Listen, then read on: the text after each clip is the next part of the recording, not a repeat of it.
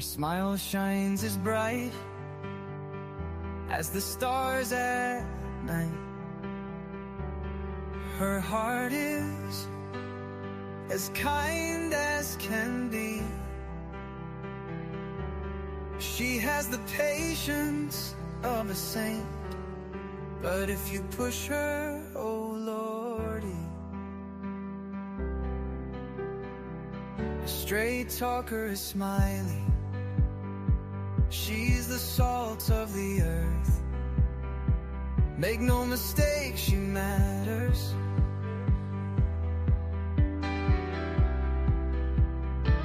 Catch Smiley's story on a live stream.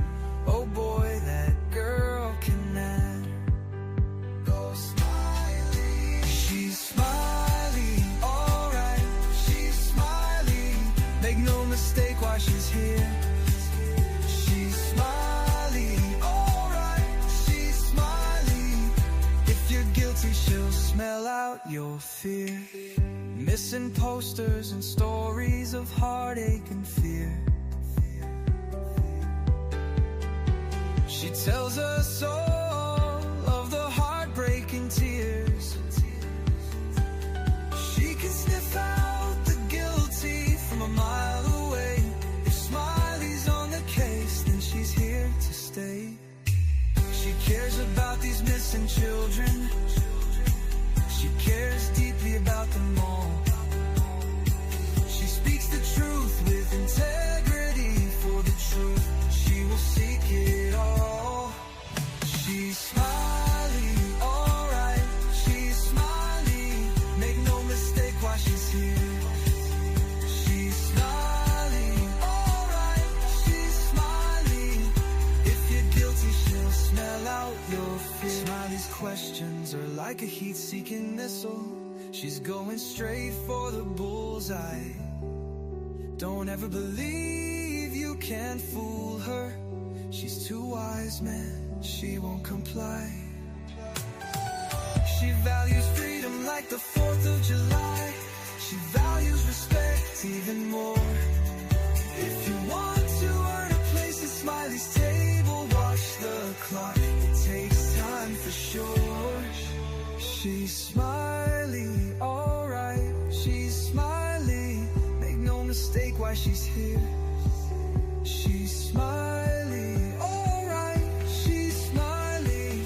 If you're guilty, she'll smell out your fear. If you break her trust, you're done for. Trust don't grow back like grass. So don't give Smiley a reason to doubt you, or that friendship will shatter like glass. She's a damn good woman, that much we know. She puts in the hours to bring them kids home. If your child is missing, you want Smiley on the case. She is always willing and she gives so much grace. She's a Smiley, alright. She's a Smiley. Make no mistake why she's here. She's Smiley, alright. She's Smiley. If you're guilty, she'll smell out your fear. If you're guilty, you better feel fear.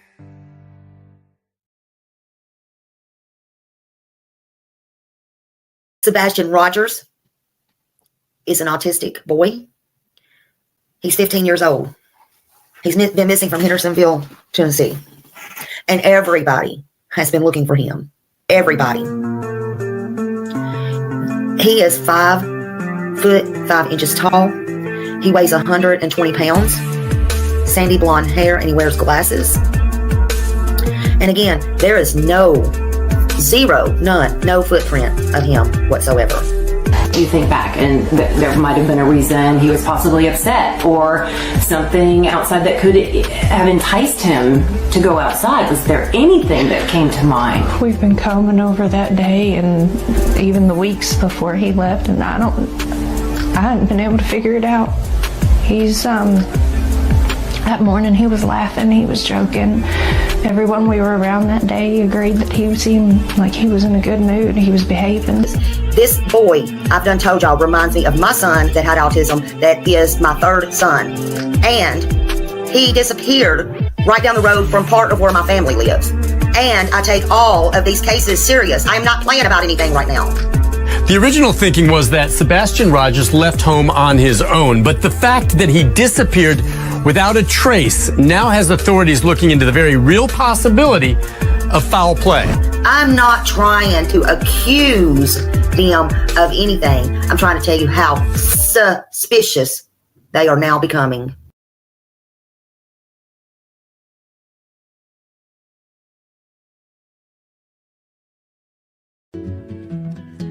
Everywhere you go, you can hear the laughter. Little kids playing, chasing after. Innocence shines bright like a built-in light. With their giggles and smiles, everything feels right. Oh, the joy of little children filling up the air. Their happiness, contagious, nothing can compare.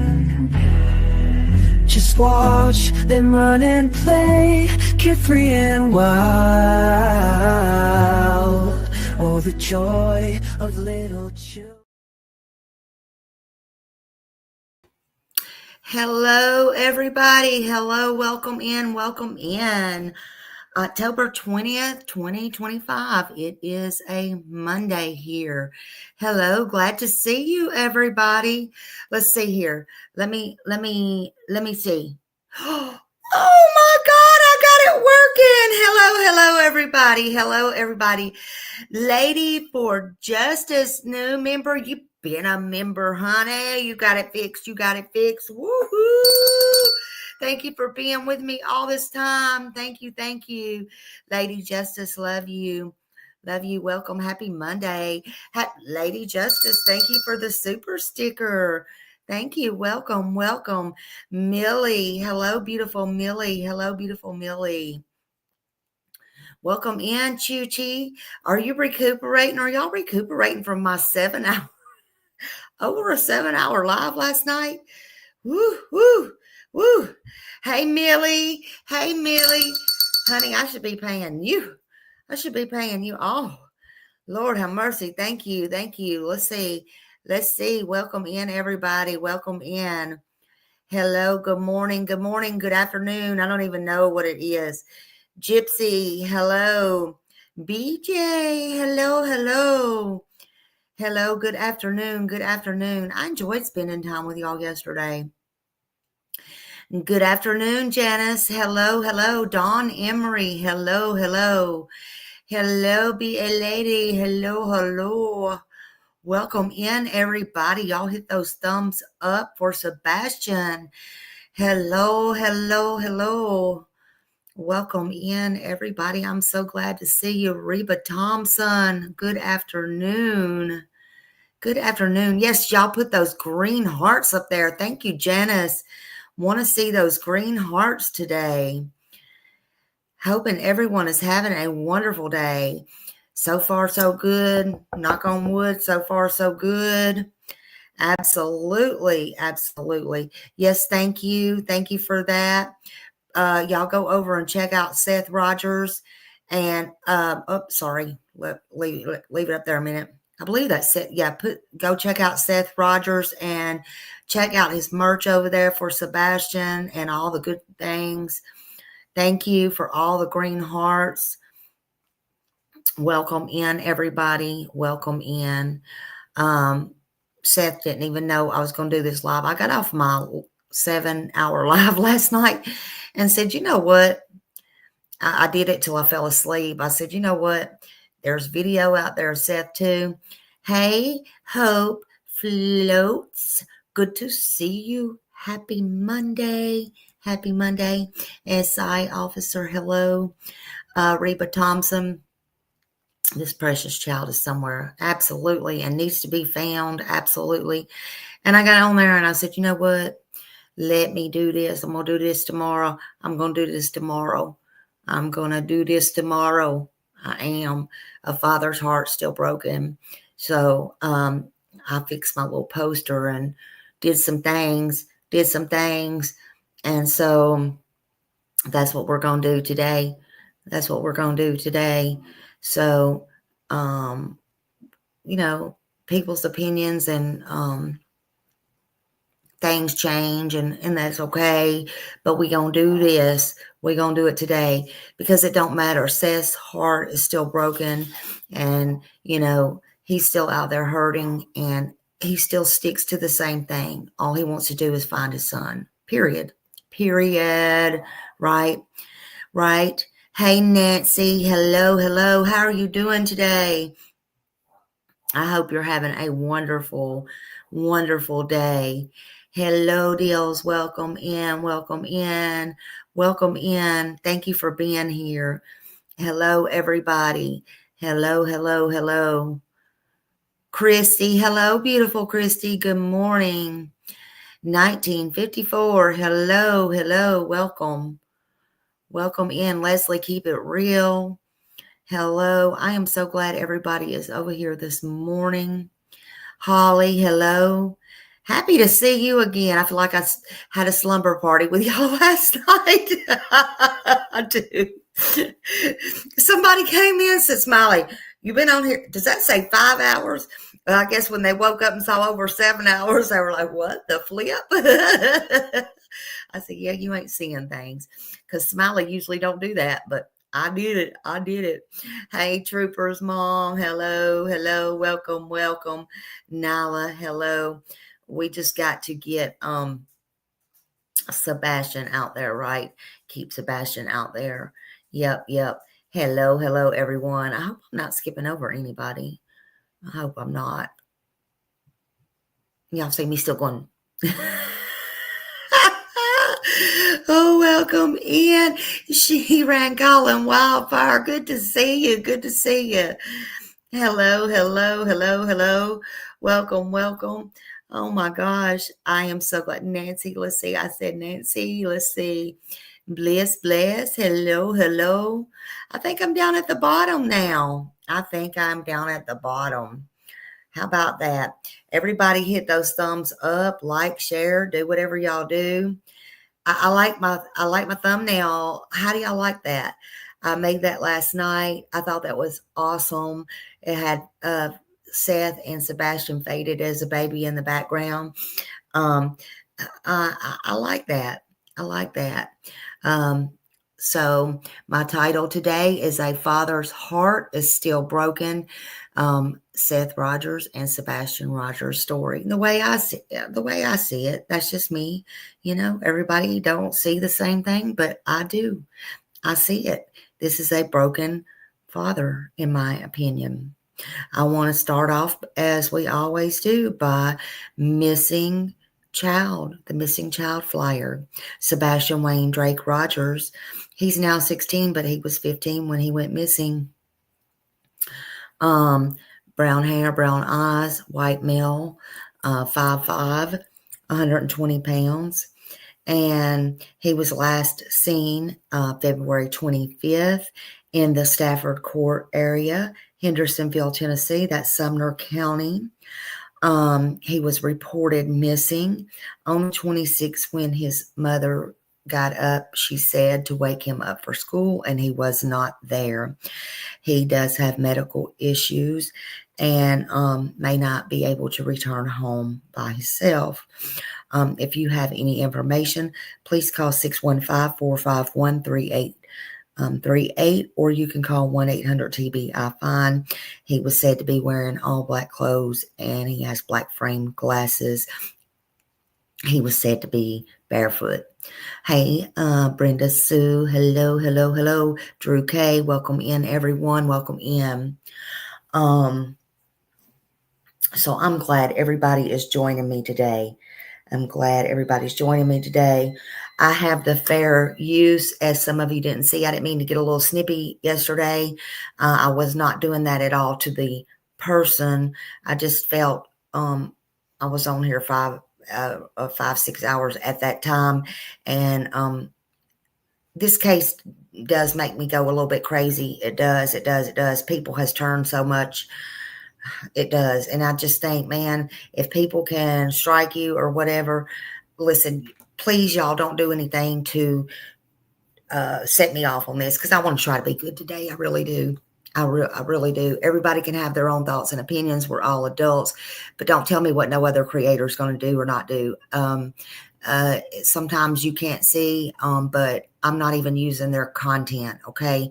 I'm not even using their content, especially if it comes from TikTok. A lot of times it's not even their content. Okay. And it falls on the other creator, whoever uses their content. So please don't do anything. If it's any enemies or anything to upset me, I had been already kind to use people that I don't like, and I went straight through them. So just let's not go there. Okay.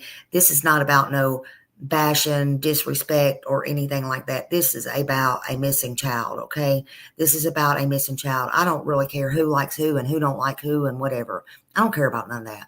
I really don't care at this point. This is about Sebastian, and that should be what it's about. And we should need to stay on track and stay focused. Okay. That's what it's about. But just in case you did not see, this is fair use, and I am allowed to use fair use just like everybody else is. Okay. But I'm going to read it again, as well as my mods will be dropping it. Okay. But if people can do that and strike and whatever on a child, well, so be it. That shows more about them than it does about me. But anyway, we're going to read this.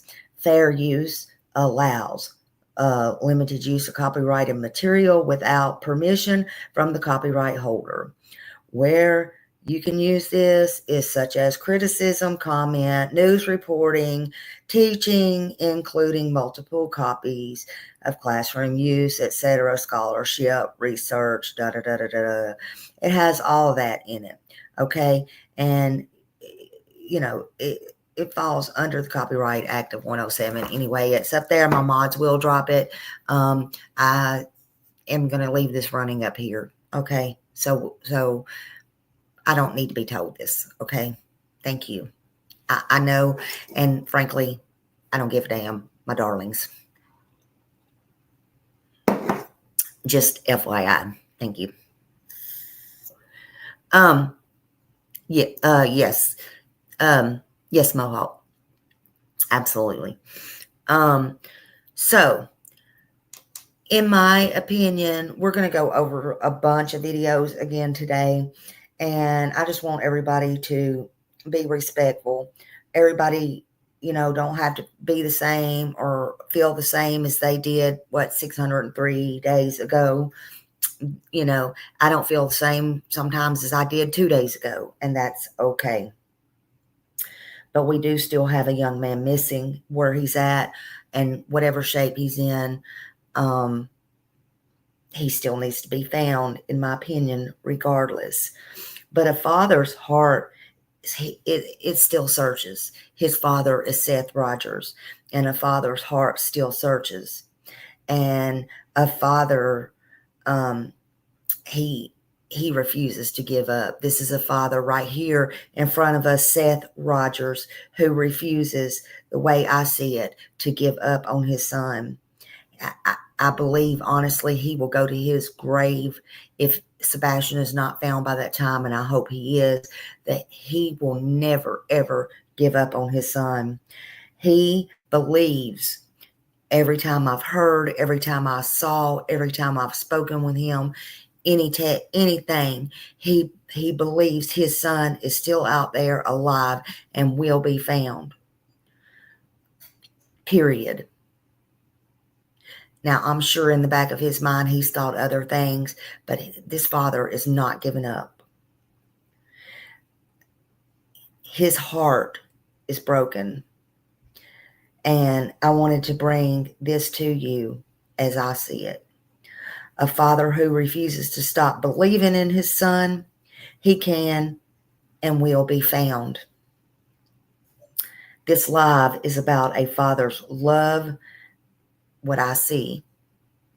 I did not consult with Seth. I did not consult with anyone. This show is based on my own thoughts and my own mind and my own opinions alone, because Smiley does Smiley. Smiley does Smiley, okay? Smiley does what Smiley wants. Just take that however you want to do it. Good, bad, or indifferent, I'm just me. I'm just Smiley, period. That's all.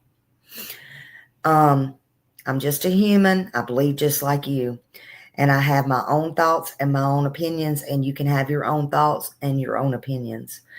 But I encourage you to have yours as long as they're respectful.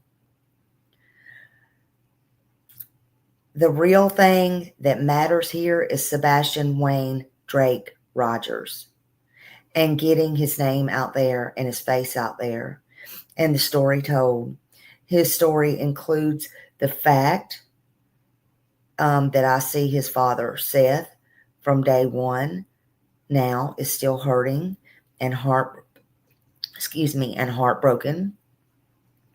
And his son, Sebastian, is still missing and can't be found. A father's heart doesn't stop when the search gets quiet. You know, it gets louder. It gets louder. For his son, for answers. It wants answers. We need to remember, and we are going to remember Sebastian. What's this all about? It's about Sebastian, right? Seth wants Sebastian found. A child who deserves to be found, and truth. It still hasn't been told. The truth still hasn't been told. Hold on.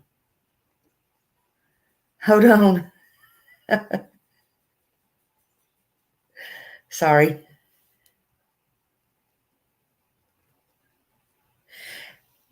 Sorry. Yeah. And Seth is not complete without him.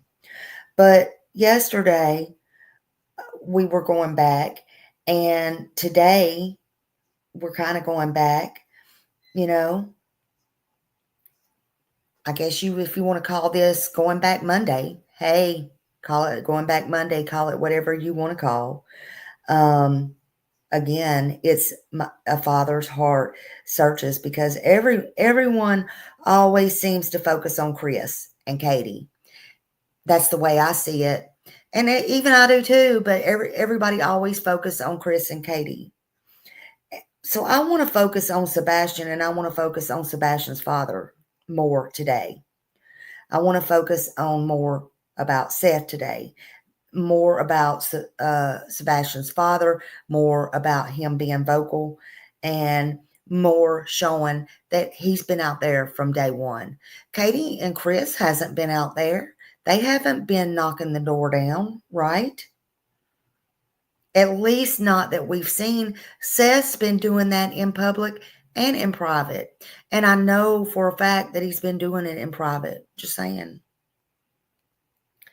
He's the one, whether y'all know it or not, he's the one whose wheels have really, literally fell off. Seriously. I mean, that's Smiley's way of saying it, but that is, his wheels have literally fell off. His truck's broke down. Y'all don't even know. One time when he had to go to court, he may kill me. His truck broke down at one point there, and he had to walk.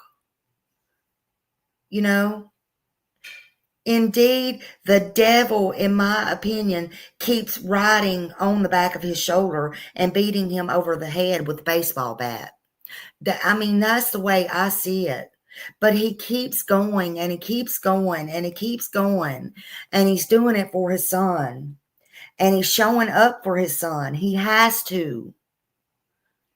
In my opinion, he don't need the most, but he does his best with what he has, and he does it because he only cares about finding his son. And as long as he's there, he always will. He will. in his eyes, if there's a will, there's a way. And I see this. I don't have to be there. I don't have to know. I don't have to be standing beside him. I don't have to work with him, for him, talk to him every day, any of that. I know that. I see it because I am just like that. I'm sorry. I told him one time, you remind me of me. I wouldn't ask nobody for a freaking penny if I was homeless. I wouldn't. I know I can be in the darkest spots and everything, and I wouldn't do it. Seth is the same way, and I see it. It takes real to recognize real. See, the fake don't recognize that. Fake does not recognize that. They don't see it. They don't know it. It takes real to recognize real. People can come up and ask you, do you need something? And you won't. And you know what? When you ask Seth, does he need something? What does he say? I only want my son home. I only want my son back. It's the same thing. Yeah, Seth Leslie has a lot of strength. Strong comes from having to be strong. You know that song, Nobody Knows It But Me? Y'all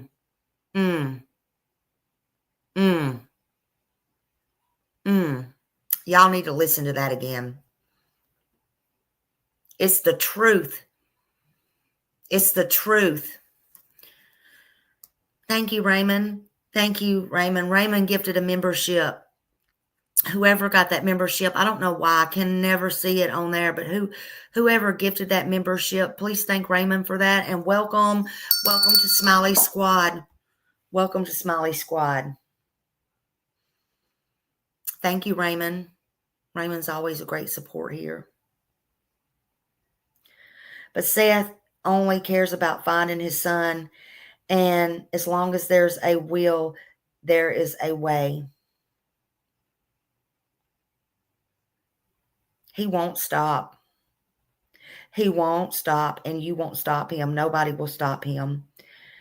He will just drown you out. He will drown out the noise. We've heard a lot of noise. All of us has. In this case, theories, rumors, distractions. But one thing never changes. Seth Rogers' love for his son, Sebastian. You can see it. You can see it in that photo right there. When he was a baby. When he was a baby. You got to remember, moms bond with their children when they're babies. Seth bonded with Sebastian when he was a baby. Seth was a single father. And kudos for Katie for out being in the military doing her thing. But you got to remember, Seth was the one that bonded with Sebastian. Seth is the one that pretty much raised Sebastian until they got their divorce. You know, people is forgetting that. And then they had 50-50 custody. I mean, y'all are forgetting that.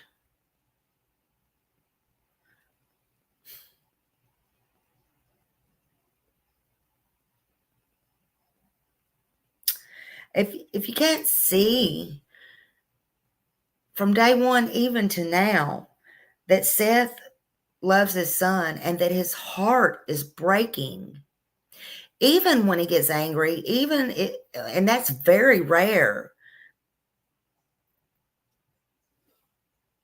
But even if he goes out and he says something or he's changed his mind on the law, I mean, I'll be mad too. If you can't see his heart is shattered and broken, then there's either three things. You're deaf, you're blind, or you just don't care about no victims, in my opinion. That's exactly what I personally think. You can think whatever you want because you're going to anyway. and I understand that we're all adults. We can agree to disagree. That's fine. That's okay too. The dad who really misses his son just wants to know where his son is. Sebastian Wayne Drak Rogers, who said it many times. He's my son. So let me ask the same question we've been asking for months. Where is Sebastian Wayne Drak Rogers? How is it possible that so many can claim to care, yet so few are seeking the truth? Do y'all understand that question? And that's for everybody that's going to be coming in, listening on replay. Just asking. Just because I've been doing other things, don't mean I don't see you. Don't mean I haven't heard you. And don't mean things haven't come to me. And don't mean by no means that I don't give a damn. Because I do. I care about all victims. The timelines have holes in it.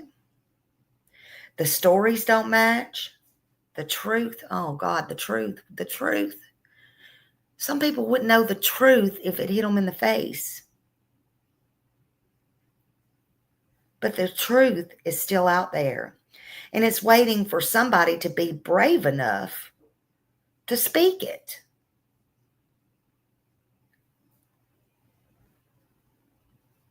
Seth Rogers is the biological father of Sebastian, who vanished in his home under his mother's watch. Again, everything seems to happen under his mother's watch. Hell, even her Apple Watch has vanished, for Pete's sake.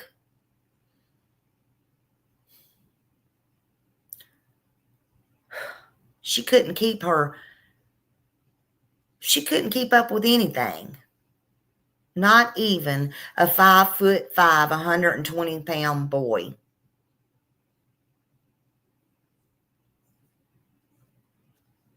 The only reason I feel she kept her man is because she made the ultimatum choice that was probably given to her as a joke.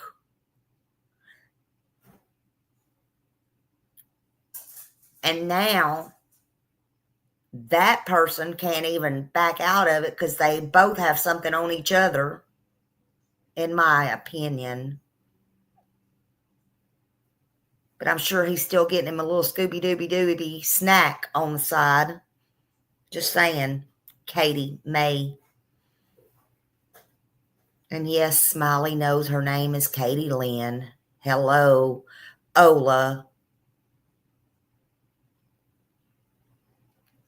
Let me tell y'all something. Smiley knows this case inside out. Don't ever think Smiley don't know this case. Smiley might put her own spin on it, but Smiley knows this case. Don't get me effed up.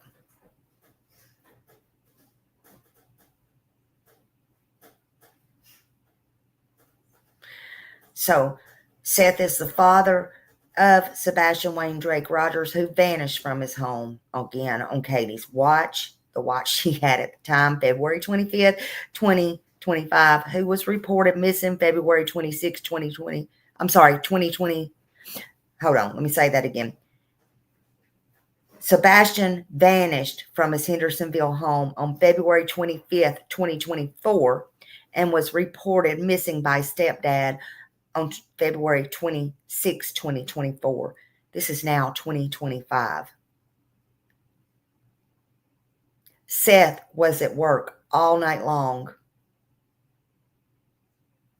and he couldn't have a better alibi. He was at work at the Metro Jail. All eyes were on him. All cameras were on him. Hell, his time card was even put out there. Some were saying he left. Bullshit.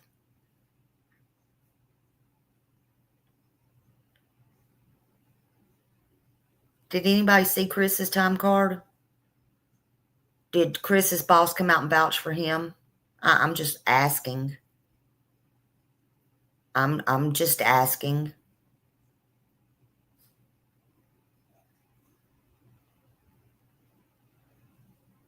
He passed his polygraph test. We went through all that the other day, which was given voluntarily by the head agent in Washington, D.C.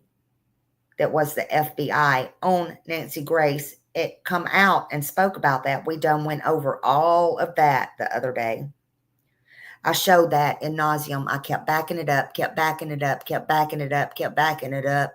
For those in the back of the class,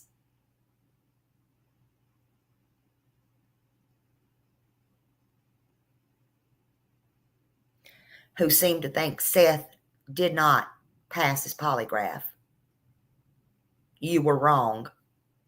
Wrong, wrong, wrong, wrong, wrong, wrong. W-R-O-N-G. See, I know how to spell sometimes too.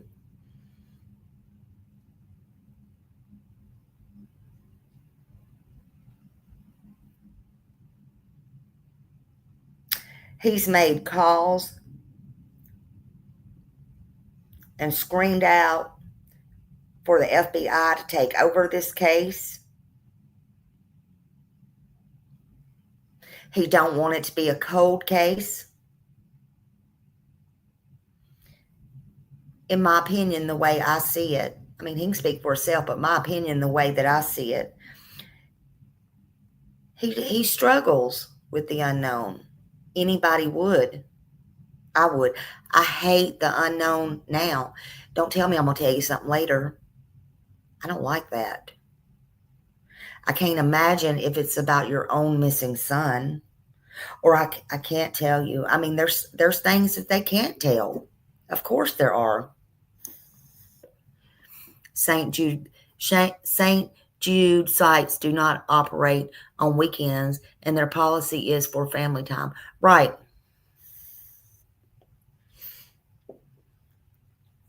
And the loud, you got to understand the loud noises, too. But even so, who's really come out and spoke for him, Chris? I mean, who? But I can't blame Seth. I don't know how any more tears, honestly, and this is my opinion, are left in Seth. There is a difference. I don't know how there's any more left to cry. Publicly or privately, to be honest with you. See, Katie, the mother, said, I was hysterical and I cried and I cried and I cried and I cried and I cried and I cried and I cried. No, we just didn't even see none, in my opinion. And you roll around, timestamps, cameras. We had cameras for that. And car windows rolled up. Seth cried public and private.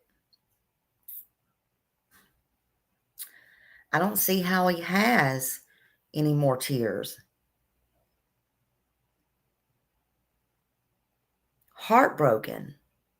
And if you can't see that, in my opinion, you don't have anything but a cold, dark heart. He's driven by hope. He's driven by hope that his son is alive and that the determination is there to keep the search and the hope alive. Angel of light, thank you, honey. Absolutely, thank you. And hope and love and blessings to Sebastian. Bring him home. That's all we want. Bring him home. Bring him home. He didn't walk out that door, in my opinion. Hey, PG's little girl. Hello, everybody coming in. Anybody I missed?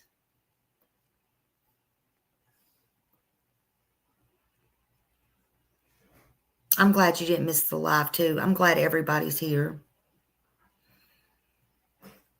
I'm glad everybody's here. Thank you all for being here.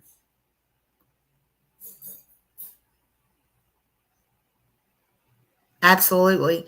And we're going to focus on Seth today, but I think there's one video I got that I definitely want y'all to hear.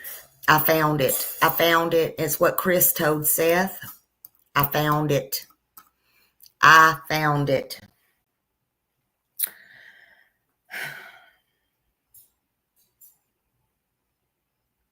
Look, Seth will search alone if he has to, or he will welcome the searches. But why haven't there been any more searches? Listen, people say Seth hadn't searched or searched only a couple of times and this, that, and the other. Seth has searched. Seth has been out of town and searched. He searches. Seth goes around and he puts out flyers. He searches tips. And I know this personally. He's been out from day one. And I ain't talking about circles in the parking lot, honey. Just saying. Smiley, be nice today. He has been out there from day one. And I know that he's been on several, I'm not privy to any of this stuff, but I do know that he's been on several out-of-state leads, which takes why is a father having to do this? But he has. And I know for a fact personally, I sent in some tips. I know one that I sent in that I very much, and I'm not going to put out here, but I will say this, and Seth knows it. I've talked to him in private. I told him, please keep up with that. It's something about that bothers me. And y'all know how I feel about Sebastian. Seth does too. You know, he told me one day my heart almost dropped to the floor. But the point is, if there's hope out there and there's a good lead, and I feel this still may be, you can't turn a blind eye. Not me, not you, not the police, not Seth. He knows that. It doesn't matter what nobody feels, what nobody thinks. And there was one, and I don't know. I think he said it was 6 hours away from Tennessee. I don't know. But anyway, the point of the matter is, I told him, I wanted to tell him in private, and he said he was, and I did. And I still, to this day, feels he needs to keep an eye on that. I know he went there immediately. Sumner County knows about that. So does somebody at the TBI. And so does the other sheriff at the place. And I spoke with them, with Seth there, myself. Can't go into details, won't go into details. Oh, I could, but I won't. Because I still feel to this day, in my opinion, it's a very good source that needs to be kept on, in my opinion. So I'm not going to speak on it.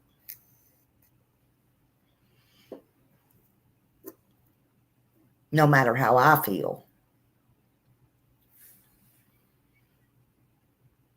But Seth does look. Seth does go. Seth keeps his bag ready to go at all times. Do you know how hard that is? Not only on a father with a broken heart, but somebody who don't always have the means. He's not the Proudfoots. I'm sorry. He's not the Bauer Sox. He's not rich. And look, I'm saying this from my mouth, from my heart. I don't know if one of my children went missing. Do you know if your child, or let's forget me, do you know if your child or your grandchild or somebody went missing? How far would your money spread? I'm just saying. That's all I'm looking at. That's all I'm saying. I'm just asking.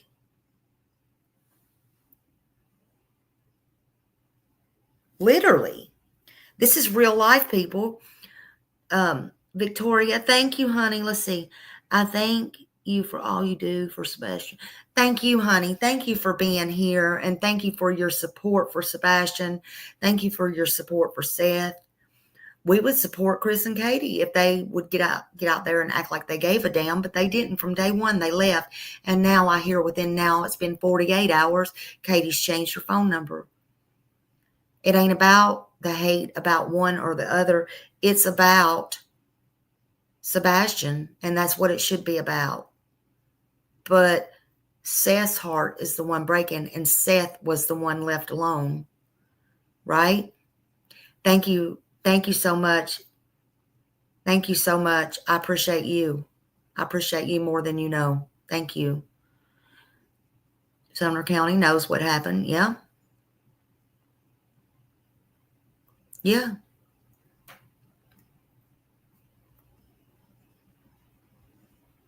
Not to mention his truck exactly. And he got his truck fixed. Then that was a whole problem. Then he got his truck fixed. Hey, Jennifer.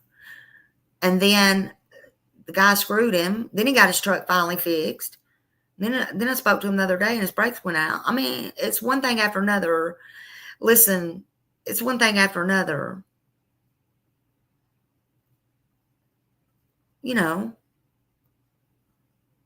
Thank you so much, Raymond. Thank you. Thank you. I'm trying to be light on my bell today. Thank you. Who got that membership, y'all? Y'all put it up there. Make sure you let them know who got the membership. I don't know why I can't see it. But thank you, Raymond, so much. Thank you. Thank you. I don't know why I can't see it. Growing the family. Yeah, we need to grow our family for Sebastian and for all these missing kids. And y'all, the best thing too you can do is put a thumbs up. Absolutely. Let's see what Jennifer's saying. Exactly, because he drives a lot passing out fly. Absolutely. And that's another thing he does. He drives a lot. He passes out flyers. He's working on Sebastian's law. He has to go here, there, and now he's being dragged through the mud through court. Thank you. Thank you to you know who you are for doing that. Who drags a father through court? But okay, missing child, but whatever. Thank you. What do you think about the statement that CP has referenced to twice now? He said only a mastermind. Sebastian comes back after the age of 18. What do I think? Well, I think he's either playing games or he's vaguely letting you know he's not alive, or he's saying he will come back after 18 and then have at it. I don't look. It's hard to get into Chris's mind. It's I don't know. It's hard to get into his mind. I don't know what to think about him anymore. I really don't. Yeah, and this is, and Stephanie, we're going to see, we're going to watch. Yes. Jennifer, I was so happy about hearing that and seeing that the other day. Absolutely. Absolutely. Thank you for putting that up. And anybody who don't know the Wicks family, please look them up. And I had talked about them just a tiny bit before. They really deserve so much more as well. Seth did hook up with them the other day. And like Jennifer said, hooking up with the Wicks family, in my opinion, is such a great push forward in the right direction. And then the pain growing something so much bigger than himself. Absolutely. He met up with them, and I think that's a great fit. It's something for both of them, and I just think it's so much bigger. I agree. Thank you for bringing that up. Y'all check into that as well. Seth is kind of speaking. I don't want to overspeak. I haven't talked to him about that, so I don't want to overspeak, but I do know that they kind of met up. So look, I don't want to really speak on it, but y'all check that case out, okay? Thank you for that. Angel of Light gifted 5. Oh my God, thank you, Angel of Light. Thank you. Angel of Light gifted 5 Smiley memberships. So whoever got those, please let them know. Thank you so much. Thank you so much, whoever got those. I'm trying. My mods will let y'all know. And welcome to the Smiley Squad. Everybody, welcome to the Smiley Squad. But everything always is the same. Everything is always the same, literally. It always comes back to, I just want to find my son. I just want to find my son. And he's always publicly criticized for the way this case has been handled. And you can't do that. I mean, you can, it's your free will, but in the end, he's always said that the same thing, where everybody else has just went into hiding and haven't really done anything. But he just wants to find his son. And again, I don't know how he has any tears left. I don't know how he has any hope left, but he does. And you got to, hold on a minute. This stupid thing keeps popping up. You got to keep that hope. You got to keep that hope alive. I realize this is from way back in the beginning, but I cannot get over the sighting of 10. Yeah, yes. Hold on. Sorry. I got all kinds of things popping up here. Sorry. But yes. And he has got out there, and and I understand him publicly going up there to the police station and doing, and saying things that he don't agree with. But all they had to do was come out and say, look, or give a statement, it's okay. But, that's his frustrations. That's his right, and you don't see nobody else banging down those doors, do you? No, you sure don't. You sure don't. Maybe going up there, or maybe picking up the phone and threatening, don't you talk to, if you say one more thing, blah, blah, blah, blah. That kind of stuff. Maybe that. I don't know what shut the police down. They did, have a good rapport. But Sebastian is what's important.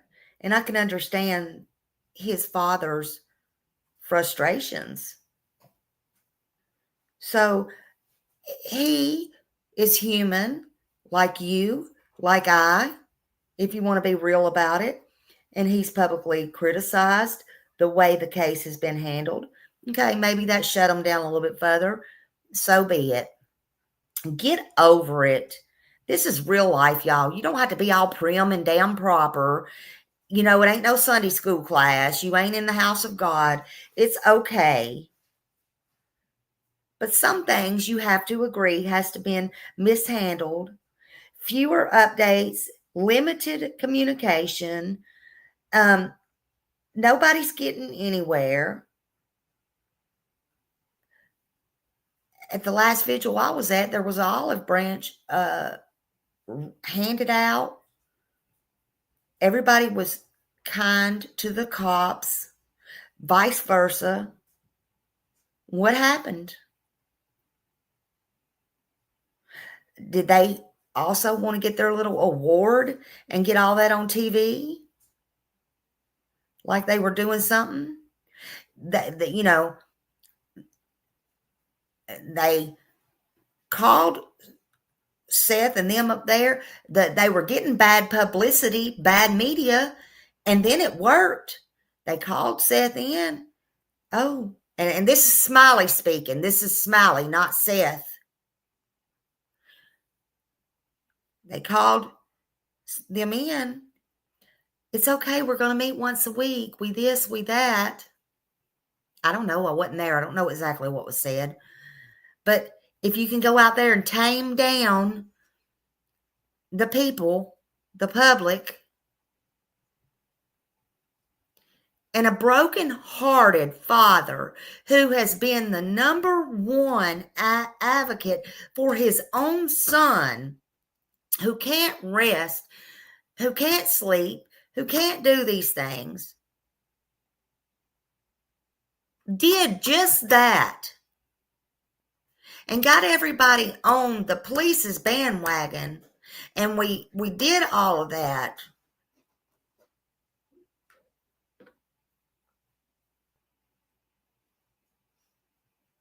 To get nothing, and only they stopped everything and shut everything down. That only gave them time to stop, to figure out their next move, which was nothing, in my opinion. And this is my words, my thoughts, my opinions.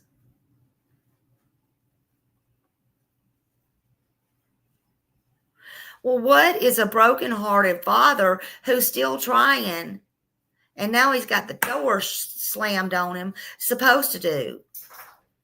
So now everybody's angry again, and they got a mob on them.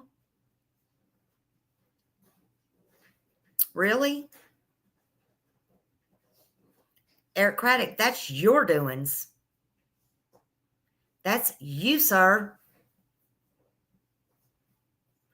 That's not a broken-hearted father. That is y'all. So I can't blame Seth and anybody who does and starts to turn on this broken-hearted father. Then you got something wrong with you, not him.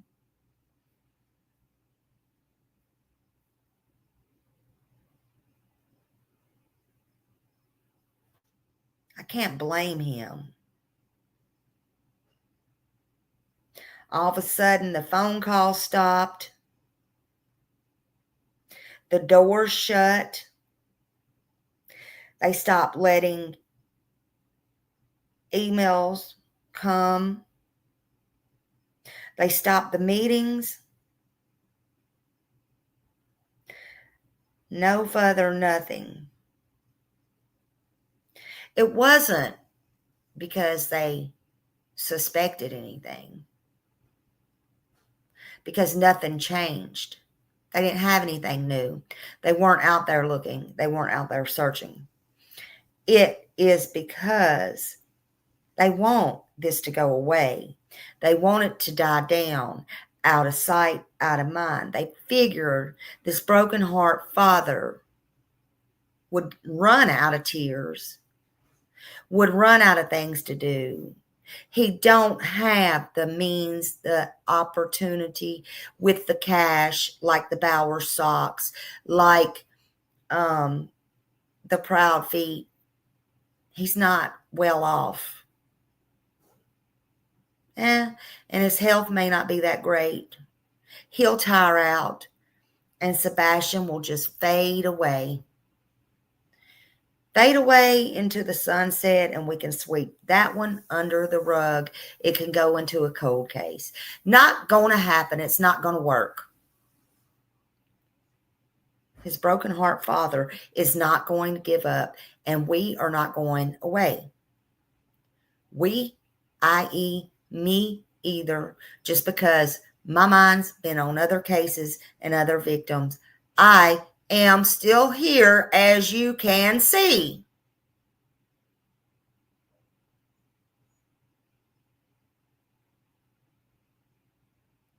You're wrong.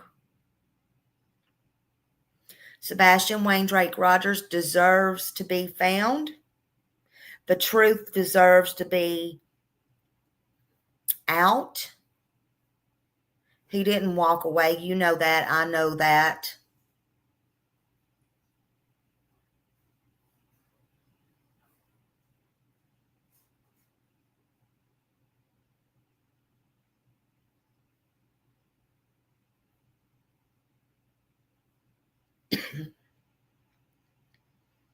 I don't blame Seth for feeling like he was wronged by them. True or not, intentional or not, I don't blame him. He's the father with the broken heart. He's the father that has the missing child. He's the father that won't give up looking for answers and can't seem to get any. Every door closes in his face. And he don't understand why. And we don't understand why. He's the father who won't give up, even when every door slams in his face. Every time he asks a question, it's like nobody wants to answer. Every time he knocks, it's like nobody wants to answer the door. But he keeps standing there, tired, hungry, and still holding on to hope. Seth Rogers is not asking for a pity party. I never saw that. I personally never saw that. I saw and I see him asking where his son is. Help me find my son. He don't need people to babysit him. If he wants to go to any channel, I don't care whose channel it is, the devil theirself. Yeah, he got a lot for that one too. Y'all know what I'm talking about. And I didn't find that one, so we won't play that one today, but I would if I could find it. It don't matter. Don't matter what you believe, who you believe in, what you believe in. If you can get somebody's attention to talk, it don't matter. It's his son. If it brings attention to Sebastian Wayne Drak Rogers, talk about it. If he wants to jump on it, talk about it. He don't need a babysitter. But why in the hell would he go on a channel that has downed him, bashed him?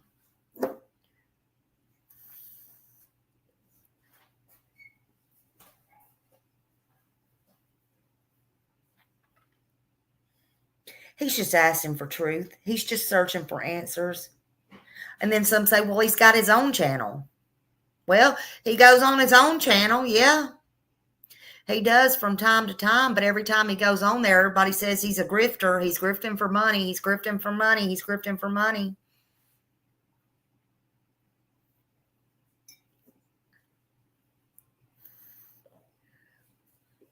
I told him, F that.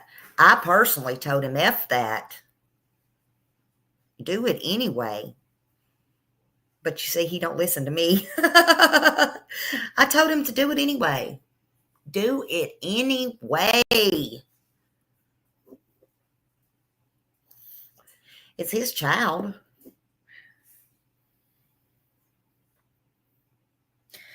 All he's asking for is truth, searching for answers, asking for someone, anyone to care as much as he does. A father does when a child is gone, when a child is missing. And until the day answers comes, his heart is going to still be searching. His physical body is going to still be searching. What we're going to do, we're going to watch some videos now that Seth did. I don't know. They may not be in order, but we're always looking at Chris, and well, there's not much of Katie out there. I'll see what I can dig on her next, but but Chris, we always talk about him. He's everywhere for distractions. But these may not be in order. And that's okay. And just remember, you're welcome to have your own thoughts, your own opinions. And Seth's mind is everywhere. His mind could have changed. And probably has a million times. About different things, about different people. What would you do if it was yours? Look at your child. You can't put yourself in somebody else's shoes. I'm just saying. But let's watch a few of these going back on this. But remember, this is a father's still broken heart to this day. And every day, in my opinion, it still gets shattered and walked on and trampled on. He's the one, in my opinion, his heart is broken. It's shattered. It's, in the way I see it, he might have one or two people, but he's left alone. That's just me. People can say, I'll do this and I'll do that and I'm there for you, man. Look, Seth knows what's up. Real recognizes real. Don't ever forget that. I don't care what point of life or what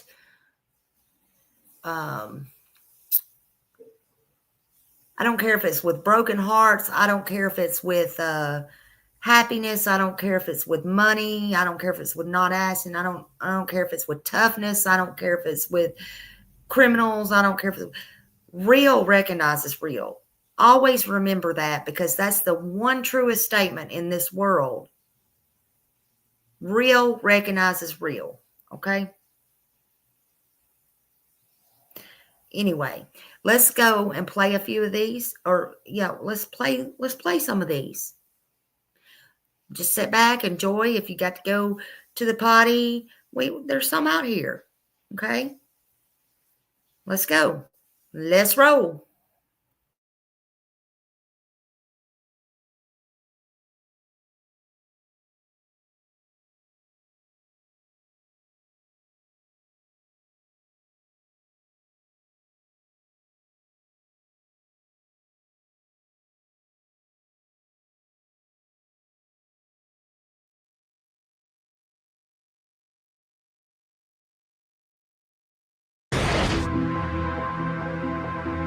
It's the middle of the night, February 26th, in Hendersonville, Tennessee. 15-year-old Sebastian Rogers should be safe, asleep in his bed, in his home. But now everyone is wondering, was he home? Was he safe? Sebastian's mom, Katie Proudfoot, says she went to wake up Sebastian for school, but when she went to get him up, he wasn't there. She looked in the house. He wasn't there. He was gone. vanished. After she called 911, the law enforcement search was on. It was wide, it was extensive, but yet again, no sign of Sebastian. Katie believes he left the home barefoot with his glasses, but where would he go? Why would he leave? And how could no one find him? Sebastian's father, Seth Rogers, shares custody and has been out searching for his son. Meanwhile, Katie says her husband had to go back to work out of town, and Katie left her home to be with him. Tonight, we have an update from law enforcement. We'll take a look at the latest, break down the timeline, and take a look at the search as we investigate the mysterious disappearance of Sebastian Rogers. I'm Vinny Politan. Thank you so much for joining us tonight here on Closing Arguments. And where is Sebastian Rogers? Where is he? This case, it's as if he just disappeared and vanished. But that doesn't happen. That can't happen. That's impossible. It doesn't work that way. Either something happened to him and someone did something, or he left the house, or someone broke into the house and took him, a 15-year-old. But something had to happen here, yet a month into this, it seems like the public, the family, everyone's kind of clueless as to what happened here. How does a 15-year-old just vanish like that? Who's at home with his mom? How does that happen?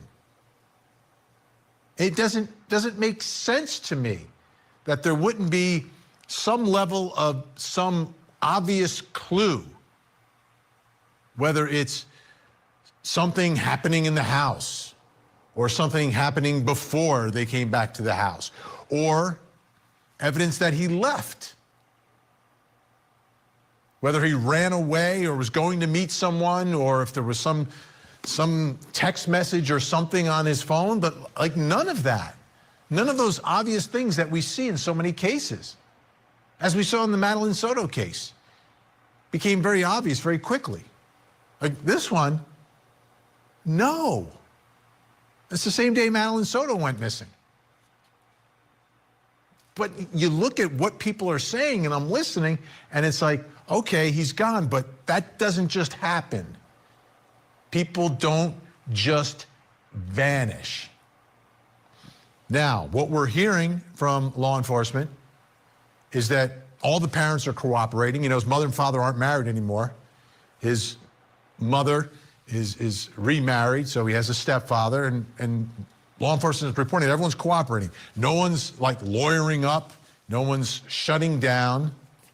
So to whatever that means, to that extent, there's no seeming pushback at all. That there's a level of cooperation, which is huge, which is important, because every investigation begins with those who are closest to the victim, the one who's missing here.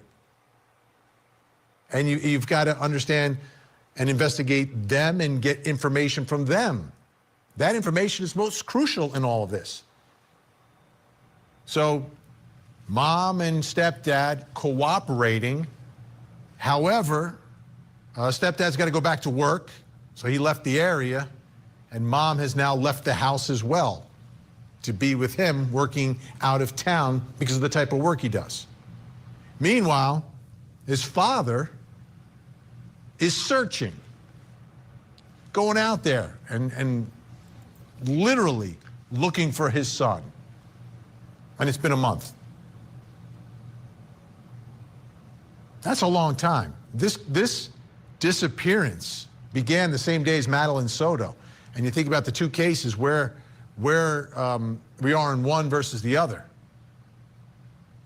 And the longer it takes, the more worried you get that they're not going to be able to figure this out. About the girl? Not going to be able to find him. I mean, could he have like tiptoed out and is hiding somewhere or running away from Probably something? got tired of going around in circles. Or exploring or doing something? You don't just vanish. It doesn't work that way.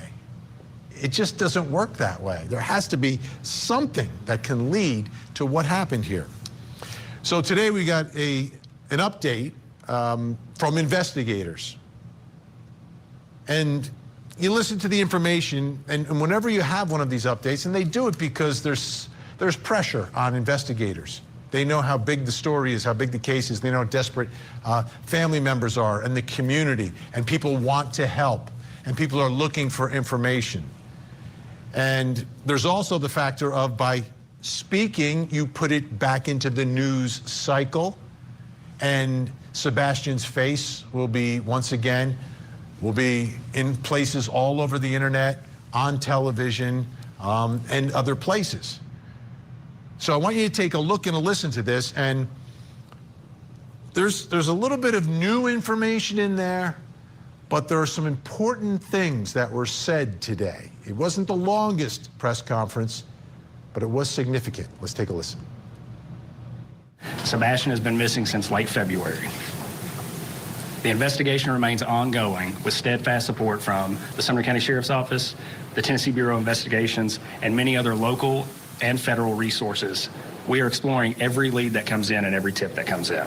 Nothing would make me happier than to wake up tomorrow morning with a tip that cracks this case wide open and we find Sebastian and bring him home. The parents have been cooperative throughout. At the beginning of the investigation, they have pretty much done whatever law enforcement has asked of them. At this point, we don't have any evidence. There is not any kind of an indication that there is a criminal element involved. But we are keeping options open. We don't know what has happened. We don't know where Sebastian is right now, so we are pursuing any and all avenues. We do want to caution there are some social media elements out there who purport to have information that is direct from the investigation. I just want to reiterate that that is not the case. Some of the information that is being provided on some of the social media channels is inaccurate, incomplete. We don't want this to damage the investigation, so we would just caution anyone who is following the case to just use some caution as to what you see and what you believe. There were some glasses found in the past few days. Have you been able to identify that they were Sebastian's? We are still investigating. Do you believe he's still alive? And what are you guys going to continue working on? My hope and prayer is that Sebastian is still alive, yes. We're going to continue. Now, I don't know if it's true or not. I don't know. But I don't know if they ever checked the prescription glasses or not, prescription matches or not. I'm just thinking off the top of my head. I can't remember. I know that they said they were going to send them to be checked, but you know, I'm wondering if they really did or not. They were called, they were bagged and tagged and all the proper things, but I'm wondering if they were really checked or not. That's just my opinion. Were they? I don't know. They said they did, and then they said they were not a match. So I don't know, but those were found. But people don't just vanish. Vinny was right on that. People don't just vanish. And I just want to say, again, everyone is innocent until proven guilty in the court of law. And they did say from the very start, everyone was cooperating. Cooperation does not mean innocence, though. We all got to remember that. And no, they have not ruled anybody out. They have not said anybody's innocent. So although that all through this case has been repeated through Mr. Chris, we got to remember nobody is said to be innocent in this case. So I just want to remind y'all of that. So thank you for to work on this investigation and follow up every tip and lead that comes in. Some of this may revert back to us going over some things that we've already done for the 6th, 7th, or 8th time. A fresh set of eyes never hurt anything. We're going to continue to work to find Sebastian. Let me put it to you like this. If my kid was missing, this is the team I'd want on it. The men and women That's of the Sumner a County Sheriff's lie. Office, of the He Tennessee knows Bureau of it. Investigations, the FBI partners, the other local agencies, He would the Secret probably Service, run if it was everyone his who's had a kid. hand in this case is doing everything they can to find Sebastian. Okay, a couple of things from that. First, you know, social media. Social media is important to keep the story in the news, keeps. Okay, in my opinion, that's a lie, and he knows it. If that was his child, I believe he has a little girl. That's none of my business, but he's put it out there. It's been on his social media. And if that was his child, I don't believe that he would even want his own force looking for them, because he knows what all they've done, not only to that case, Sebastian's case, but to every other case that has not been solved there in Sumner County. And we've already went over all of that. He knows the inside scoop and what all's happened. And that's just my opinion. I don't mean to be rude, but don't say that. Don't say that publicly. You know you don't mean it. You know you don't mean it. Have you ever, let's get real here. You know, that's what's in Smileys About section. Let's get real, raw. Let's get truthful. Let's just tell the truth. Have you ever, you know, everybody's told a little white lie. Have you ever said, I like your dress, and know it's the ugliest damn thing on somebody you ever saw because you didn't want to hurt their feelings? Honey, he knows. He knows he's telling a damn lie. And then he knows he went home and told his wife or somebody, there ain't no way after what I saw today that I would let XYZ be on so-and-so, whatever his child's name is, case, if she ever went missing. No. Listen, there ain't no way, honey. I'm just telling y'all. He knows it. All you got to do is tell the truth. Don't get out here and even put it in public. Don't even put it in public because you know it's a lie. And then, I know this was early on. Why is he going to stand there and tell a bald-faced lie and say, we welcome everybody in, extra eyes on the case? No. Now, here we are months later. I think it was 3 months in, if I'm not mistaken. I think it's on a video.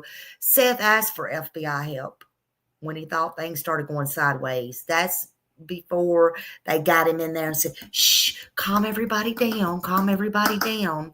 And they did, and then they went sideways again. But look, why go out there and say in public, Craddock, we welcome anybody in. Let's bring them in. No, you don't. That's another lie. Why are you lying under that badge? You're supposed to be under a badge of honor. Why are you saying that? If that's the case, invite them in. There's still time to invite them in. Get them in there. Do it. Straight out lies. Lies. That's what nobody likes. That's why nobody trusts, and that's why nobody believes. And that's why this brokenhearted father is so upset. One of the reasons the only reason besides his son missing, that's his number one reason why his broken heart is crushed. Just saying. Let's see where we at. Where are we at? Okay. Sebastian's face in the news. There's a downside. You know, there's a yin and a yang to everything. There are some on social media and who may report things that are not factual for whatever reason that they're doing it. But the bottom line, you keep his face in the news. That's important when someone is missing and they have no idea what happened. You heard him. We have no idea. We don't know what happened to him. We haven't seen anything criminal that would lead us that way. I get that, but he like vanished. Like he didn't take his phone. He just ran away. It doesn't make sense. It's not sitting well with me tonight. Like just vanishing. It doesn't work that way.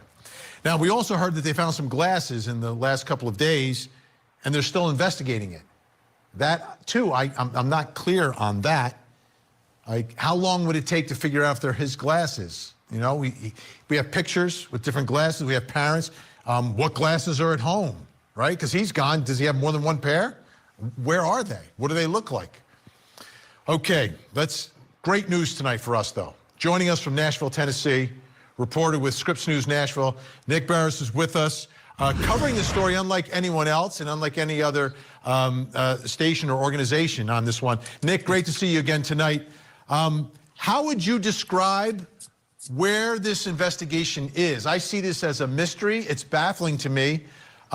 Is this a criminal investigation? Is this a missing persons investigation? How is this? Is there an ongoing search? Yeah. What is this? What is this right now? Yeah, I'll tell you, Vinny, I agree with you and your take on this. My take is they say that there is no sign of any foul play at this point, but they are not ruling it out. And I couldn't agree with you more that a child does not wander off on their own and simply vanish without any trace unless someone else is involved. That's my take. But they say at this point, parents, everything they've done with them have been vetted. That's okay, honey. I said in the beginning, we may not all feel like we did in the beginning. But they also were very pointed today. There have been some reports saying, oh, well, the parents have been cleared. No, wrong. No one, according to Eric Craddock, who is the chief deputy with the sheriff's department who's leading this investigation, has been cleared. No one has been cleared. They consider all options. And I would say right now it continues to be somewhat of a search, but they're waiting for more tips to come in. And frankly, just like you and I think authorities are frustrated and befuddled. So, and that's a great distinction, right? Cooperating versus does not equal cleared. Cooperating does not equal cleared. So that's because they don't know what happened. How could you clear people if you don't know what happened? It makes no sense to me. Makes no sense, right? So describe for us the house he was living in, the neighborhood he was living in, the geography, the topography, the population, that sort of stuff. Yeah. This is I'd say an upscale neighborhood, very nice homes. He lived in a nice home, a neighborhood residential like anyone else. It's a typical residential neighborhood, nothing out in the country off alone. Neighbors all within close proximity, some common greenways in between. What's interesting about this neighborhood, as upscale and nice as it is, there are absolutely no street lights, okay, or sidewalks. And so at night, that neighborhood is pitch dark. And so one of the questions many people had was, why didn't any of these homes, many of which have security cameras, Ring cameras, why did none of them seem to pick up any video of anything that night? Almost anything. And I will say I was one reporter. I'm the only reporter so far to have aired what was some video from a nearby home capturing what appears to be lights, possibly flashlights, in the proximity of the home the night he disappeared. Now, law enforcement, not long after I aired that, okay, one, contacted me asking me where I got it, and I cannot reveal my source. And second, said that at this point, there's no evidentiary value to that video. Well, today in my interview, and by the way, you showed some of the press conference or news conference, I had a chance to sit down one-on-one for a good period of time just with Eric Craddock, he and I. And he said at this point, yeah, no evidentiary value to that video I had that shows that you see here what appears to be some lights, possibly flashlights outside the home. But he says that's the way it stands right now. And depending on what develops, that video and those lights could become more important to the case depending on what they learn moving forward. So, and by the way, in terms of what information they've shared, I couldn't agree with you more. They did say that they found some glasses in the area, wondering if they are Sebastian's. That shouldn't take any time at all to figure out. And they didn't say if they had. That should be able to be determined almost instantaneously. And I'm not sure why they haven't or why they haven't revealed that information yet.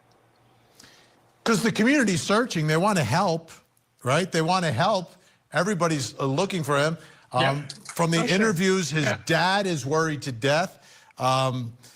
So let's get back to that light for just a moment, though, because the way you described the neighborhood, pitch black, so you're seeing some light at night. And this is what? This is like 3 a.m? Yeah, it's right around 3 a.m. It's within the scope of the time they believe Sebastian left the home, which would have been, they think, midnight to 6 a.m. the next morning when he was discovered missing. So yeah, it's dark. And again, I don't want to oversell it. It's been analyzed apparently by the TBI and law enforcement. At this point, they say it's no evidentiary value. But as far as I know, it's the only video of any kind that shows what appears to be some lights in the back. Who knows? Maybe there's some kind of reflection. But if you watch what I have there, you see lights, two subjects moving, and it appears to be something. But again, at this point, and the parents have talked to law enforcement as well, they say, we don't believe that this is a key piece of evidence in the case. But today, Eric Craddock said that's the way it stands now. But they don't know what they don't know. And with time, that could become significant, which I thought was interesting. Yeah, I think it's pretty significant considering there's nothing else out there. Like, light just doesn't appear. It has to be Nothing something. else. Yeah. It has to be something. Like, people don't just vanish and lights just don't appear out of nowhere. Do we know if he had a flashlight that night? Right. Yeah, the word from his mother when she went to look for him, what they discovered missing, the way I understand it, is a flashlight, and that he left without his shoes, barefoot, which again is something that's very kind of confounding because, you know, his own father said as a child, Sebastian walked barefoot into a fire ant hill pile, and they just ate him up. And he never forgot that experience. And from that day on, as a child who suffers from autism, that stuck with him, and he would not go outside without his shoes and socks. So you're telling me in the middle of the night, he grabs a flashlight, walks out of his home barefoot? It just doesn't make sense. Possibly he went out quickly to check on something with the idea of coming back in, but obviously he never did.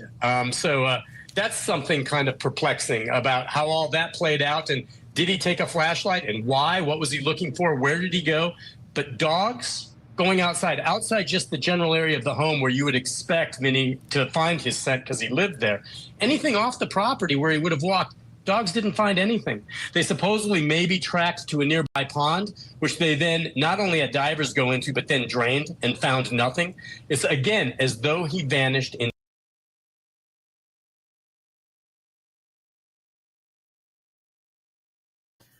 I just thought of something.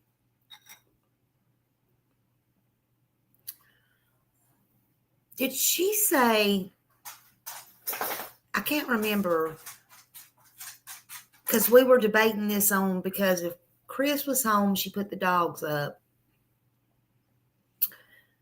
And if he wasn't home, she let them sleep with her. Okay, I'm not thinking about that right now, whether he was home or not. Let's put that out of our mind. I'm just thinking of something, though. What do we remember? Forget Chris.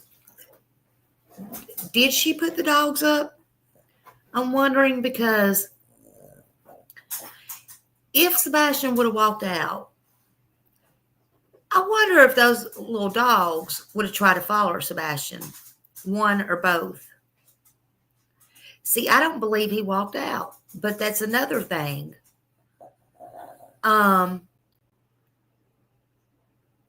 You know, hey, everybody coming in. Hey, nerdy girl, everybody. It just hit me. No matter whose dog, even Happy, goes to the front door. If those dogs were not locked up, like Happy, for example, she's the boss, so she tries to keep everybody in. She wouldn't go out, but she would bark. Maybe, did they, this is not making sense, y'all. Do y'all know where I'm going with this? Maybe they wouldn't run out, but they would try to keep Sebastian in. Or they would run out, or one would run out, and Sebastian would have to chase him down. Sebastian did not walk out of that house. I think it's bullshit. Bullshit. Did y'all think about that, Katie and Chris? Just wondering.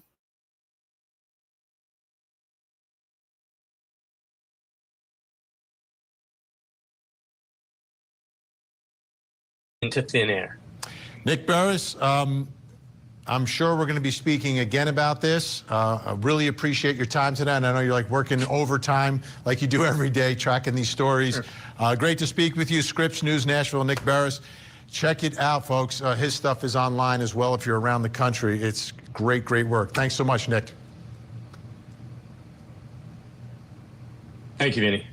Let's talk more about this search. Joining us from the Gulf Shore of Alabama, Press and Communications Officer for the United Cajun Navy, Kevin LaFond, is with us. And the reason we asked you to be on is you guys were involved at some point in the search here. Give us a little bit of the backstory, Kevin, on how the United Cajun Navy in Alabama ends up in Tennessee searching for Sebastian. Well, it all started with Riley Strain. I appreciate having me on today. Riley Strain's search, as Right, you know, and ended Chris the wasn't way it home, did, but what I'm with us saying, that discovering where night he was they was as a really group, all of the put up. searchers together. Just We curious. don't claim anything to that, but we were part of it. There was an outcry on social media and to us directly from the parents to get involved with the search here. And that's what we did with the search for Sebastian. We got ourselves organized, we were together, we had everything there anyway. So we said, you know what, we're here, so let's do this. So you said the parents, is that both the father and the mother and the stepfather, like all three contacted you? It was primarily Seth. Seth asked us to come. Okay, so the biological father. Okay. Now, I also understand that you had to call off very your first search thing was, efforts "Good night, because Mommy. of Good some night, puppies. threats. I love you." Can you tell us some of the details there? What's the nature of these threats? Is this people who don't want you on their property because it's private property? Is this people who don't want you to find something? What exactly is that all about? Well, there was a private property and also state and federal land issue at the beginning that we had to get permission for to be on those lands. But we did get permission. We got the okay to do that. So that was never an issue. We had some bad actors that were showing up in person and also harassing online and through phone calls.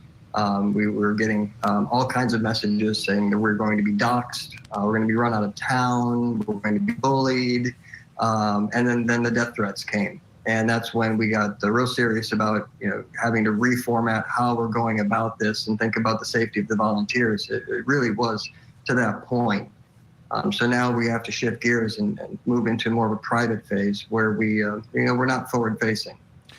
Let me ask you this. The people who are threatening you, stopping a search for a missing child, did you provide that information to law enforcement? Because I would think if someone's trying to stop you from finding this child, maybe that's someone law enforcement should be looking at. And I would say that you're drawing a reasonable conclusion there for sure. And yes, the authorities were notified. We have incident reports with the MNPD. They're the ones that came out to the original call when our folks were basically barricaded inside of a hotel room. Wow. Barricaded inside of a hotel room because you're in town searching for a missing teenager? Yeah, and that's very strange. It's never happened to us before. And certainly with what you're reporting earlier about there being so much cooperation, this being so difficult really didn't add up. That is, I've never heard it. Like, you obviously haven't come across this. You guys roll into town. You're not getting paid, are you? Like, you're rolling into town trying to help. We're volunteers. We do this all around the country. When the families reach out and ask for help, try to do as much as we can where we can. In this case, we were close by. So it made sense to go ahead and get involved and start helping. But it brought some bad folks out of the woodwork, and we're not quite sure why that is. And let's hope law enforcement follows up on that and figures that out, because, I mean, the obvious conclusion, again, if you're trying to stop people from searching for a missing teenager, you're afraid, oh, maybe they may find him. So was there a particular place where you were searching at the time all this started to happen? And if so, is that a place that you were unable to search? Our searches were hampered, is the probably polite way to put it. We didn't get to do nearly as much as we wanted to, but it really didn't matter where we were. It seemed that this trouble followed us. That is extremely unfortunate, especially given the nature of what's at stake here, a missing child. There he is, Sebastian Rogers. Kevin LaFond from the United Cajun Navy. Appreciate your time tonight, and on behalf of families, we all appreciate volunteers coming together to help families in need, people that are so desperate that are missing loved ones. So I hope this doesn't deter you, and I don't think it will, from continuing the work that you guys do. Not at all. If I could say anything, I'd say, everybody be hopeful. Volunteers are rallying together, us and others, and it doesn't matter who's front and center. We're going to get this done. All right. Thanks so much, Kevin. Appreciate it. When we come back, folks, we're going to continue our investigation into this story. I'm going to bring in some experts and take a listen to what Mom has said and what Dad has said, because they've spoken out. They've spoken on television. They've spoken on podcasts. We're going to take a listen and try to figure out what it means and what the story could be here. Plus, coming up next hour. In Boise, Idaho, Chad Daybell on trial facing the death penalty for the murders of his wife Tammy and his new wife's children, JJ and Tylee. Tonight, we speak with juror 18 from Chad's wife's trial. Would the jury in that case convict Chad? I've been told 3 years that Tammy would pass away at a young age. I had no idea that Lori would even be a part of my life. I just knew that my life had 2 segments. We are underway in the trial of doomsday prophet Chad Daybell. Prosecutors say they will seek the death penalty against him. Investigators have recovered human remains at Chad Daybell's residence. There's no way, Morgan. I should never come up with this. His wife, Lori Daybell, has already been convicted. Now, will her husband end up with the same fate? It's just so hard to know where the truth ends. It's the doomsday prophet, Chad Daybell, on trial.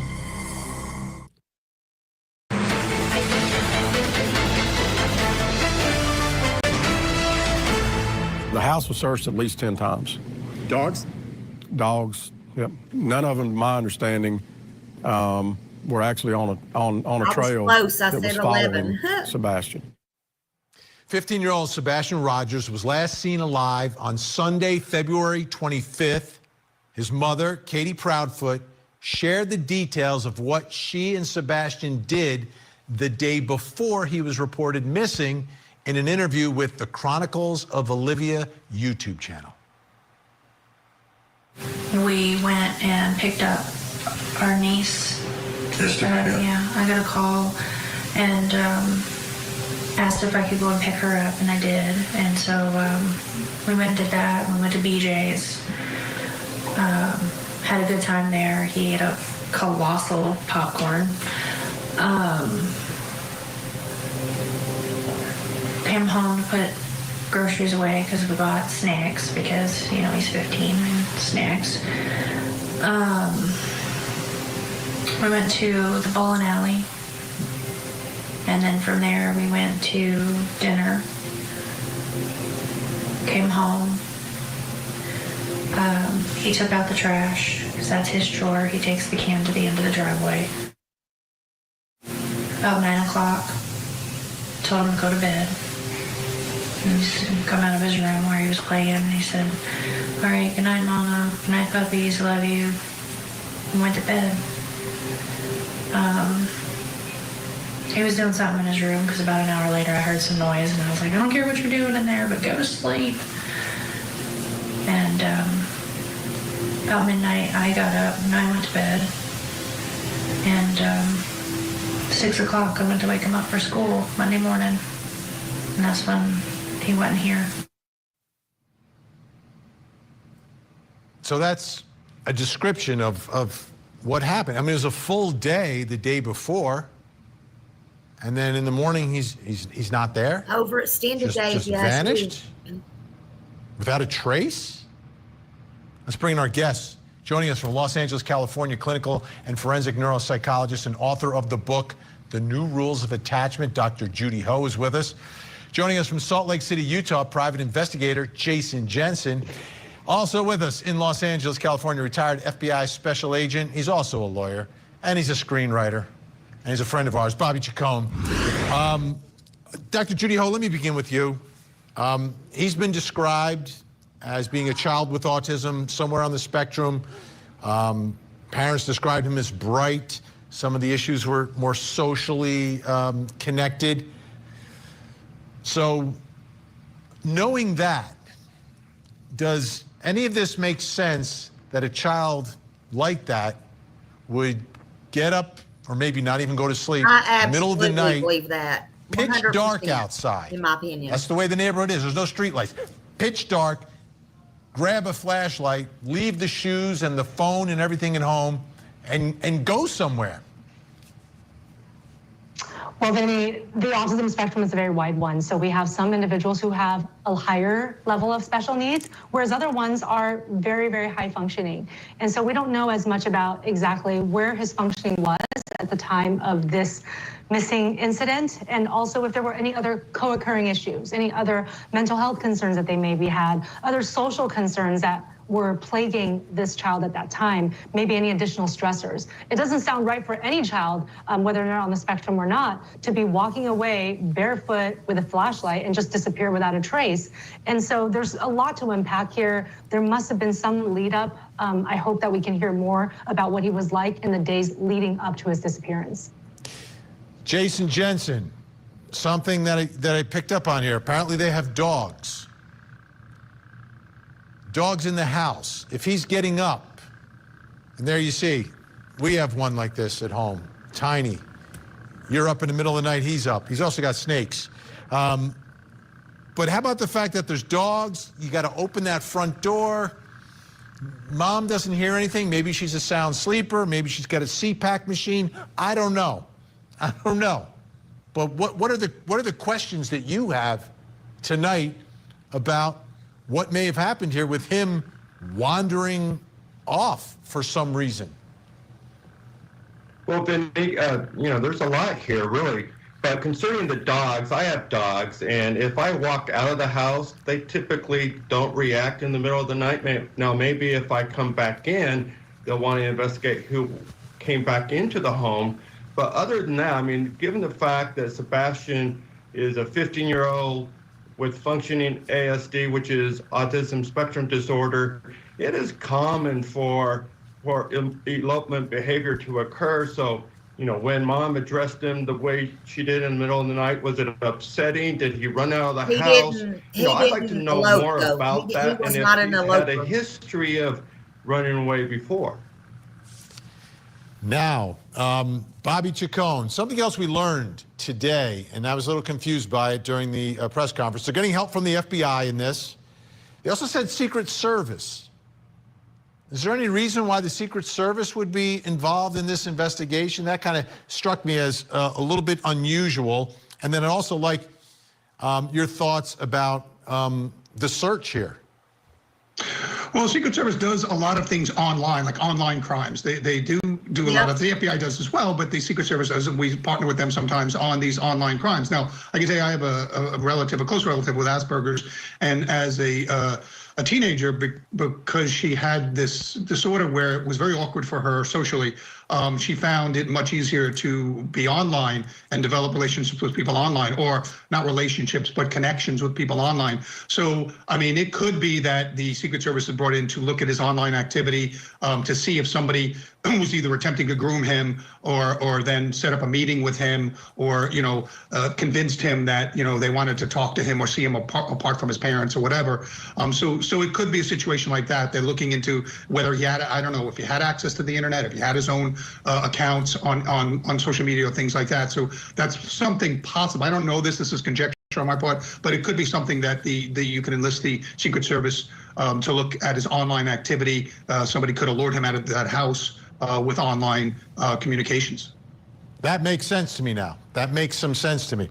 Okay, on a YouTube live stream this week, Seth Rogers, Sebastian's father, told the host of the Pascal show that he saw video evidence that his son was alive on Sunday, February 25th. Let's take a listen. I had requested video proof that my son was alive after I spoke to him on Thursday. What footage was that? They showed me footage of him leaving Texas Roadhouse and getting into his mama's vehicle with her. Texas Roadhouse. So he was getting in a vehicle with Katie Proudfoot from eating at Texas Roadhouse, correct? Yes. Okay. Jason Jensen. They're out to eat. Seems like there's cousins there as well. It would seem to be extremely important to hear from all of those folks if they saw or noticed anything, or if he had a conversation with one of his cousins about something that maybe he wanted to do that night. I mean, to me, this is like the last true proof of life that we have of Sebastian. Exactly, Vinny. You would want to basically recreate his entire day and put the pieces together of all the conversations that he had, whether there was, some problems at home, whether he had a love interest that nobody was familiar with. Oftentimes cousins say things amongst each other that they won't say to their parents. Dr. Judy Ho, I want to ask you about the parents' behavior here as well. It's been a month. It's been a while. Now, his stepfather apparently had to go back to work. He operates big machinery, goes on the road, lives out of an RV to do it, and is out of town. But mom also left the house that her son disappeared from and is with her husband. Your thoughts about that? And we all, I know, react to things differently, cope differently. What are your thoughts about mom leaving that house and spending her time now, not from where Sebastian disappeared, but out of town with Sebastian's stepfather? Well, Vinny, I think that a lot of people are saying, how could you do that when you should be combing your neighborhood, figuring out where your son is? How could you just leave and get out of town? Of course, Katie's explanation with that is that she was starting to get death threats. She was having people start casing the home, commenting on, what they believe is her negative behavior, and that she was trying to get a little bit of peace and a little bit of safety. So of course, that could be an explanation, but I think that there's so many people who are saying, but if I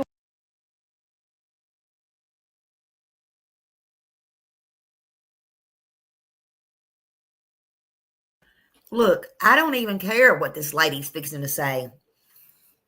I don't even care what this lady's fixing to say. Do y'all hear me? Smiley don't even care. She could be fixing to say what I'm fixing to say.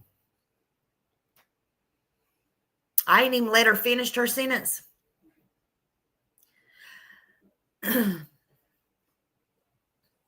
surprised this lady's even went. I'm talking about Katie even went down to the grocery store, to be honest with you.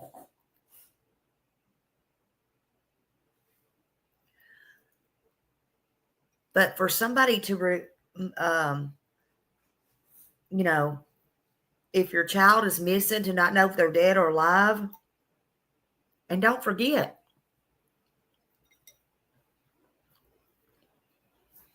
I was a little girl. I had a missing cousin.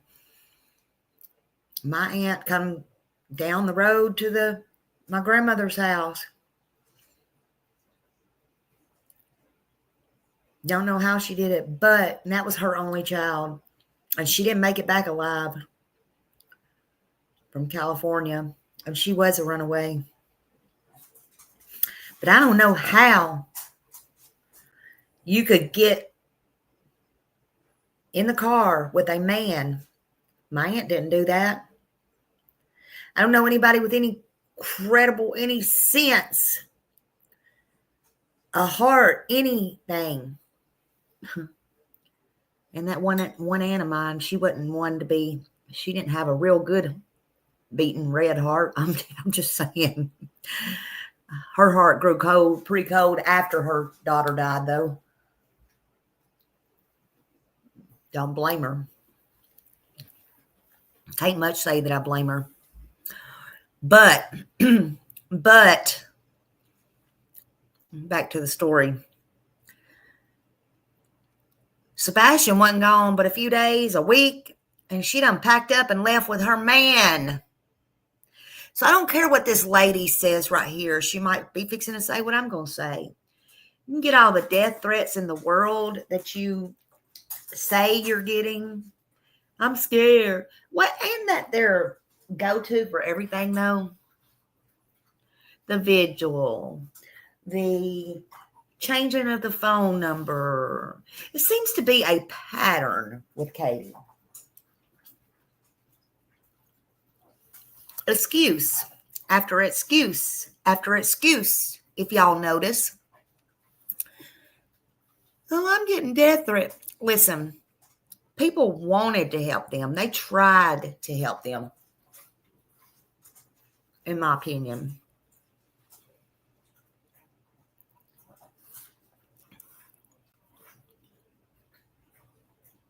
No. Everything is a death threat. They wasn't too scared, like I said last night, to go out in public and instead of going to a vigil, Chris could go up there to the school and stand on that thing. I don't know what was said to Seth, but whatever was said to Seth, he couldn't turn around and say, hey, thank y'all, gotta go, bye. But he used the excuse he couldn't go thank people, he couldn't do this and he couldn't do that. He couldn't shoot him a bird or nothing, but him and Katie could go up there to the motorcycle shop and shop for motorcycles, right? They haven't been to one vigil, right? Not even when all cops was around, right? I know, I was there. They couldn't go anywhere. Every excuse is they're being threatened. They're not too threatened to travel. They have to stop and piss. I don't care.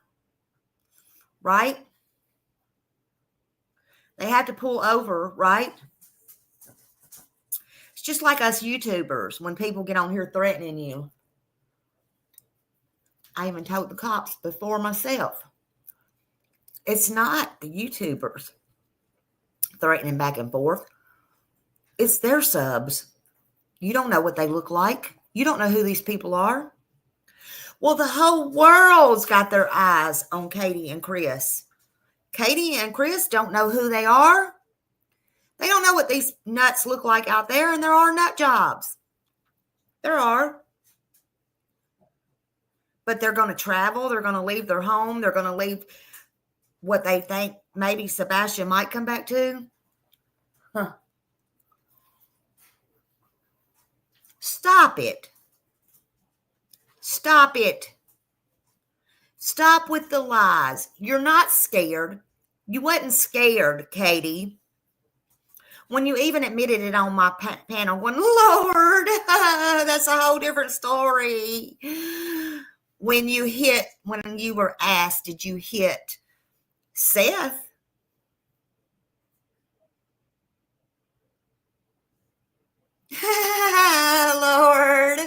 Lord, that's a whole different story. Oh, that was okay. Like I said, I sure hope he wasn't holding Sebastian. It's okay for you to abuse him. You ain't scared of nothing, lady.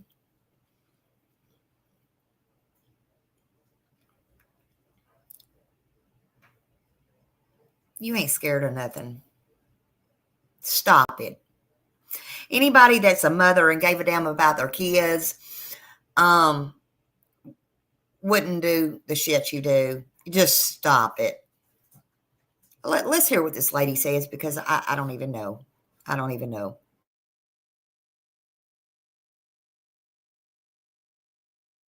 Was the parent, I would just be going to all of the places that I know my son loves to go to. Look at all the places where he had friends, where he liked to spend his time, what kind of hobbies was he engaging in the neighborhood. I want to find out as much as possible, just trying to do almost my own work ahead of what the police can do.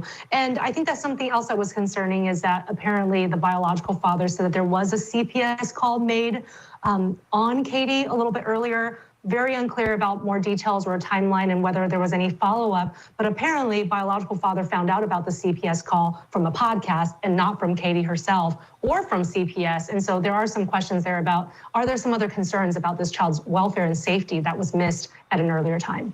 Absolutely. They have shared custody. I mean, dad should know if there's something going on. Wow. Okay, everyone stay where you are. When we come back, we're going to talk about a landfill search. They searched the landfill. Now, there's no evidence of any crime, and they're searching a landfill. Is this normal? Bobby Chacon's going to answer that question when we come back.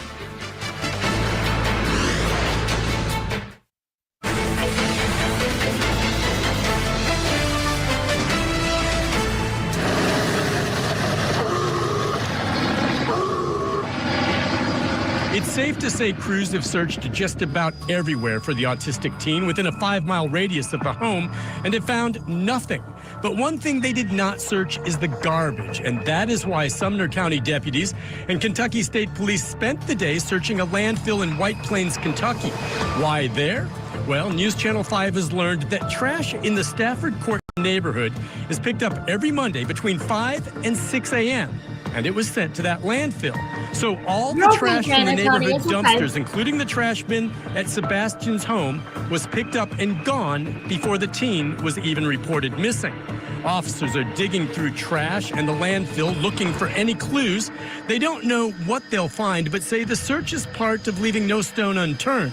There's the possibility some evidence was disposed of in the trash. Remember, he took the trash out. Mom told us that that was one of his responsibilities, to take the trash out. It was garbage day that Monday. Take a look here. This is from Scripps News Nashville. The search of the Kentucky landfill yields no evidence. Investigators with the Sumner County Sheriff's Office searched the landfill in Kentucky where trash from missing 15-year-old Sebastian Rogers' neighborhood went.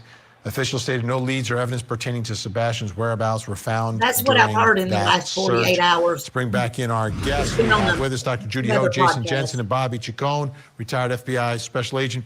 Bobby, what's your take on the search of the landfill? Well, I've been involved in a number of landfills, and the FBI landfill searches, and the FBI, we used to do them quite routinely. I think it's exactly what your reporter said. It's, you know, that effort of no stone unturned. You have to look everywhere that's possible, or else, you know, you'll be called into question on how thorough you did your job. You know, if say 6, 8, 10 weeks down, something of value was found there by somebody else, you know, the first question would be, why didn't law enforcement search that landfill? They knew where his garbage went and the trash from his neighborhood. So I think that that's what it is. It's a thoroughness thing. When I ran the dive team, I was involved in a number of searches of ponds and lakes in neighborhoods where children went missing, where there was absolutely no indication that the child was in the water, but we searched those bodies of water to be thorough and to make sure that the child didn't fall in there or didn't end up in there some other way. But you do this, you do these searches on places even when you have no indication, because, you know, everybody else is covering leads, and if you have the resources to do it, you need to do it. And I think that that's what this was. Katie Proudfoot and her husband, as I mentioned, left their home in Hendersonville, Tennessee, since the search for Sebastian began. In an interview posted on Twitter, Nancy Grace questioned the mother about her choice to leave the house where she last saw her son. Did you leave the home also, Miss Proudfoot? Yes, ma'am. Why? To accompany my husband going back to work, and then I'm coming back. Okay, when will you be back? Do you know yet? Oh, no, Chris, I didn't know you were two. Are you concerned about being away while the search is ongoing? Absolutely, I am. Then why are you going? Because my son could be anywhere, and we're looking everywhere and anywhere. Okay, Jason Jensen, your reaction.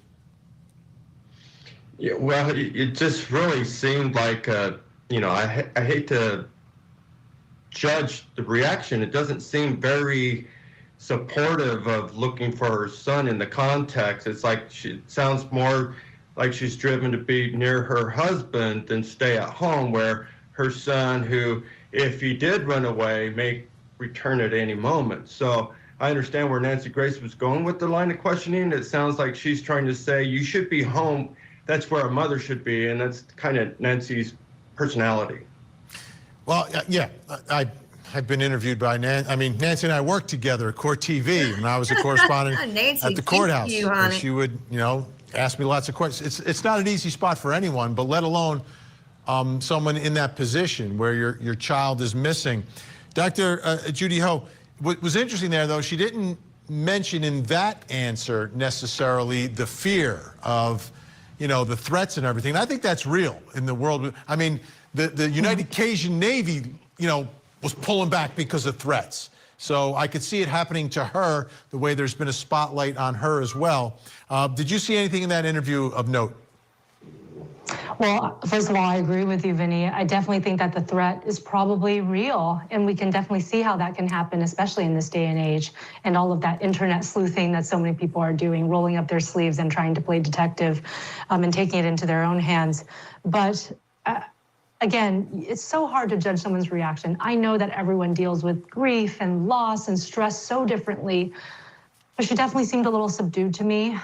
That is concerning. I don't know if she's subdued because she feels traumatized and scared and, you know, she doesn't know how to answer Nancy's questions. She is a tough interviewer. Or if that type of emotional disconnection and distancing is something else that's more indicative of their relationship. And when I say relationship, I'm talking about her relationship with her son.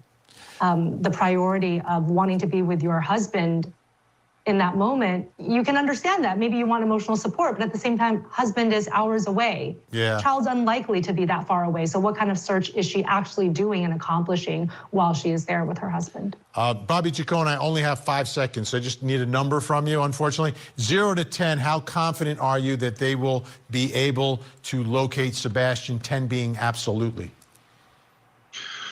Well, 8, but that doesn't mean alive or not alive, so unfortunately. Right. Okay. We're out of time for tonight, but obviously we're going to stay on this story. Dr. Judy Ho, Jason Jensen, Bobby Chacon, appreciate your valuable time and insight tonight.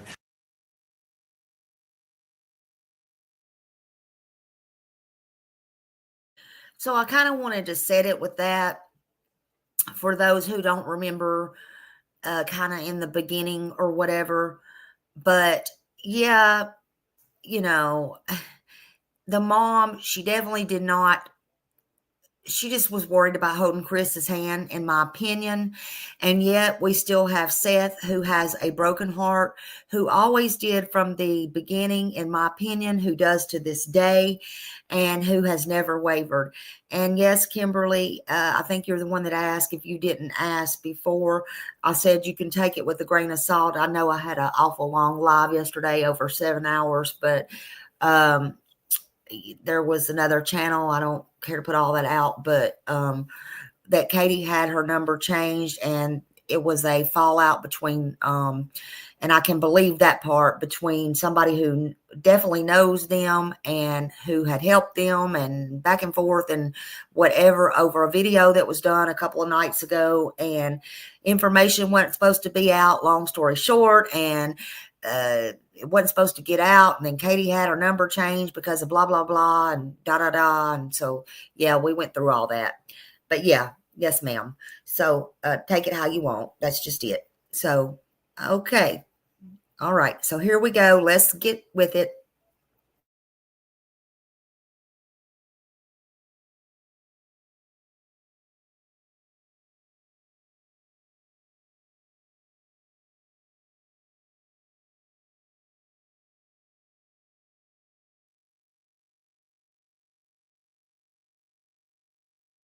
Sebastian, 15 years old, has been missing since February.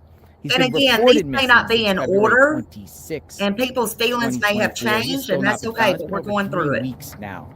I have Seth here in the center in front of me, the father of Sebastian. On the left, I have Jaden, a volunteer, and on the right, I have Mr. Jones. And we're out in the park today. Seth, how are you? How's everything going? Tired. We're here at the park here. What's going on at the park here? I'm hoping that somebody listened to me and I told them drop my son off. There's not a lot of cameras here and it gets a lot of traffic, so I figured I'd drive here and do some searching. Yeah, and I've been out here all day with you. Yeah. You've been searching. What have you been searching here? Share. Everything. I mean, any type of back road, whatnot. I've been through the the fire tower. We went through there. We've been down to by the lake. We've been through all the campgrounds. We've gone. That's my background. Every one of the lodges. We went through. Heartbeat. The shop that doesn't open until spring. We've been through every abandoned building we come across. Everything. Just trying to find him. All looking for him. So this location here is between Memphis and Hendersonville. Sebastian was reported missing at his step-parents, around his step-parents' home in Hendersonville. Why here, though? Well, that one child, he was autistic. In 13 days, he walked 200 miles. 13 days, we're talking about, we're twice that now. So it could be 400 miles from here. Nothing can be ruled out. I gotta find him. I mean, I'll do whatever it takes to get him. I'll do whatever it takes to get him. I gotta find him. Actually took off work. Still off of work. I haven't come back. Do you plan to be back out here? Do you plan to do more searches? I'm coming back tomorrow. I'm coming back Saturday. Until I've been through this whole part. And you got some volunteers with you. We have Mr. Jones and we have Jaden. Talk to Jaden first. Jaden, what's going on? Just trying to find him. Just trying to find him. Member of the DCSO family. Yes, Lisa. Mr. Jones, you guys work together? Yes, sir. What Seth's brings you been out all here? out through there, that area. I've been friends with him. We went through the academy together, and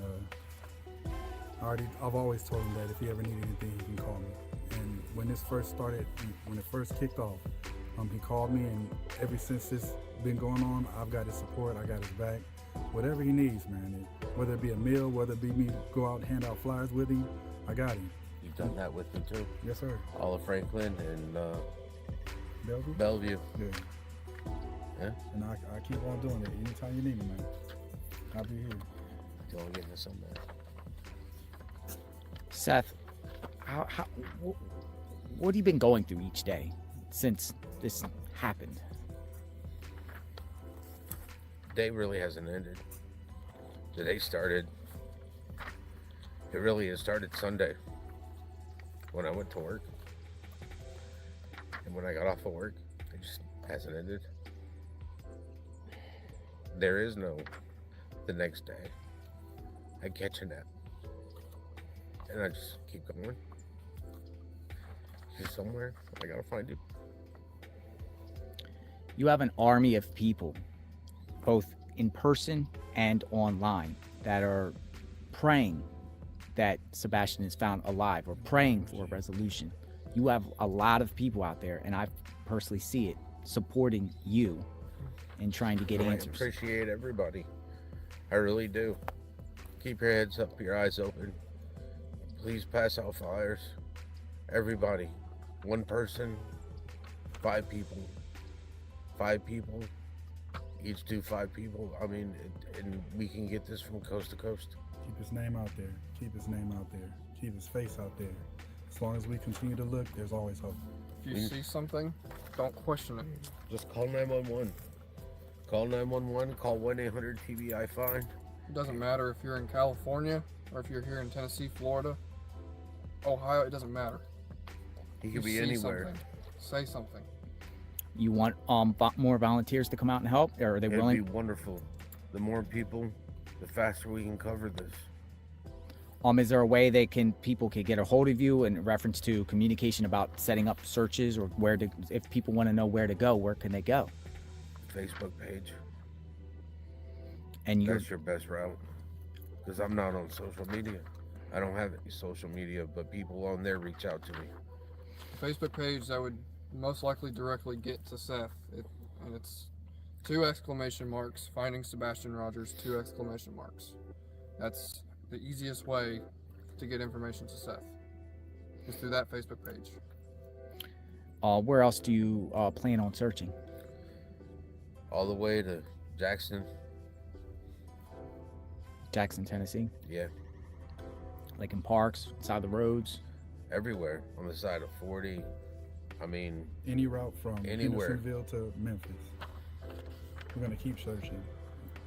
You know, when I left Clarksville and headed this way, I was searching all the way down here. Same here. Everywhere I go. You know, you're on your way to work, look for him. You might see him. Call in. Print out flyers, put them to any restaurant, business, grocery store, anywhere you go. Ask if you can put up a flyer. Just need to keep his face out there. Hand out a flyer to anybody that'll take it, everybody that'll take it. Keep handing them out until we find him. We are supporting you. We appreciate everything and praying for a resolution. Thank you for volunteers. Thank you. And I appreciate it for keeping his face out there. We'll definitely do that on JLR Investigates. Appreciate it. I'm going to show the viewers the search, what you've been doing throughout the day. Hopefully people can come out and help and make a difference. Thanks. That's wonderful. Thank you. Thank you.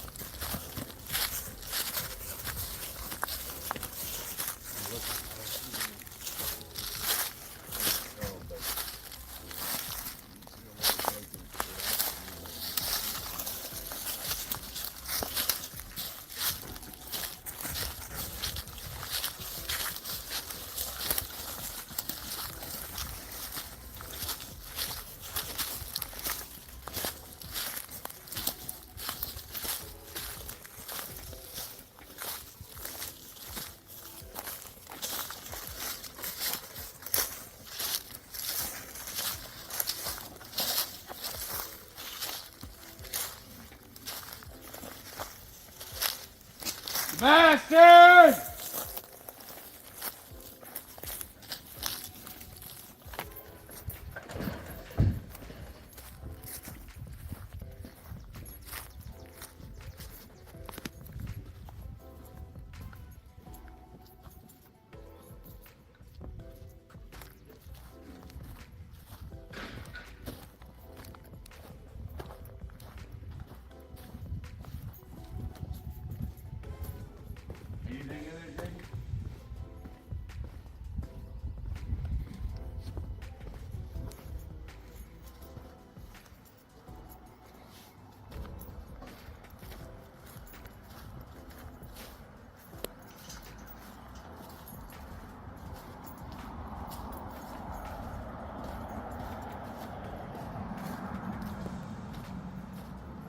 Sebastian?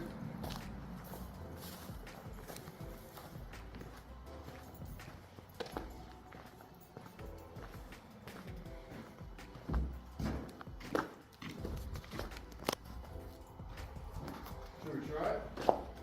What? Door? Door? Go ahead. You look in here though, right? It's locked. Yeah, I looked from the other side. I didn't see it. Nothing in here. So, all right.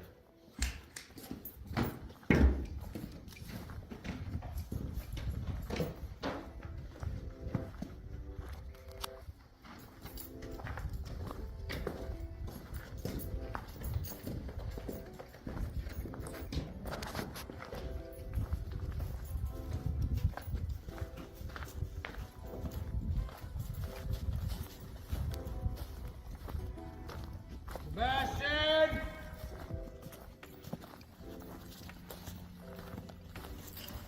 Thank you. I appreciate you, honey. I hope everything went well.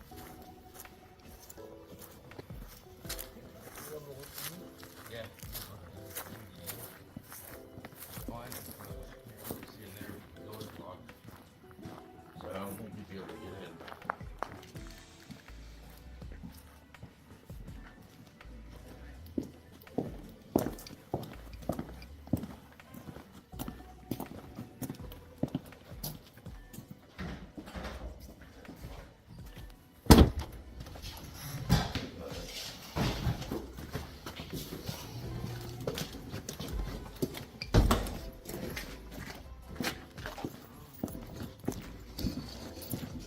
Anyone in here?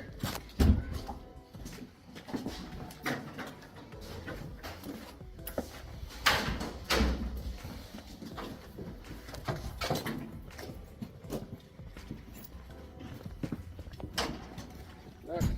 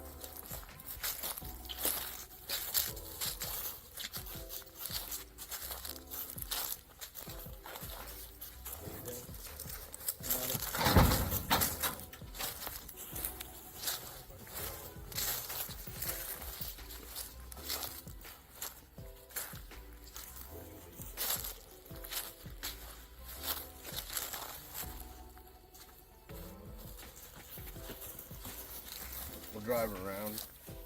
That looks like somebody.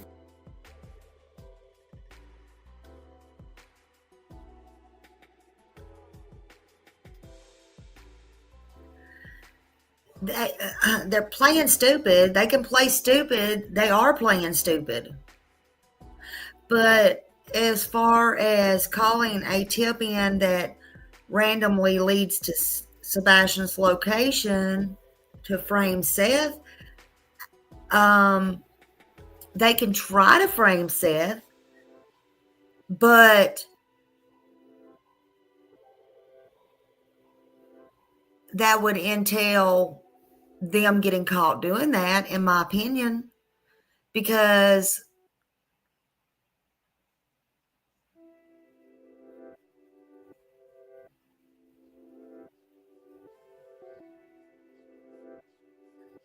I mean, if they try to set him up, you're saying they're just waiting for the perfect opportunity and randomly do that? I mean, I feel like they would get caught. A voice changer, a burner phone.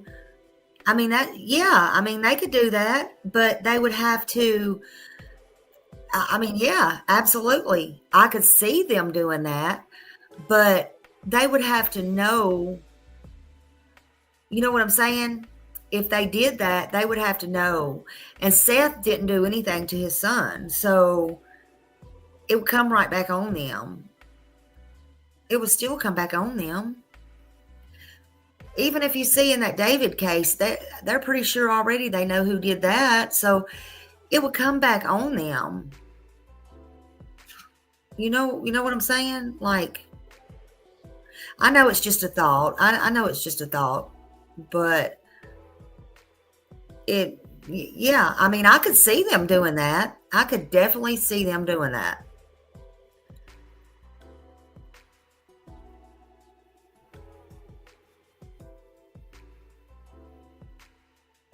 Yeah, I mean, yeah, but I see them doing that. I see them doing, look, I see them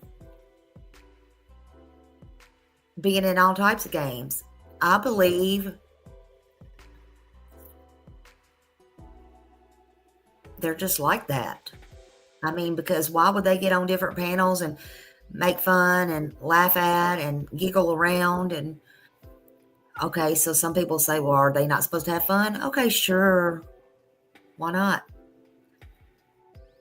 But at the same time, especially mom, let's just leave Chris out of it, but especially mom, she's right up there along with it, right?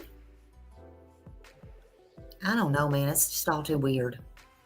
But yeah, I could see it. I could see it, in my opinion.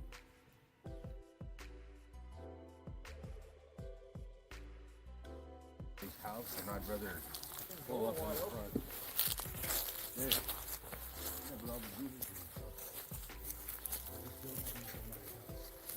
I mean, and she was real quick to jump and say, his dad does, talking about an insurance policy when I asked about that, remember?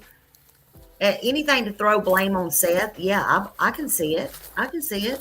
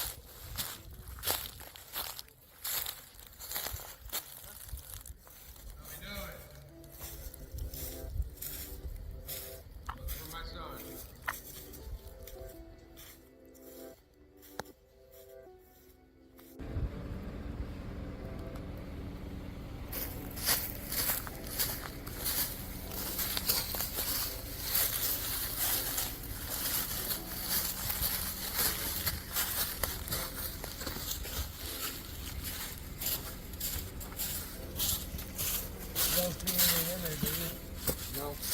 Can't open the door because it's all fucking dirty.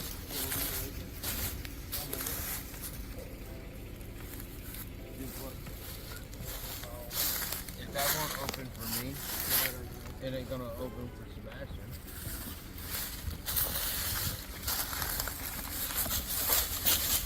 You're the one with the Sebastian!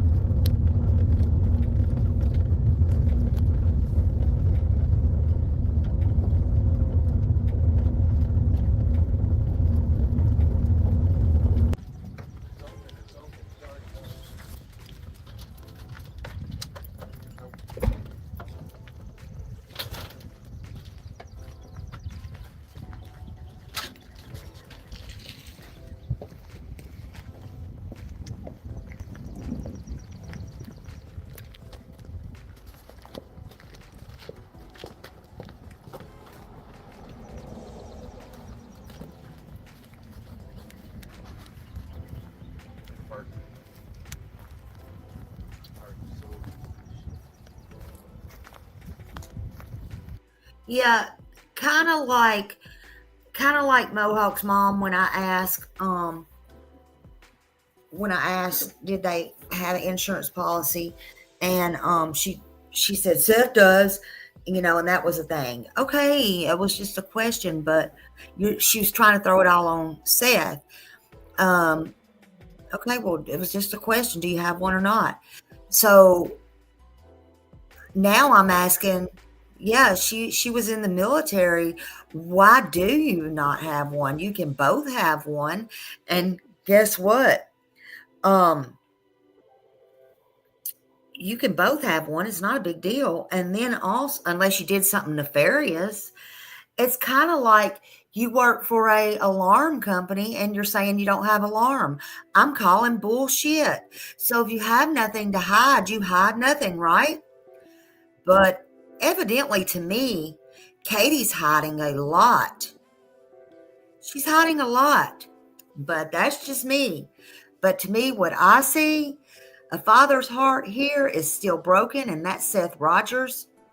And if anybody can't see that, well, they just can't see. I don't know what else to tell them. I don't know. They just can't see.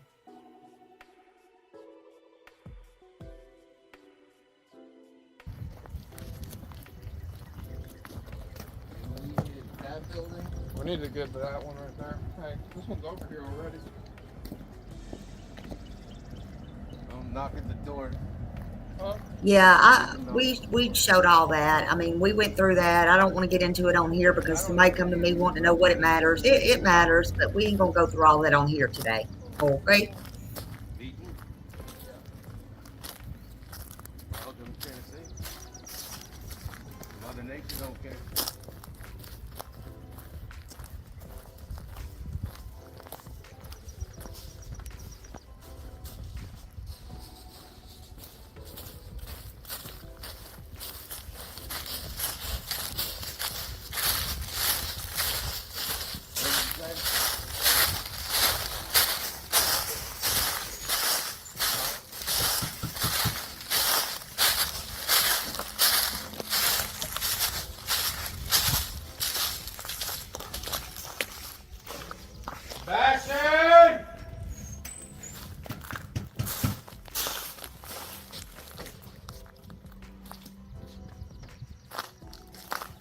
It's empty.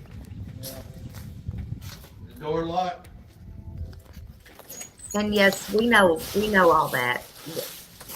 We know all the legalities of all that, but that's irrelevant today on this channel. Let's not talk about all that.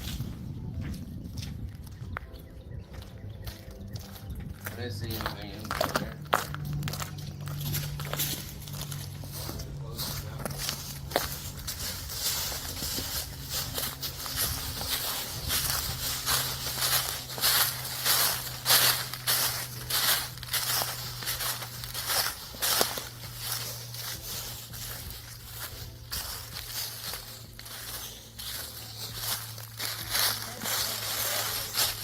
You what?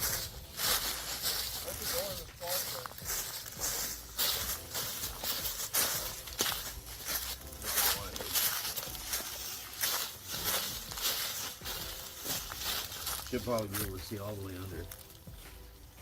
Normally it's an open floor plan underneath.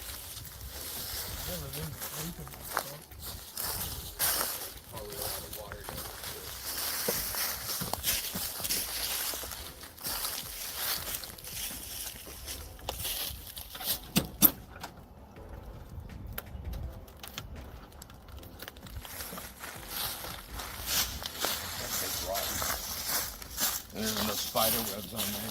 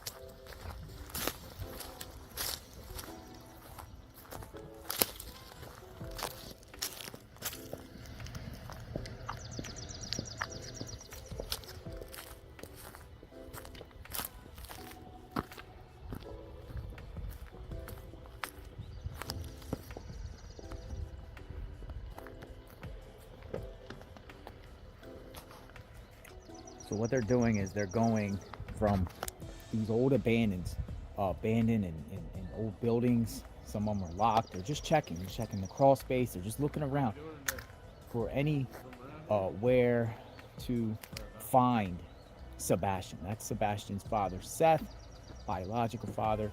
He's also talking to people in the area. They got flyers, sometimes handing out flyers to certain people. I've seen him do it up at the McDonald's near here, bringing awareness. This is what a father is doing to try to find answers for what happened to his son, 15-year-old son.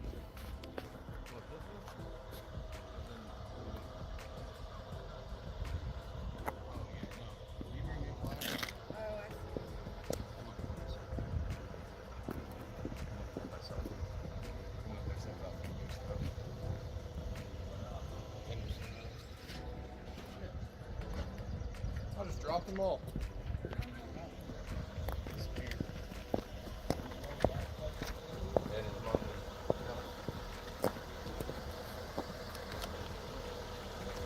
You don't mind handing those out? Or?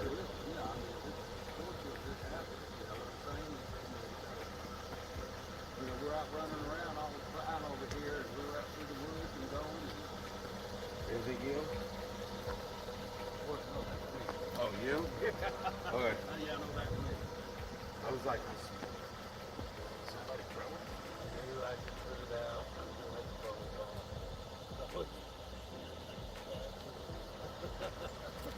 hey. I know it's you, I don't feel too bad. I'll just go. I don't care, man. Here's the way I put it.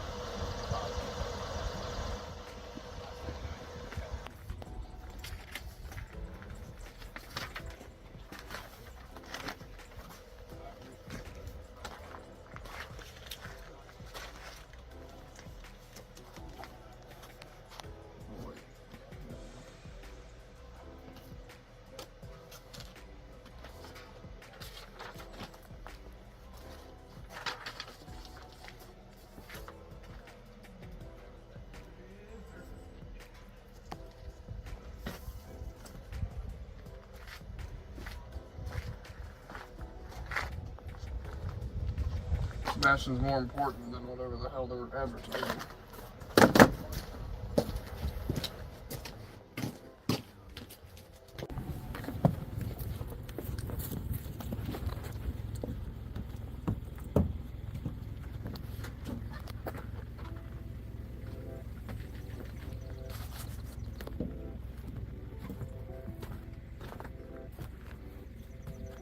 Okay, honey, thank you.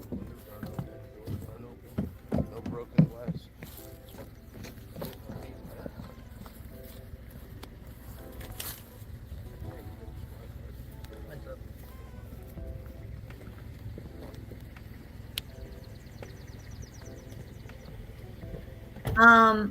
After that, I don't know. I want to say probably all things should be halted, but I don't know.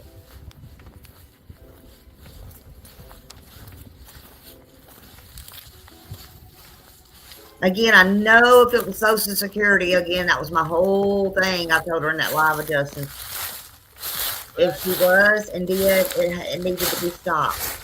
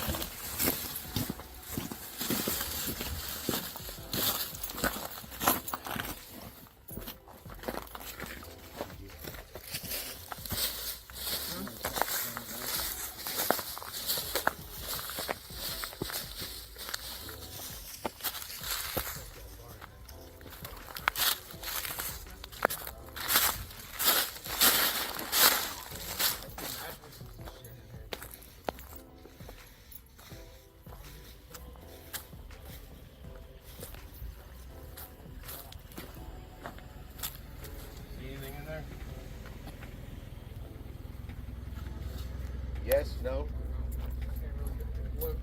You know, I can back my truck right up there if you need to. It's locked. See, I can match it. I can probably see through it. Well, blocking. Why is it somewhat broke? Pull your truck up around the other side. It looks like somebody shot it. Maybe.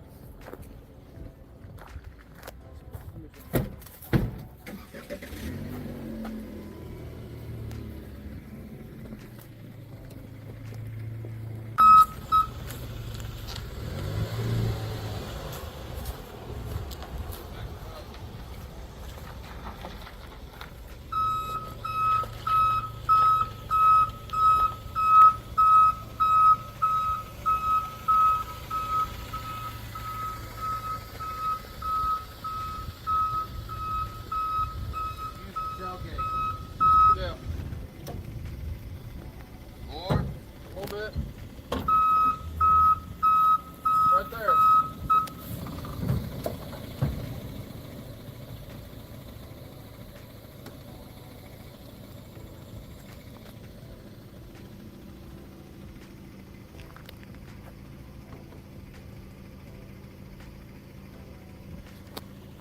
Nada. Nada. Alright, tailgate up. Thank you.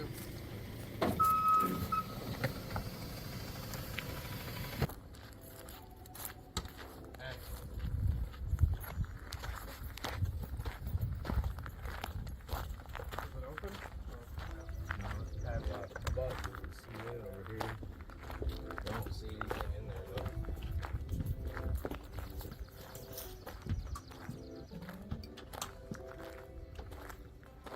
Check the one behind you. Because if it's locked, he ain't gonna get in there anyway. Yeah.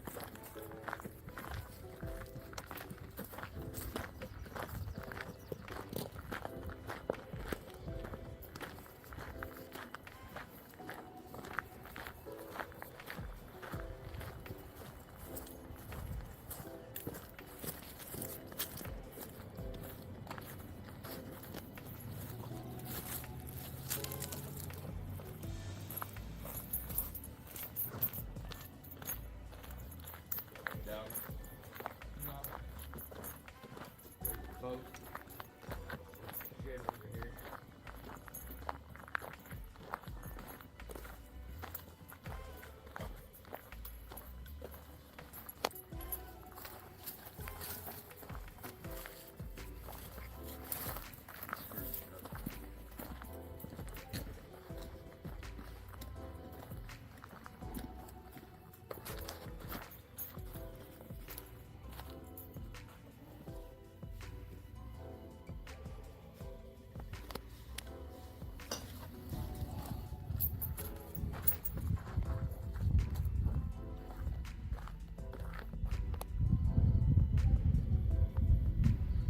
Sebastian?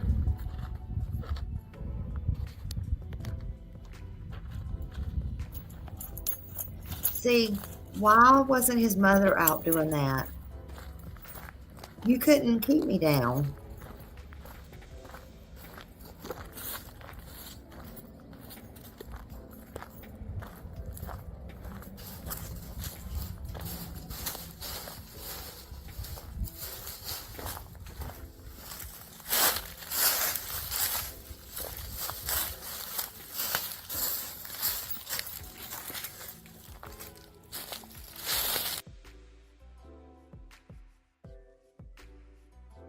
Just in my opinion, and my opinion only, you don't have to like somebody or get along with somebody, but you know, they could have all three did that, even if they didn't agree with each other. But it was always something between one or the other, right? And as a mother, as Katie, you know, she could have been the one to break the ice and said, look, she could have put her foot down to Chris. She could have put her foot down to Seth. I'm going regardless. This is my son too. My son too. If you didn't have anything to hide, you don't hide nothing. I don't care what you say, Chris. I don't care what you say, Seth. Regardless, I'm going. Where are we going today? You know, I don't care who likes it. I don't care either one of you. She could have showed up. Regardless. Now, what are we doing? I'm here. I got my boots on. Let's go. And that's that. But it didn't happen, did it? It didn't happen. Abby's parents were divorced, and they did. Abby's parents were divorced, and they did searches and interviews together. Absolutely, there's many of them that did. Chris and Katie both said they all got along great. Yeah, before Sebastian went missing. Absolutely. And you know, some things like this tears people apart. Sometimes it pulls them closer together. But if you will listen into some interviews and stuff like that, I think Katie and Chris was just saying that to look good. Their status, Katie and Chris, to me, their status and the Bowersock status means everything to them. Everything up in there, up in there, up in there, up in Hendersonville, up in there, up in their church, up in there. It's status. It's all about status. Seth don't give a crap about status. Status don't come before your child, nor does any man or woman come before your child. For them, it's all about status, in my opinion. That's it, status.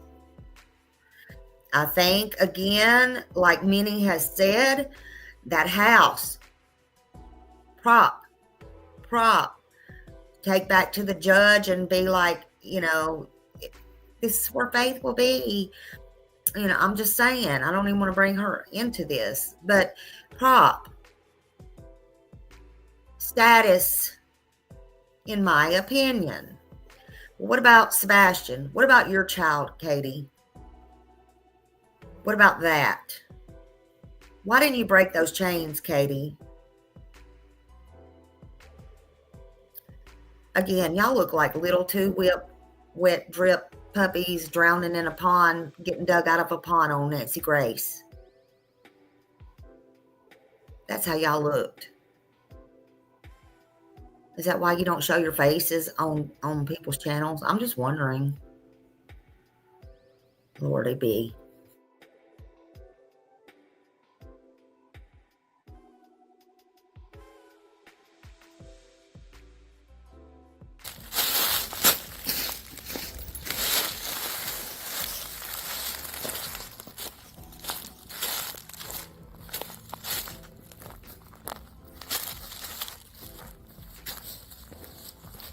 Anything down there, Jaden?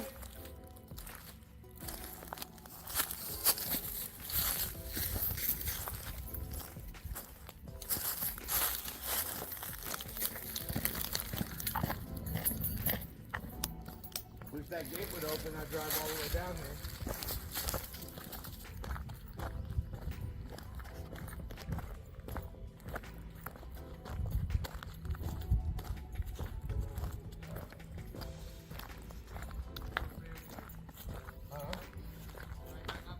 Nothing? I don't think there's anything back past here.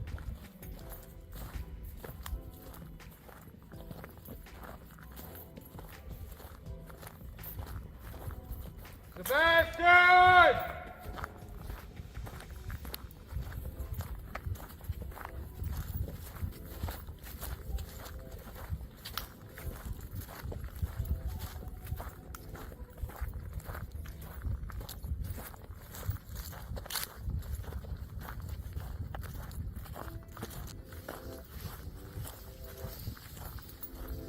Is that an abandoned building right there, too? Really?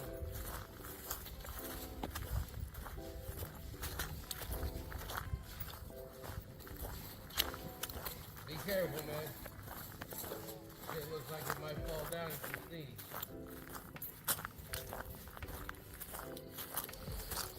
I don't think he's in there. I mean, you can see right through it, huh?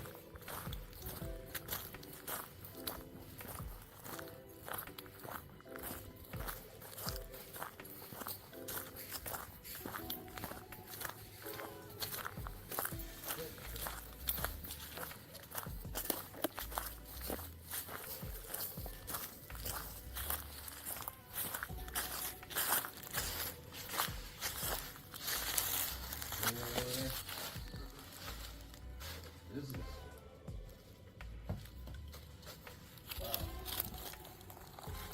There's nothing in it. Look at this. I have no idea. Look at this. It's all floors. And that's the end. The rest of it is. Oh no, after we're trying to keep going.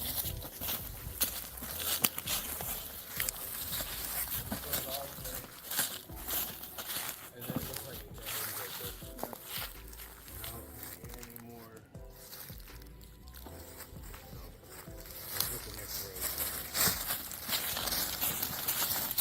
There's cabin and the cabin church.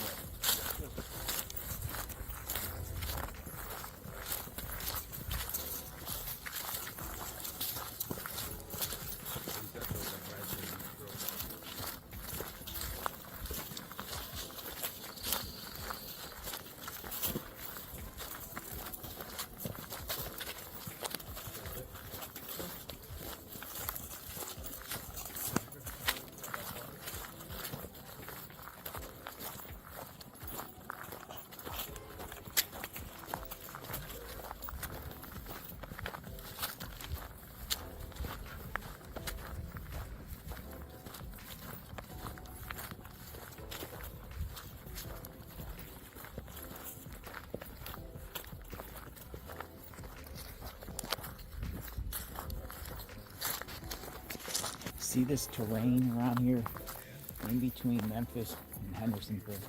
A lot of rolling hills, trees, forests. Again, old abandoned buildings and sheds and outhouses all in this area. And following volunteers, they are out here. They're looking for Sebastian. Jailer investigates just out here in the field, following along. We got our eyes open. Keep your eyes open. Keep your eyes open for Sebastian. If you know anything out there that could help authorities, contact TBI, Sumner County Sheriff's Office. Reach out to Seth Rogers, Sebastian's father. If you got some credible information, you know something that can help find Sebastian.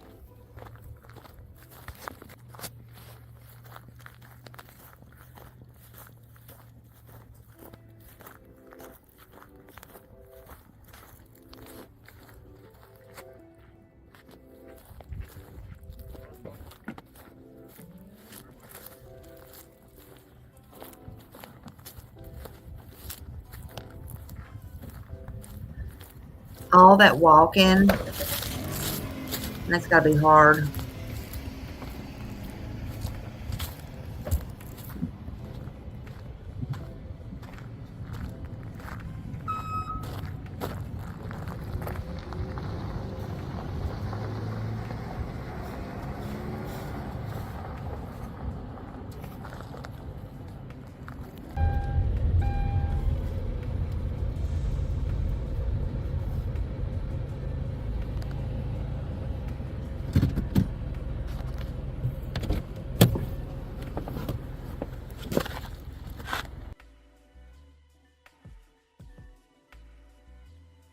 Okay, so basically on that one, that was, that was where they were out searching all them houses or empty places, buildings and stuff like that. Let me take this down. And, that was just one of the many places. And that's hard. It's hard. His heart was broken then. His heart's broken all through it. And his heart's broken now. Time has passed. There's no healing. It's still there. And it feels like his heart's being trampled on. He's got no answers.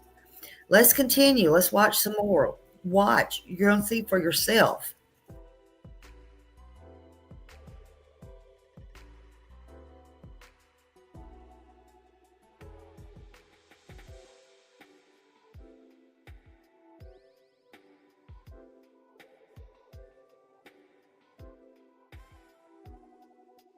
Hi, I'm Pernuvo, a whole body scan that can help give you a better quality of life that you don't even know is possible. And I'm sick. Going through hell when I go home. Stop there. We are nearing the 9-month mark of when 15-year-old Sebastian Rogers was last seen in Hendersonville. Thank you for joining us tonight. I'm Lydia Fielder. The teen's disappearance sparked a nationwide search that now has included local and federal law enforcement as well as volunteers. Our Steve Mailing talked with Sebastian's dad tonight, who says he does not want his son to be forgotten. I do not know the tears that you cry because your son is not standing next to you. Nearly 9 months since Sebastian Rogers was last seen in Hendersonville. His father, Seth, says he's never given up looking for him. I refuse to let my son be discarded like trash. I'm sad, I'm angry, I'm frustrated, I'm hurt.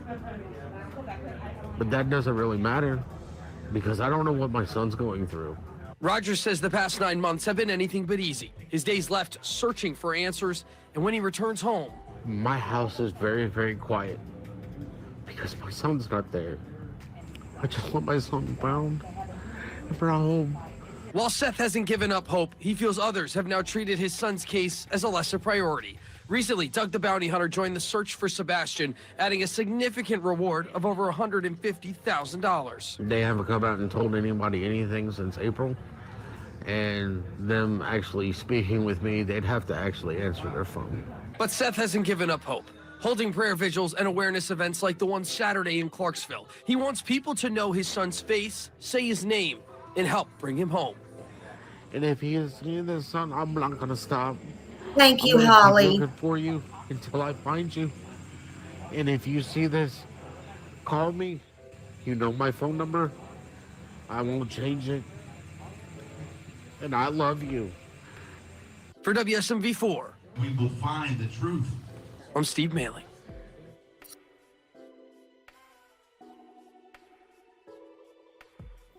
Thank you, Holly, so much. Thank you for your support. That's so sad. Very sad. That was credit to News Channel 4. Get that down.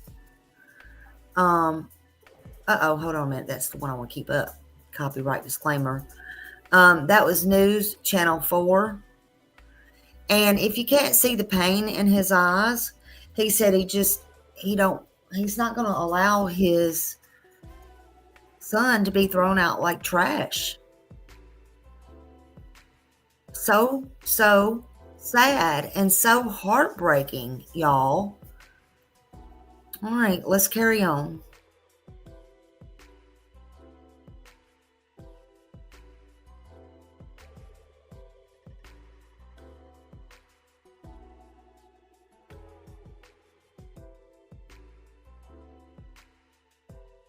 All right, our top story this half hour. It's been nearly 1 week since 15-year-old Sebastian Rogers went missing over in Sumner County.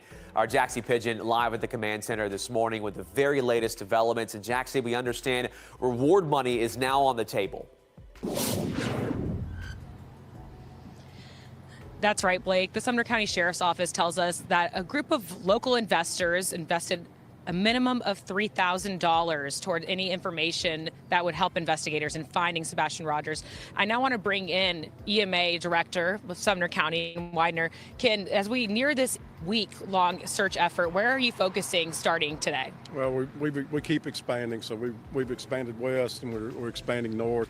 We just keep expanding the search area, and we're bringing different teams in. Yesterday we had a group from East Tennessee come in. They're mountainous experts and they do caves, and so we've had any cave that we've marked, we've had them in those caves. People forget about that reward. All the storm drains So in the area, there is that with reward. cameras. So we keep expanding and just throwing everything that we can at it to try to get him located. In terms of the search, you said you've been expanding. About how much ground have you covered? We're close to 5 miles now. Now, the further south you go towards Hendersonville, we get into city, and we would expect he would be located or seen if he were in the city.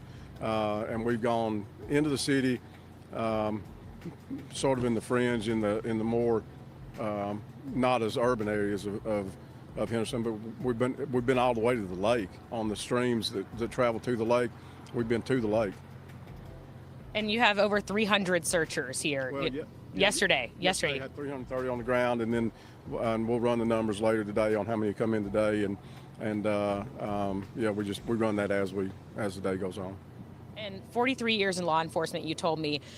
What does this experience look like in terms of people coming together to help out in this one mission to find Sebastian Rogers? Well, one thing about Tennessee and the Southeast is we're always going to have people that want to help, and we get calls from across the state for people that want to come in and help us. And the thing that we've got to do is be able to manage that. So we track everybody that's on the ground. The first 2 days we did 2,000 miles of people walking. And we haven't run those numbers for the entire duration of this operation, but it's great, and to be able to call in specialized groups that do the things that we can't do is really good. And what keeps you going as you're keeping going after this week just to find Sebastian Rogers? How do you keep going, you and your team? Oh yeah, just the drive to find him. We'll go talk to the parents in a little while, and every morning we sit and talk to them. We want to do everything for them and for Sebastian to get him located. Thank you so much, Ken. If you do have any information, you're asked to reach out to the Sumner County Sheriff's Office or the TBI. Also check those cameras, like they said, Sunday to Monday, Sunday afternoon to Monday morning. For now, live in Hendersonville, Jaxie Pigeon, back to you. All right, thanks to Jaxie for that live interview there. Really good information. You can hear they're expanding their search efforts this morning, continuing to expand, searching every possible area where Sebastian could be, but also relying on the community to check those security cameras and to check your yards. And if you are searching, only search in pairs. So as we continue to learn any new information about this story, we will first pass that along to you at WKRN.com.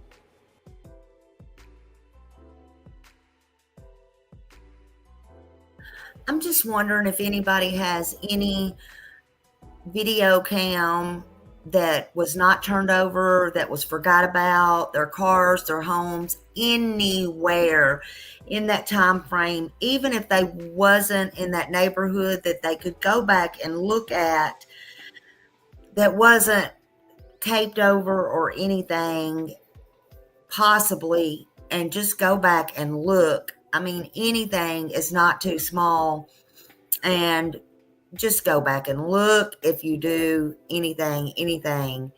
It is so important. I cannot believe he just vanished without a trace. I mean, it's just so unreal to me. It really is. It really is.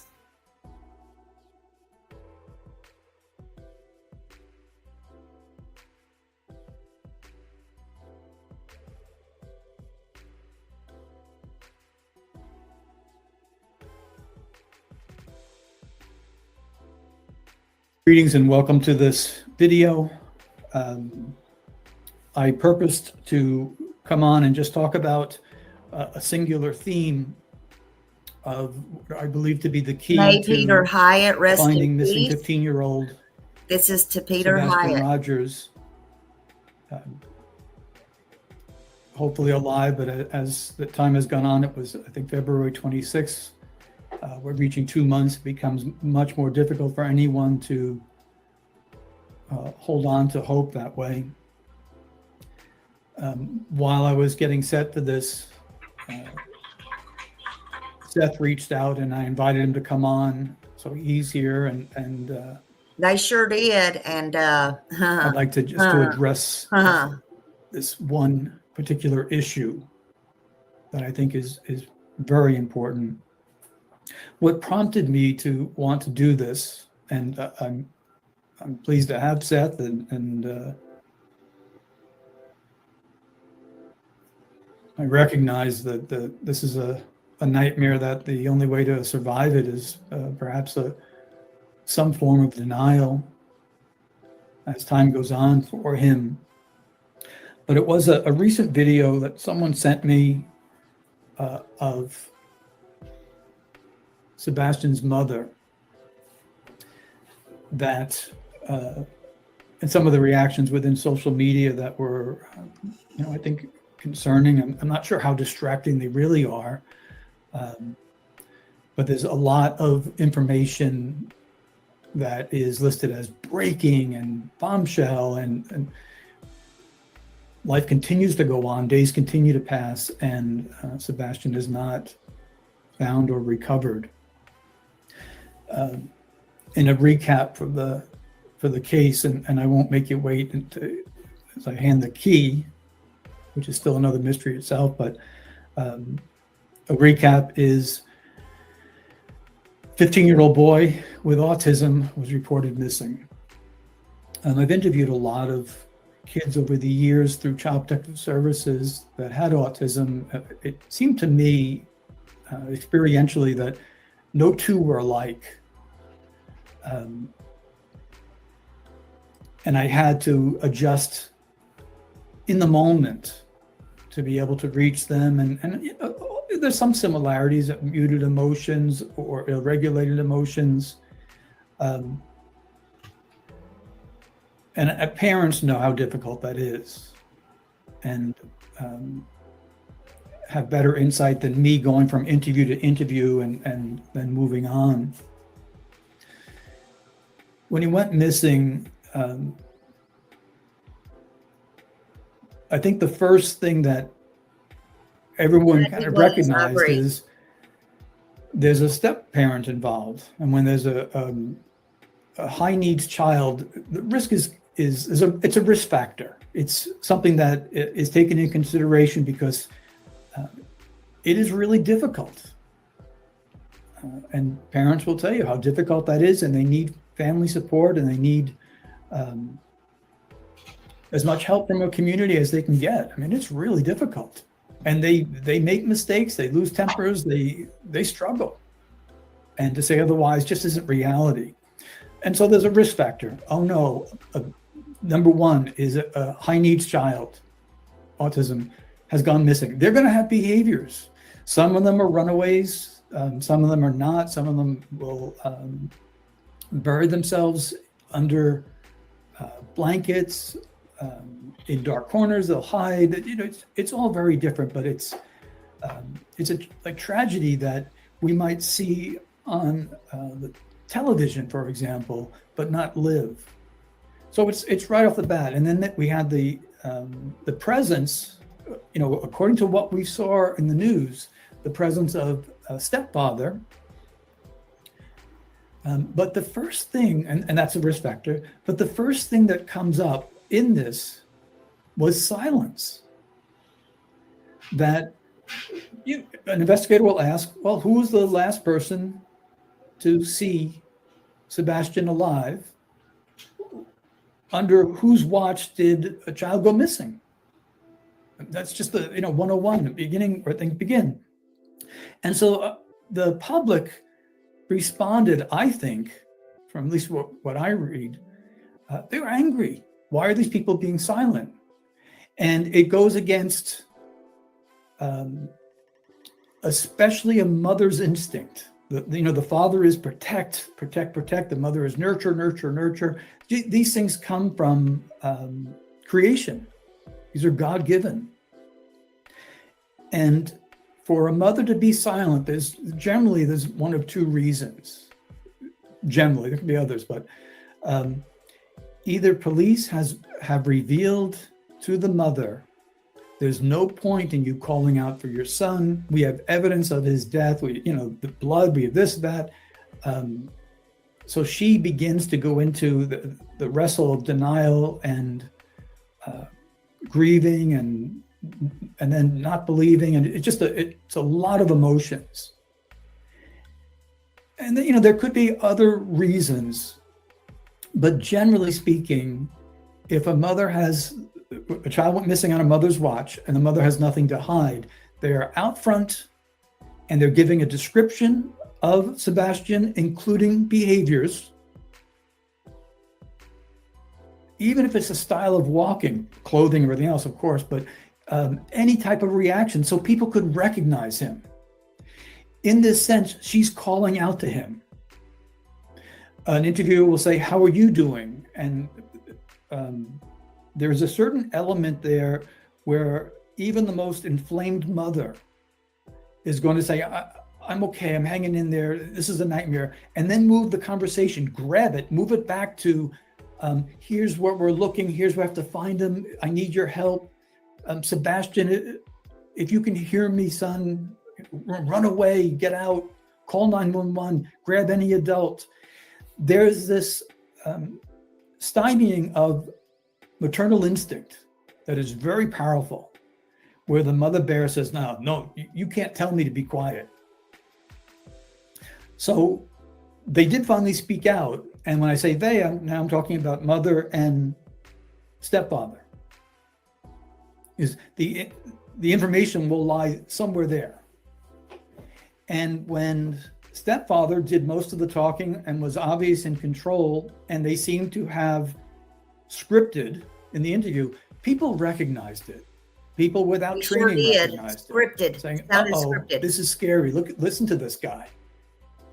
And so people did ask questions, especially after the first interview, and people didn't believe him. And the social media backlash was on these two. And then there's the dad in the background, with this heartache of being distant, but not having knowledge of what happened.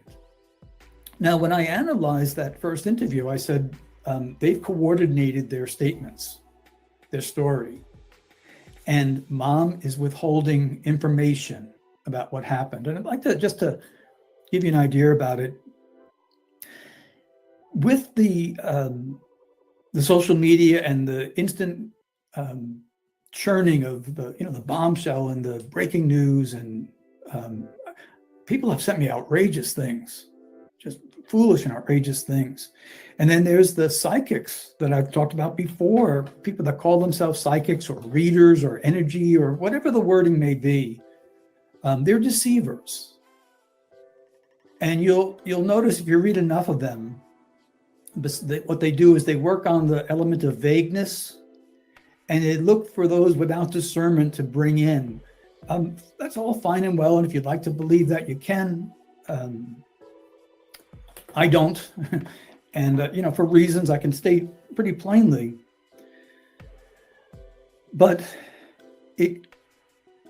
what it comes down to is listening when someone speaks. I had a case years ago where, and this was in correlation with FBI agents working on it, where 2 young women were murdered in a very rural area. And the case went cold. They found the bodies at the car, and the case went cold over a lot of years. And then they found someone online who was writing a lot about the case. And they said, this guy knows things about the case that only we know. And he's writing about it. And we're able to place him in this rural area at the time the two young women were murdered. And so they were right. He wrote a great deal of information about it. And I had plenty to analyze. And analyze I did. And there are certain things you look for linguistically that connect someone. And it wasn't there. It wasn't there. Remember, he's going to have, the killer is going to have a very strong opinion, even as he tries to conceal it, which this guy didn't, about the victims. There's a need to justify or a need to conceal, but self-preservation kicks in. Many of you saw that with the McCann's early interviews. This was all about them, not about a supposed missing child. And as it turned out, he didn't do it.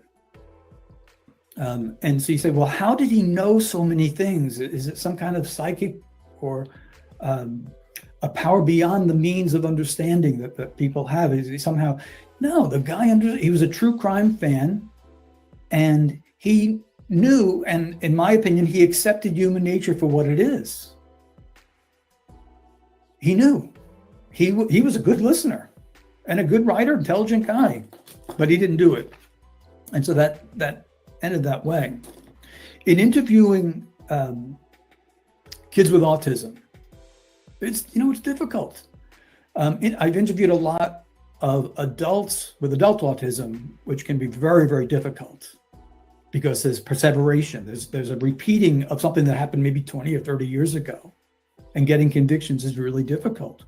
I did the case some of you recognize of Nathan Carman, where he went off on a boat ride with his mom, and the boat sank, and his mom didn't get onto the life raft, and he survived and told the story. And I filmed a news program on that saying, he's lying.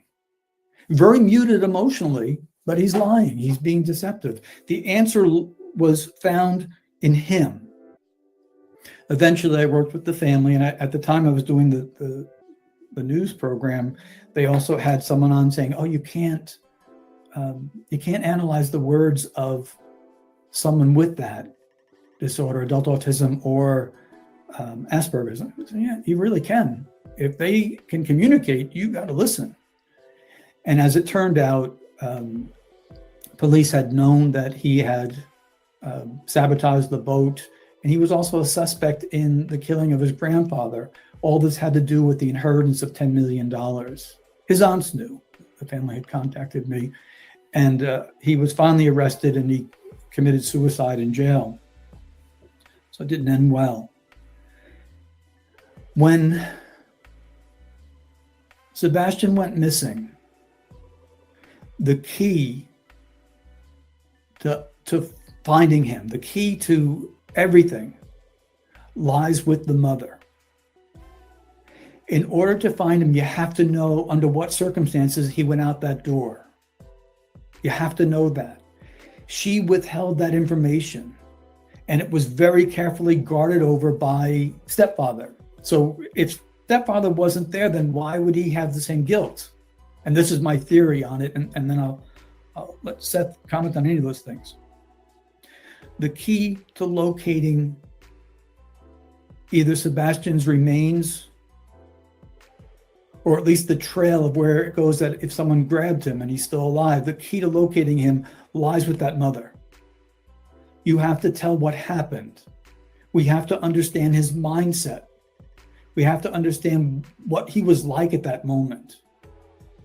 So here are two factors within that I think are not understood and really important.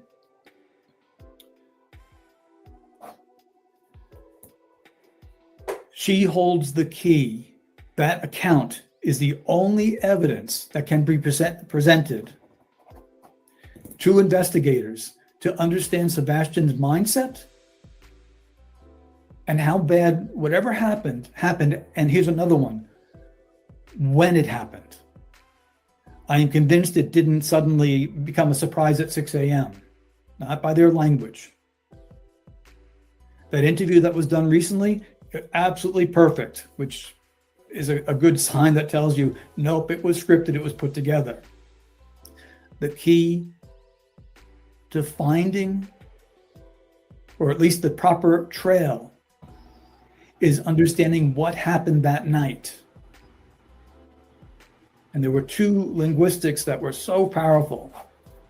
Is number one, and I hope this gets through because I'm having trouble, people still write to me about it, is the I love you. Okay. She's said, she's allegedly quoting him, I love you, mama, and the puppies. And he may have well said that. It may have been okay at that point. It is to present her to the public while her son is missing as a good mother. The presentation, the linguistic presentation of a good mother tells you something went wrong. Something went wrong. And even I in subsequent interviews, I heard them repeat that again. And it was too precise. I said, oh, that's coordinated. So it's alarming. We all say, I love you to our children, and hopefully our children say it to us. It is the need to present that while Sebastian was missing that says, from the subject's point of view, I need to be seen as a good mother. The need to be seen or perceived as a good mother tells you there was a deficit, there was something wrong. There was something wrong. So, if I came on here and I said, hey, I just want to tell everybody, there's no excuse for elder abuse. And I go on and on about it. After a while, you're going to say, did you hurt your grandfather? Why the unnecessary moralizing? It's the same thing. It's a type of presentation that is meant for you to consider, oh, that's really nice. He loved her. Therefore, she couldn't have done anything. It's no different than someone calls up on the emergency call and says, I was sleeping and I just woke up and the door's open and my child is missing. So you count off what the priority is, I was sleeping, I just woke up, the door was open, before we can get to the child. In other words, I'm going to present myself as innocent, which brings our attention to it. Thank you for being here. So the I love you under this context is alarming. It's telling you that something went wrong. Then, when someone mentions a phone call in a statement, in this context, that phone call is part of the story. Very big part of the story. Now, stepfather wasn't there, so he could not have caused whatever happened. Then she connected stepfather with a phone call. The other day I was driving, and I just want everyone to know that using a hands-free operation, I spoke to my daughter on the phone for a half an hour. I just love talking to her, and I probably keep her on too long. And this is true, I really do. I like to talk to her, and she's very busy with the baby and that sort of thing. You would ask, rightfully, Peter, why are you telling us that? Your child is missing. Why are you? I'm the one connecting it in a really weird way. You'd be right to ask that question. This is how we learn. We ask questions. So why, in a controlled environment with stepfather bearing down, why the need to tell us you had a 3-hour phone call while Sebastian is missing? I believe her. And I believe it's critical. So he wasn't connected to whatever happens to Sebastian until she connected him with his blessing. There's no refutation. There was no angry response to that. As if you stay on a phone for 3 hours at night when a child goes missing. What that told me was, and this is statement analysis 101. This is not anything of shocking discovery, is that phone call is part of Sebastian's missing. And that's why he's brought into this. She did it. She brought him in. Then stepfather went on and gave more and more interviews. The more interviews he gave, the worse it got. Yeah, I like how he explains everything. Because you saw what his bellicose language sounded like. What the language of physicality. I mean, he was at the point where is he starting to threaten people that are asking questions? The key to finding Sebastian, or at least the trail of Sebastian, lies with the mother. And whatever happened to him, I am firm in my belief he was part of it via the phone call. And why, after being married as many times as he has and being such a man of anger, and his disposition towards Sebastian was frightening. It was frightening to me. I've interviewed him 100 times in that sense, where I've heard the stepfathers and boyfriends run them down and very sometimes subtly blame the victim, that sort of thing. And they did. That's self-defense. That is preservation. If Katie wants him found, whether he is deceased or alive, she has to give up the same key from the very beginning that remains all this time, 2 months later. Just tell the truth of what happened. I agree. But self-preservation is blocking that. And this is why my belief on stepfather's involvement is so important. They discussed it. That was the conversation that she had a need, and he did too, to say took place. Now, of course, he's obviously clever. He knows that they're going to be able to look at their phones and say, oh, there was a 3-hour conversation the night that 15-year-old with special needs went missing. But I also have the gap of missing information of that evening. Somewhere after dinner, and between 6 a.m., there's missing information means deliberately withheld information. And so that key has always been, from the moment it happened, you know what? Put aside everything. And I think it's too late at this point, but put aside everything. Your child is missing. Tell police everything. Okay? There was probably a blow up of some form, or you foolishly locked him out. Face consequences with that, but tell the truth. Because even if he is deceased, he deserves a proper and respectful burial. And even if it was unintended and just foolish anger, because you've seen the anger of the stepfather. I'm not going to imagine what he said on the phone to them in 3 hours, but to her in 3 hours. Sebastian deserves better. So. Seth, thank you for joining. That is, I believe, the key. All right, here we go. Somewhere that investigators need to go back with her, re-interview, passing a polygraph of saying, I didn't cause his death, and I don't know where he is. This is but different. I'm not going to be able to see the information has to be learned. Thanks for just a minute. These are common interviews that are done. Even as stepfather's ex-wife spoke in a child protective interview, everything is on the table. Seth, your life is put under a microscope. Everyone's life, where can he be safe? You know, if he's found alive, where can he be safe? So all is fair. All is out there. And I don't believe it's anything to do with slinging mud, but to give a portrait of what Sebastian was living under.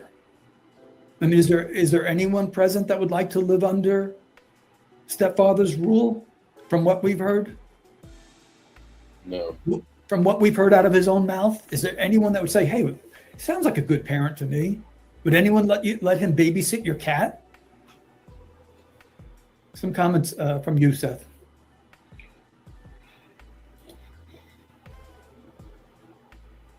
I was pretty much here just to listen to you. You have a lot more experience and stuff, and I appreciate you having me on the panel, and I appreciate your insight. And Does any of it sound crazy to you? No. I was married to her for a long time. And you're right on a lot of key factors. You're right on. You know, I believe that she did not open up at the beginning. Reading her body language while I was there. She's not telling everything. I just don't know how long she's going to continue before she decides that she's going to unburden herself. I hope she breaks. I hope she breaks, because maybe it will give investigators insight into changing course in terms of what they were looking for. Because there are certain things that aren't making sense. But I heard from you about his experience with bare feet. And we, you know, obviously the sneakers or shoes has played quite a role in all this. And then I heard stepfather talk a lot. And that's the language of an abuser. And that's when I thought, they maybe been trying to teach him some lesson how to be a man and go out there with his bare feet, or something happened that night, an altercation of some form, of which they have coordinated their accounts together since then. And so my hope is that maybe if there is a break in the relationship, maybe the maternal instincts will take over and she'll say, you know, here's what happened. I don't want to hold this burden any longer, and I didn't intend for it to end as it did, but here's what happened. That's what I'm hoping for. I can only hope. I still pray that my son's alive. Yeah. And the sooner she unburdens herself, the sooner we can either find him, triangulate on a course of action. I understand that you're trying to work together. I'm hoping that she'll work together. I'm hoping that both her and Chris will actually start working with me so that I can work with them. I mean, that was pretty much the whole.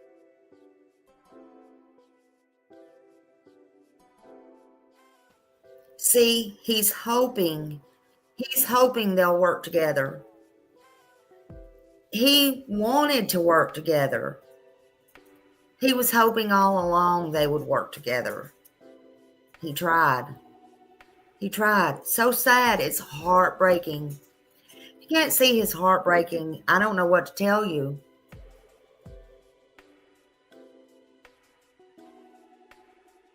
Discussion last night before the vigil. And I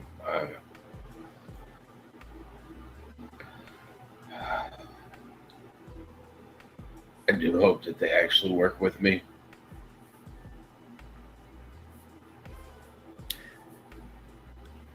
If my child goes missing, my first call is to police. My second call is to biofather.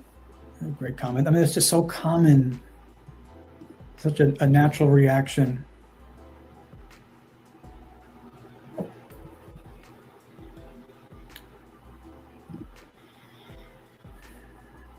Seth came to listen, that was what he said. And he is in need of working with others. So otherwise I'd be asking a lot of questions. Though I don't think you have many answers, Seth. I don't. I've had a lot of questions since this has started. Were you there that night? The answers. Were you there that night? I wasn't. Who was there that night? Katie and Sebastian. Yeah, and that's where the key lies, is in a mother that was there telling the truth. Jason's an analyst think she should be interviewed more without Chris around. Yeah, certainly I agree. There should be I think if they know anyone that she is close to, that she would confide in. In terms of criminality, there may not be there. It may not be considered criminal behavior, in the sense that there was a fight or something took place. Without Sebastian to testify, there's probably not going to be any consequences. My hope is just come out and talk. Come out and talk to the investigators, and as Jason said, alone, and come clean with it. She needs to come clean with it. 2 months now.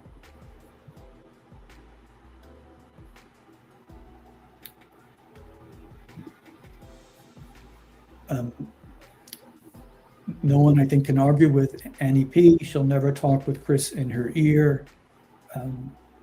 No, I mean, he's obviously concerned about the connection to his other case going on. He's concerned about his reputation, and he's willing to really go after people who don't believe him with anger and rage. So if you've seen that, you can probably consider what it was like for Sebastian with his difficulties, living under someone with that type of anger.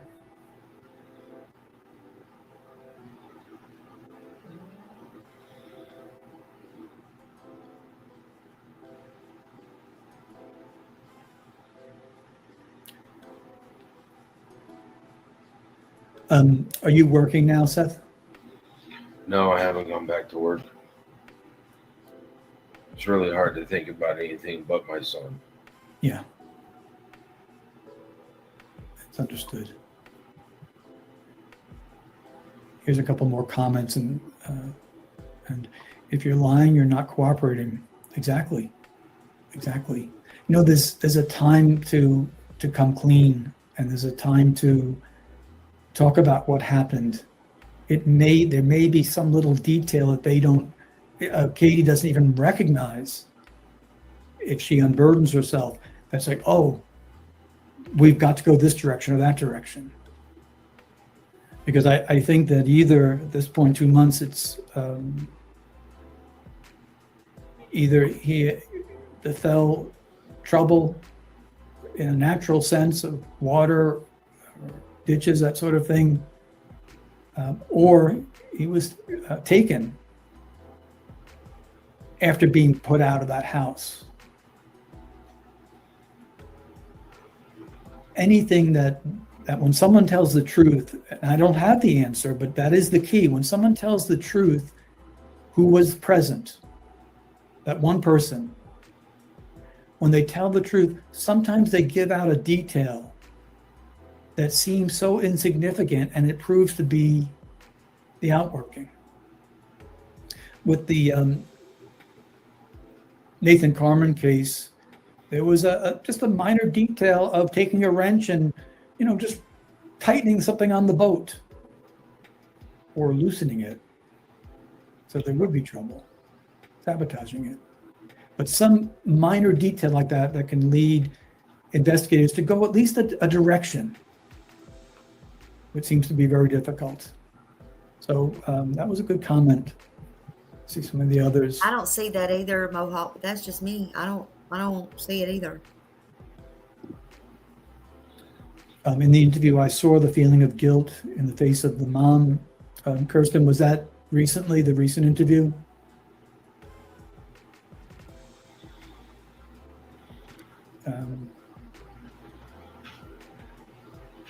I thought that she, besides, I didn't like the language in the sense that it was very tight. And it appeared to me that, wow, she's learned the lesson of social media. But I also thought I saw a little bit of guilt in that face as well. Like, maybe not guilt, but regret. Regret. Time to tell the truth. And Seth, if you've come just to listen, and I appreciate coming on, I'm not throwing the questions out that coming into the chat. Just some of the things.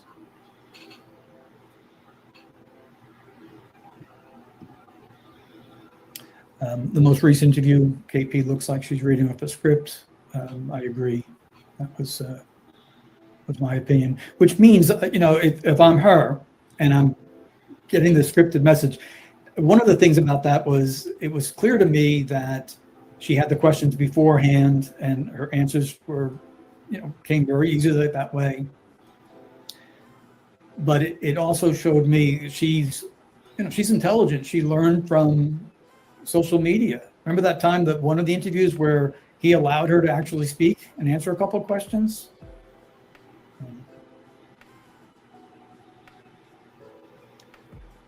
I think the drama that goes on behind the scenes, that people are upset, and rightfully so. And I think that everyone wants Sebastian found. Everybody wants him to be alive.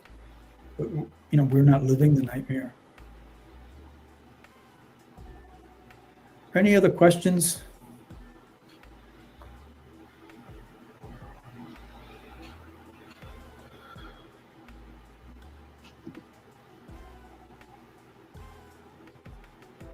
So that would be something that hopefully the initial investigation knows about, are the clothes that Sebastian wore to the restaurant that's still in the house.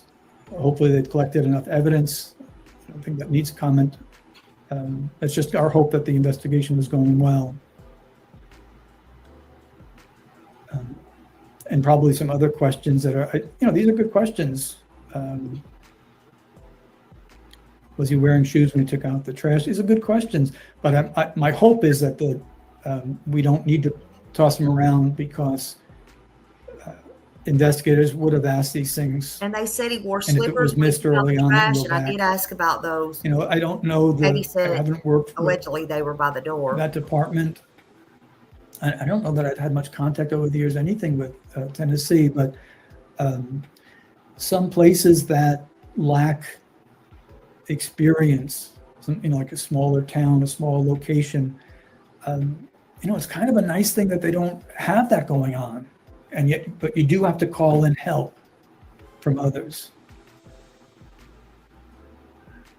Here's one question I would like to answer.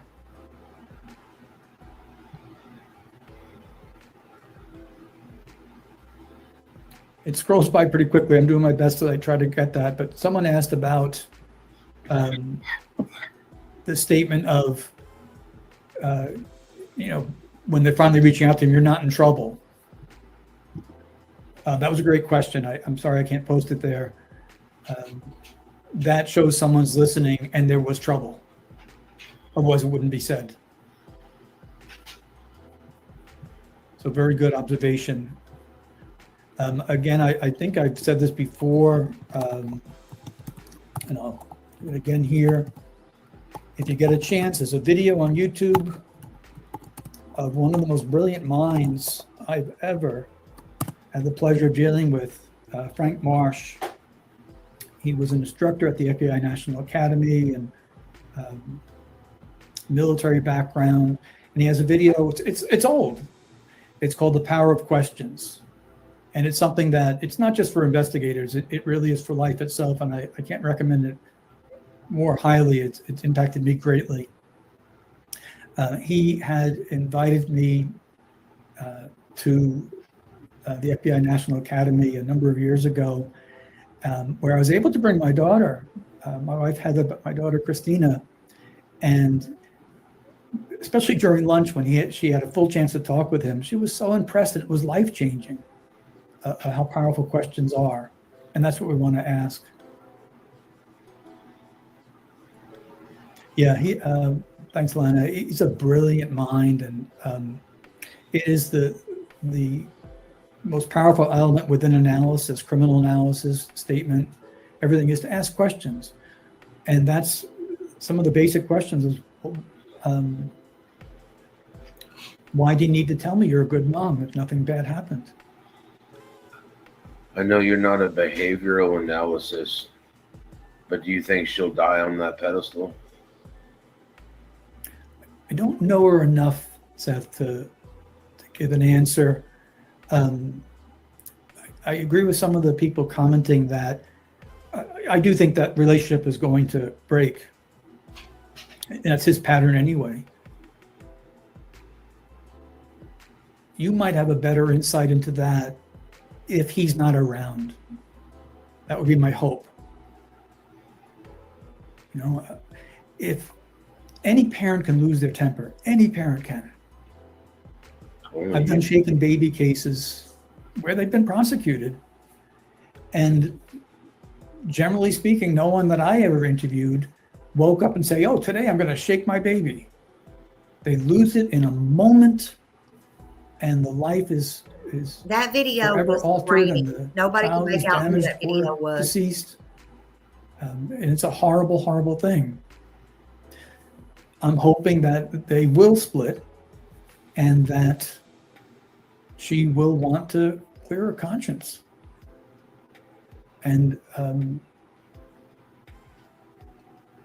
even if it's that foolish, well, we decided to, you know, not let this behavior go on any longer, so I put him outside, and he has to get over, I wanted him to get over his fear without the shoes on, or something like that. Something went wrong, and someone just commented, something snapped. Something snapped. And when you hear this guy's anger and the language of abuse and the language of domestic violence, it's like, what did your son live under? You know, it's hard enough being a 15-year-old without any issues like autism. What did he live under? Here's something of interest, probably down the road, but yeah, civil litigation, spring depositions, and questions are asked. Questions are asked. And even when someone ducks a question, that gives us information. So a good comment, that girl. Are you being bothered at all by people claiming to have all sorts of psychic powers and magical insight? I mean, people try that stuff. I got so tired of people stating that my son was dead. I mean, that it was just they don't have any clue what that stuff does to a person's faith and hope that their child is alive. I refuse to listen to that stuff anymore. As soon as somebody says, hey, there's this psychic, I don't want to hear it. Yeah. I don't want to hear it. I have to have faith that my son is alive. And I have to have faith that she'll tell me. I do terribly regret giving bold opinions on this. I don't wish to add to your pain any longer. With the world of psychics and whatever wording anyone wants to use, it's fine. There's been some real damage done at times with parents who were vulnerable. I can't imagine being any more vulnerable than not being able to find my son and being able to hear someone. It would be just too much. Too much. That's why we call it predatory. The best thing that I can say is I don't have social media. All I have is YouTube. And when I literally logged into YouTube to listen to some cryptid stories so I could lay down and try to sleep for about another hour or two, I saw yours was getting ready to come on. And I listened to all yours. I enjoy that. I enjoy listening to you, whether you bring good information or bad information. Emotionally, I still like to listen to you. You're an expert. I consider you're an expert. You are an expert. I hope that we get good news. I think each day means it's more difficult to have hope. I pray for all of you, including not just Sebastian and you, but for mother and stepfather. I just like the truth to come out, and if there's anything within that truth that can bring this along, that's where it's going to lie. That person of whom Sebastian was with, and there was no one else in the house, that person knows more than they've let on. And Katie, if you're listening, God forgive you, but come forward and talk. Talk for Sebastian's sake, and really for your own as well. Well, thank you for coming on, Seth. Okay, and here and I love to hear Peter talk as well, and rest his soul, rest his soul, bless him. He was a very intelligent person, and he knew his stuff. So yeah, love to hear his thoughts and opinions on everything. And he's right. We, right or wrong, whatever we think and however we feel,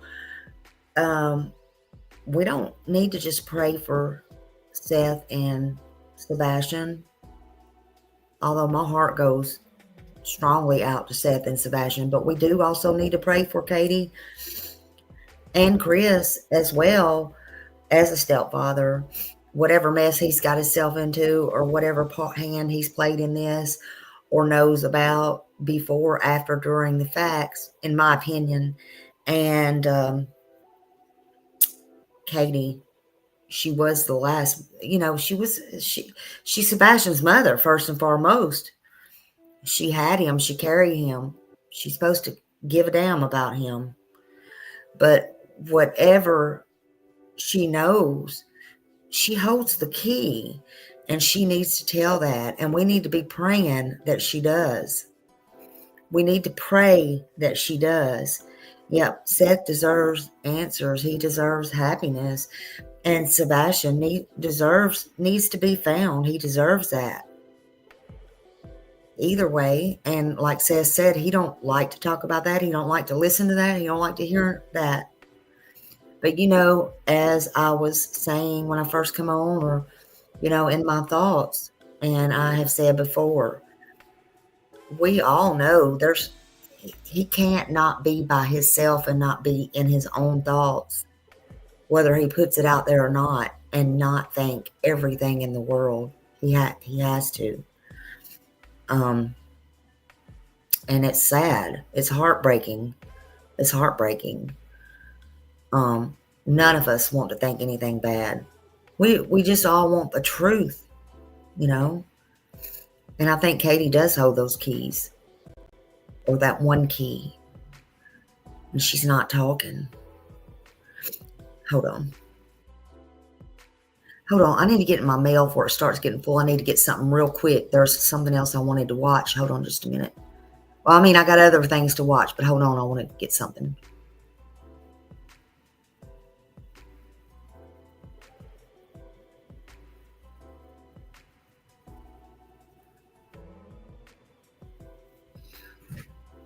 Okay, we'll watch that in a minute. I got it. I grabbed it. But hold on. We're going to watch something else. Hold on.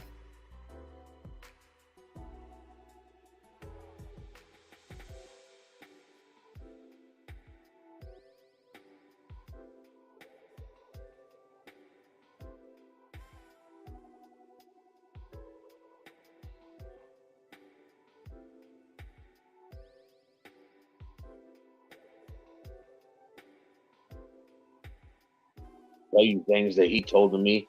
Like on the first day, he looked at me and, he hadn't even been back for like 2 hours or 3 hours. And he looked at me, what are you going to do if this goes south? And I looked at him, I said, what are you talking about if I go south? What are you going to do if he's dead? And I'm going to walk out of this house, because if I do anything else, they'll put me in handcuffs. Now, if you're wondering whether you heard that clip correctly, yes, you absolutely did. That is exactly what was said. So let's dig into this a bit deeper and give some context. On the day Sebastian was reported missing, Seth drove over to Chris and Katie's house. At the same time, Chris was also on his way home, having worked a few hours away. According to Seth, Chris had been home for about 2 hours when he suddenly asked Seth, what if this goes south? He then clarified that what he meant was, what if Sebastian is dead?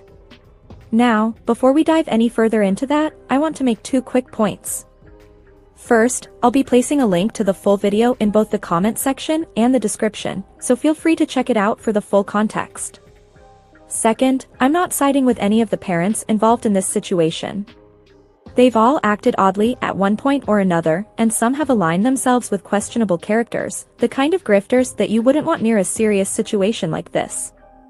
Their stories don't always add up, and at times, they flat out don't make sense. So, if you're someone who's a strong supporter of Seth, or a fan of Chris and Katie, this video might not sit well with you. I'm not here to pick a side, I'm Team Sebastian, and my one and only hope is that this boy is found soon and found safe. Now, back to Chris's strange comment. Think about it, Sebastian hadn't even been missing for 24 hours, and Chris was already talking about the possibility of him being dead. It's such a strange thing to say, especially so early into a search. Why go to the worst case scenario right away? Sure, you could argue that sometimes people say bizarre things when they're under stress, but this wasn't just an offhand comment. I also want to point out that, at this point, I take anything these parents say with a huge grain of salt. Their behavior has been anything but typical, and I don't fully trust what any of them are saying. But let's say Chris did say this. What kind of person, especially a parent, would say something like that just hours after a child goes missing? Chris is a bio father himself, he has a biological daughter. You would think that, as a dad, he would be able to show more empathy in that situation, especially when talking to Seth, another father. It's not just weird, it's unsettling. On the other hand, some people simply aren't great at reading a situation. They don't know what to say, so they just blurt out whatever comes to mind without thinking about how it's going to sound or how it might affect the people around them. Is Chris one of those people? Does he just speak his mind without realizing the weight his words might carry? That could be one explanation, but it still doesn't quite sit right with me. Then there's the bigger question, why would Chris even think there was a chance Sebastian wasn't alive? Sebastian had been missing for mere hours. In most missing persons cases, especially within the first 24 hours, the assumption is that the person is still alive. Sure, if weeks had passed, it might be more understandable to start considering darker possibilities, but this was literally within the first day. Email that to me. Why jump to that conclusion so soon? It raises the question, does Chris know more than he's letting on? Could there be something else going on that we aren't aware of? It's not a comforting thought, but it's one that has to be considered given the odd behavior and strange statements from all the parents involved. And let's be honest, these parents have said and done some pretty bizarre things since Sebastian went missing. I mean, their stories don't align, their behavior has been erratic, and some of their associations with other people are seriously questionable. It makes you wonder what's really going on behind the scenes. But to be fair, who's to say how any of us would react if we were in the same situation? A missing child is every parent's worst nightmare, and emotions run high. People can act out of character or say things they don't mean. However, even with that in mind, I would hope that in such a serious and terrifying moment, no parent would be asking, what if our child is dead, after only a few hours of searching? It's just not something that feels right. The fact that Chris would even entertain that possibility so quickly is unsettling, to say the least. So where does that leave us? Are we dealing with a parent who's just bad at handling stress, or is there something more sinister behind Chris's comment? It's hard to say, but I think we can all agree it's an odd thing to bring up so early in the search. And now, we'd love to hear from you. What do you think about all of this? Here are a few questions to consider. Do you think Chris's comment was simply a poor choice of words, or could it indicate something more suspicious? Why do you believe all 3 parents have been so inconsistent with their stories?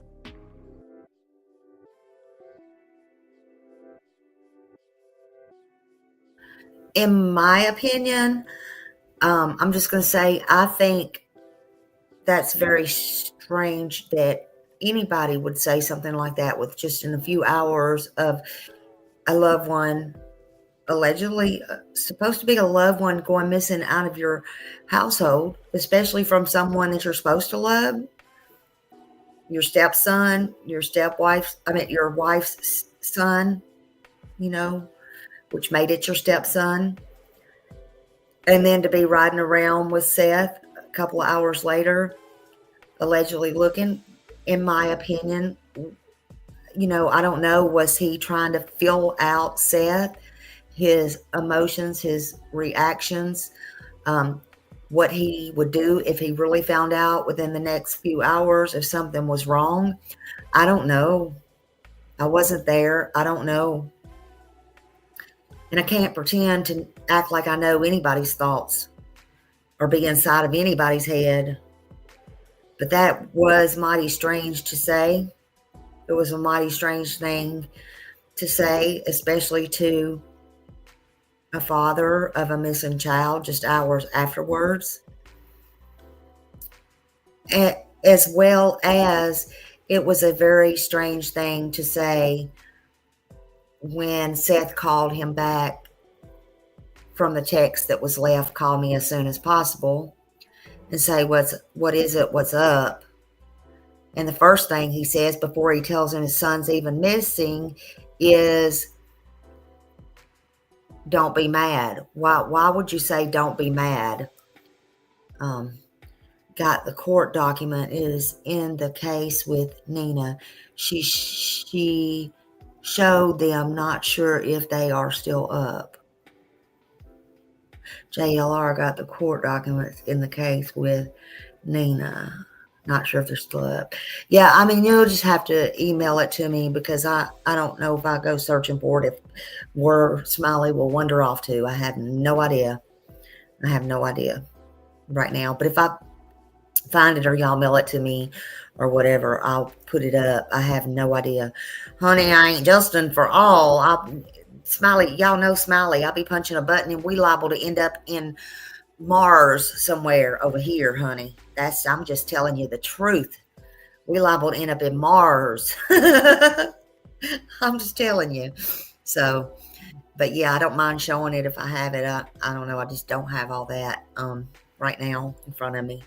Yeah, Millie's like, don't touch the buttons. Don't touch the buttons.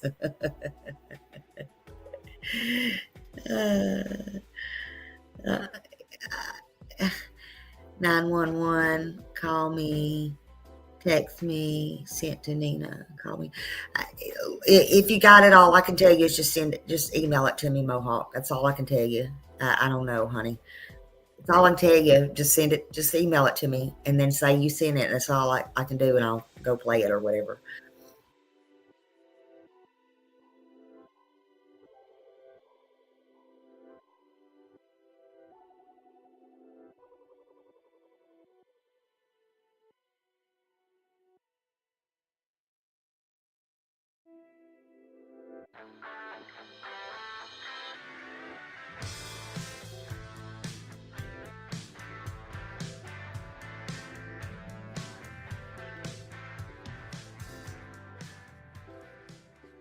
Welcome to Bed Crime Stories podcast. I'm your host, T. Hello to my loyal subs. I hope you're having a great day. And to anyone new here, a warm welcome. Thank you so much for checking out my channel. All I ask is that after watching and or listening to the video, if you find you enjoyed it, please smash the like button, consider subscribing, feel free to share, and hit that notification bell. And with all that out of the way, let's dig in. And I mean, weeks ago,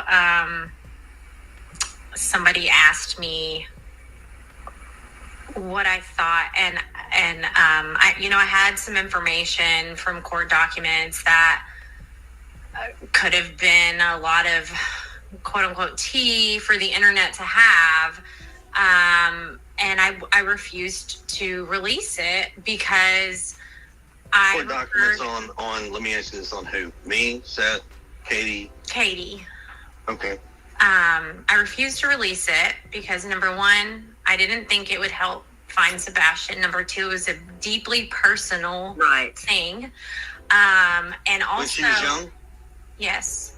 Okay, so let me finish, and I referred to the Michael Vaughn case, where his parents got completely slaughtered. Yes, they did. By the public for a very long time. And they didn't do anything to that boy. I do not believe. They didn't. Now they have proof. But they just got slaughtered. And if people can say without a shadow of a doubt that they just know what somebody did, and they don't. Well, if you know, take it to the police and let's solve this. Mm-hmm. Yeah. Tell all the Sherlock Holmes and Watsons out there, since they have their PhDs in criminal justice and forensics and all this, since they've got it, by all means, we welcome you to the case. We welcome you to come in here and show us and show these law enforcement officers that have so many years of experience that they don't know anything. We'd love for you to do it. That's it. That's the section of the interview that was done on Web Sleuths with one of Seth Rogers' private investigators named Chloe. Those were the words that set Chris Proudfoot, Sebastian Rogers' stepfather, off on a F-bomb laden rant. If there was any doubt about Chris Proudfoot's character, or should I say lack of character, we now know without a doubt who he is at his core and how he treats other human beings behind closed doors. By now you likely know that someone anonymously leaked a recorded phone call between Chris Proudfoot and one of Seth Rogers' private investigators. Her name is Heather Cohen. Chris was irate over what Chloe said during the Web Sleuth show about information that she received that was very sensitive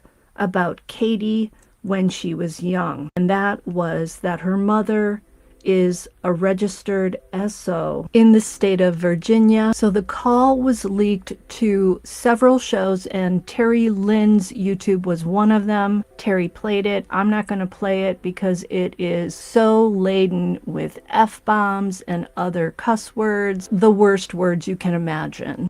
Chris Proudfoot was fuming because Chloe talked about Katie's mother's criminal charges. Correction, Chloe did not mention the charges. She simply hinted that there was something in Katie's past that was very salacious and that she referred to as I remember T for YouTube. I remember also Wild Wolf that Katie had taken Sebastian to visit and was at her mother's, and he was not supposed to be there, and Sebastian got on the phone, "Where are you at, son?" And that's where he was at, and so that had to be all sorted out. Yep, I remember all of that. Yep, Katie was not doing or making good choices for Sebastian. Yep, that's to say the very least. Chris is, in essence, blaming Chloe for the fact that many web sleuths figured out that Katie Proudfoot's mother is an RSO. They clearly did not want that information shared with the world. Along with the F-bombs, Chris used the most offensive term you can call a woman.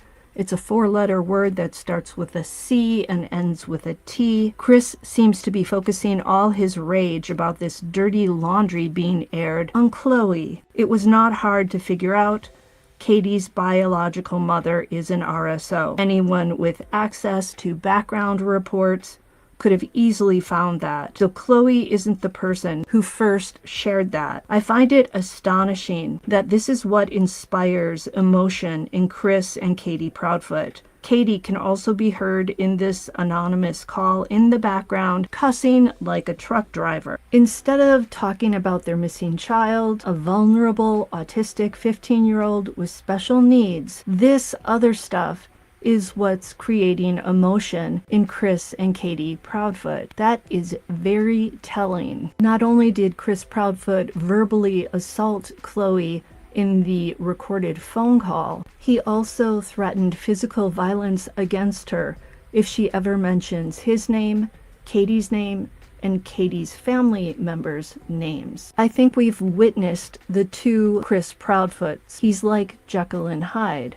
He has the charming Chris Proudfoot, the one who was sort of trying to schmooze Terry Lynn in his long 3-hour call with her. And then we have the real, uncensored, raw Chris Proudfoot, who, when he's mad, behind closed doors, on a phone call that he probably didn't know was being recorded, lets loose with vile and disgusting language. And what's really interesting about that is that this is what he accused the PI and Trisha of Web Sleuths of doing on the show. Listen to what he said when Trisha first talked to him when he showed up on the panel. Okay, so who do we have here? Who do we have here? I've put you on the platform. You have me and Chris. Hi, Chris Proudfoot. I really appreciate you coming here. I'm going to change the banner really quickly so everybody knows it's you. But I don't know how long you've been listening. Long enough. Okay, you sound angry. Talk to me. What? Very. Talk to me. We don't want to get you. The last thing we want to do, Chris, is cause problems between you and Seth. I swear to God. Well, I can understand that, but let me help you with something. Okay. Okay, a lot of the information that I've been listening to on your show, coming from Chloe, the questions that are coming through people, it's very sickening and disgusting, to be personally honest with you. Okay, let's talk about it. So let me go ahead and address a few things to help y'all out. Okay. Chloe, you're the PI. I haven't had a chance to talk to you. You haven't even called me. You ain't done anything, first off. Heather is the only one. Heather is the only one who has reached out to me. Or to my wife. Actually, we talked to you a month or so ago. That you have, that you don't have all the answers to, is a problem. Okay, well, Chris, help us understand, because I know Chloe, and Chloe wants to help. And the last thing Chloe would do is want to put out misinformation. And the problem is... Okay, I understand that. So let me just smash something real quick. Okay. Okay, first and foremost, anything that goes on between me and my wife is not a damn bit of anybody's personal business. I don't care what you think. I don't care what y'all got to say. That'd be like me splashing all your business out to the world. Okay. It does not matter what goes on in my house. We're looking for my son. It matters, Chris. Your stepson, right? It pertains to your house. It pertains to Sebastian. Son, all the kids are treated as if they are own. There is no title, a stepson, a son. It does not matter. That boy is loved by me just like he is my own. Just like he's my own. There really are two Chris Proudfoots. He can try to be charming at times, but then he turns into a screeching, foul-mouthed monster who threatens to use his hands on someone. Honestly, I shudder to think, did Sebastian ever have...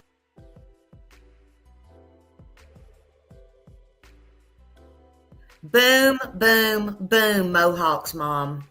I'm going to stop it right here, and I'm going to agree with you, and I don't care who's listening. Chloe was working for Seth. Heather was working for Seth. Heather and Chloe was supposed to be reporting back to Seth. Heather and Chloe was not supposed to be reporting back to Chris, nor were they supposed to be reporting back to anyone else. They were supposed to be reporting back to Seth, and if it's anything pertinent, deadly, or devastating, then it could go to LE. But it's supposed to go to Seth, in my opinion. It's bullshit. No wonder they're not working for Seth anymore. I wouldn't have them working for me anymore either. Just saying. When you're hired by somebody to do something, that's who you work for. Not every other Joe Blow down the road.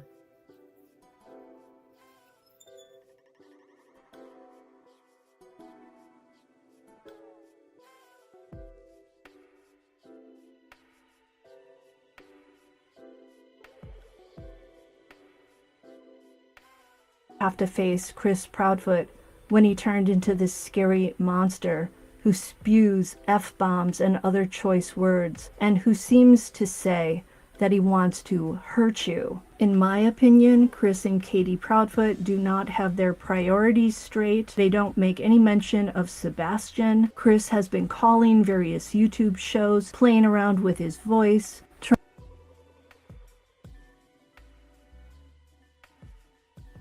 Oh. And if somebody else wants to pay you money and you want to work for them, the professional thing to do would be, well, it's a conflict of interest. I already work for XYZ, just like attorneys. I'm sorry. Are you about the money or about the child? Just saying. Some people are just only about the money. How you going to take somebody's money? You know, and if Chris's money is better than Seth's out here struggling, then go on, be with them. Be where the money and the status is. It's going to get you on up the ropes. Go. Shoot, little girl, go on. Just saying.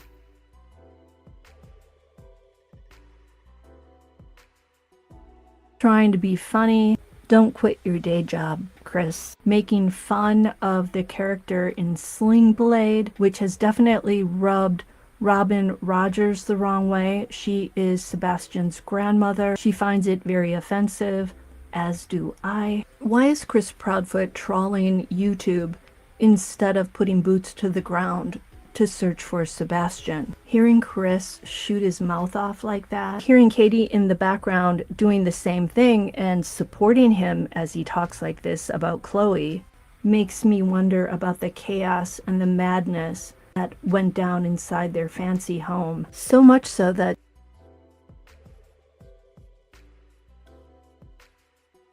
No, in my opinion, and the way that I see it, is everybody wants to take advantage of Seth. That's the way I see it.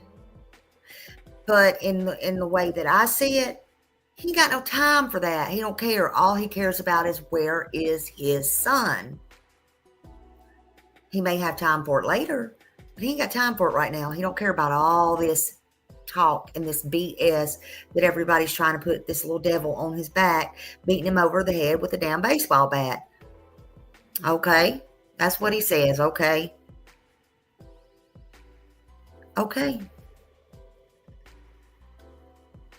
And while people's out here arguing and care, he'll ask them, why do you care what so-and-so thinks? All he wants is his son back. That's all.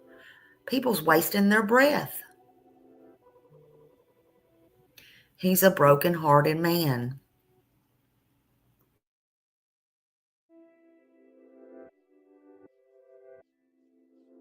Child Protective Services had to go out to that house. Why is the fact that Katie's mother is an RSO the thing that upsets them? They're having meltdowns over that. They're not having meltdowns over Sebastian being missing for more than 2.5 months. These people are messed up. Chris rips into Chloe, accusing her of not contacting him. She tries to explain that she did, but he's talking over her. He's not allowing her to speak and defend herself. Newsflash, Chris Proudfoot, Chloe the PI doesn't work for you. She was hired by the one parent eager to find Sebastian, Seth Rogers. Chloe's job is to figure out the truth about what happened to make Sebastian disappear. Perhaps that's really what you're mad about. You want Chloe to disappear so that she can't dig for the truth and find out the truth. And stop referring to her as an amateur PI. You should know that she's licensed and she's worked on many cases. She has years of experience. I'm wondering if you would talk smack like this about a male private investigator. Maybe you would, but I doubt it. But you did refer to Seth as a coward in your long telephone call with Heather Cohen. Another news flash for you. Seth has had the courage to hit the ground and dig through brush, all the while knowing that his child You mean might be out bedtime there stories? Hold on a deceased minute. and broken. That takes more courage than you have in your little pinky. Your itty-bitty, teeny-weeny little pinky. I'm sorry, I don't take kindly to a grown man threatening a woman, calling her the C word. I re-listened to the Web Sleuth's interview, and I think there were other things that also triggered Chris Proudfoot. At the 12-minute 40-second mark, someone mentions rumors about Katie Proudfoot possibly having a boyfriend in the neighborhood. Chloe replies that she's heard that, but it hasn't been verified. Trisha, the host, then asks if it's true that a car belonging to Chris's mother, Kathy Bowersox, was spotted at the Warsham's grocery store before Sebastian was reported missing on the morning of Monday, February 26th. Chris definitely doesn't seem like he likes anybody talking about his family members, his parents, his sister, his wife. Then Chloe mentions that Katie always parked in the garage and she could have ferried Sebastian out of there without being picked up by a camera in the neighborhood if she drove without her headlights on. This may have contributed to Chris's ire. Chloe questioned whether luminol was used inside the Proudfoot home. She made it sound like it wasn't used inside. She also said that she had scent dogs that she wanted to take inside the home onto the Billy, Proudfoot could you drop property, Web but the Sleuth Proudfoots also would in case not they want to allow watch that for whole that. interview? If you've got nothing to hide, why would you not allow that? It would certainly get rid of some of the suspicions around you and Katie, Chris. Next, the host Trisha asked if it's true that Chloe has a vetted source who told her Chris Proudfoot was going to leave Katie. Chloe said yes, we have a vetted source who's close to the Proudfoots who has claimed that he had conversations with Chris Proudfoot about him leaving Katie.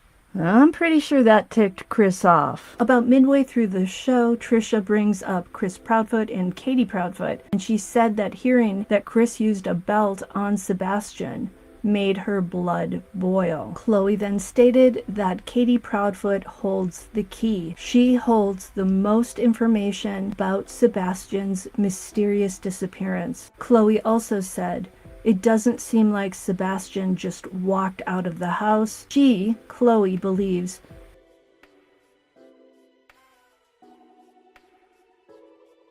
Thank you, Millie.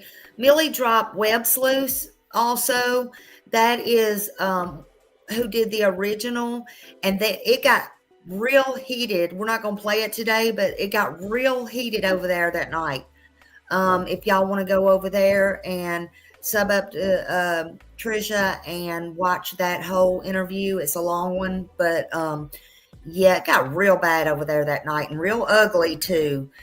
If you want the whole full context to it, thank you, Millie, for dropping that. Y'all can get the whole context to that, okay? So there is Web Sleuth as well.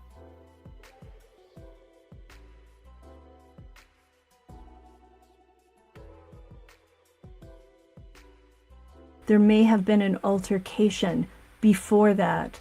And that is her first theory. Her second theory is that Sebastian disappeared due to foul play. I'm thinking Chris probably did not like Chloe's two theories. Next, Trisha said it seems like Chris Proudfoot controls Katie, but Chloe did not want to comment on that. So Chris can't be mad about that one. When Trisha mentioned that Chris Proudfoot's mother and stepdad left for Alaska 4 days after Sebastian went missing, Chloe said that she found it, first time Seth Seth and Chris was and it on the wasn't same long panel at after the this same part of the time. conversation that Chris Proudfoot asked someone behind the scenes if he could be brought onto the panel. But before he showed up, someone asked if the Bowersox have spoken to Chloe, and Chloe replied no, but she tried to speak with them. Why would the grandparents of a missing child not want to speak to a private investigator who is looking for their grandchild? That is a giant red flag, people. A little later, somebody brought up Chris Proudfoot's sister, Melissa, being involved in taking baby Faith away from her mother, Nina Gomez. The idea was that if Melissa has done this in the past, she might be very comfortable taking Sebastian away as well. Clearly, Chloe's interview on Web Sleuths was very much focused on Chris Proudfoot, Katie Proudfoot, and the families around them, Katie's mother, Chris Proudfoot's mother, and stepfather.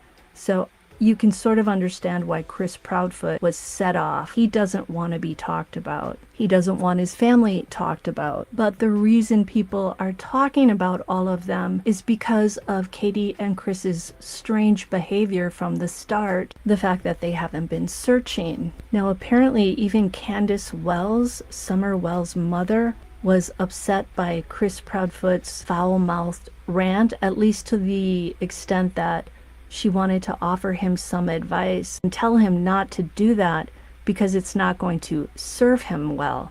Ah, the irony of all of this. What a crazy world we live in this true crime community. Until the next time on Bed Crime Stories.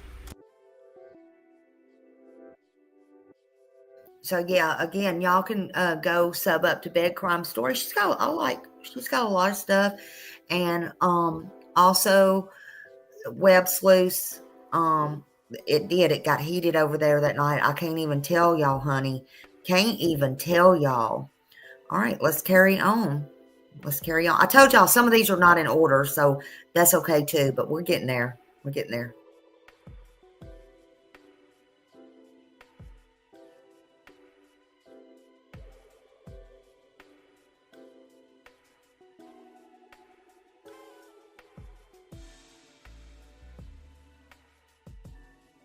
It has now been nearly 1 month since 15-year-old Sebastian Rogers disappeared from his home in Sumner County. Thanks for joining us on this Monday, everyone. I'm Rory Johnston. Like you, we have followed this story closely and hope Sebastian will soon be found safe. Well, tonight we share this update. The teen's father tells News Channel 5's Jason Lamb even 1 month later, he has not and will not give up hope. Wearing a ribbon of his son Sebastian's favorite color, Seth Rogers reflects on his son's disappearance nearly 1 month later.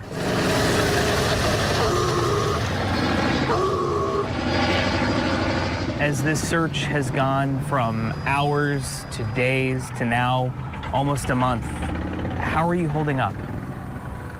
I didn't even realize it had been a month yet till about 3 days ago when I looked at a calendar. To me, it's just one big day, and it hasn't ended. And it's not going to end until I have my son back. After law enforcement scaled back its search, the United Cajun Navy, the same group that searched for missing Mizzou student Riley Strain, is now helping with the search effort for the 15-year-old boy with autism, who authorities say wandered away from his Hendersonville home. There's been no trace of the boy ever since. I'm curious what you would say to investigators, to some people watching now who would say that kids just don't vanish without a trace, implying that there must be some kind of foul play involved. What would you say to them? Foul play is still negativity. He's out there. We just gotta find him. Stop making excuses. You know, if there's foul play, we'll find out after we get a hold of him. We gotta talk to him. He'll tell us what happened. We just gotta find him first. And let's just be clear for everyone watching. Do you have any knowledge whatsoever about your son's disappearance? I don't. I found out over an hour after his mother found out he was gone. With his son still missing, Rogers urged neighbors once again to check their properties, even places you'd think someone would never go. He's gonna be in the weirdest place in the world because that's my son. You know, people are gonna be like, oh, well, we're not gonna check this, but you better check it. Because knowing him and his curiosity, he might be there. He might be there, an unending hope that Sebastian's father is still holding on to. Jason Lamb, News Channel 5.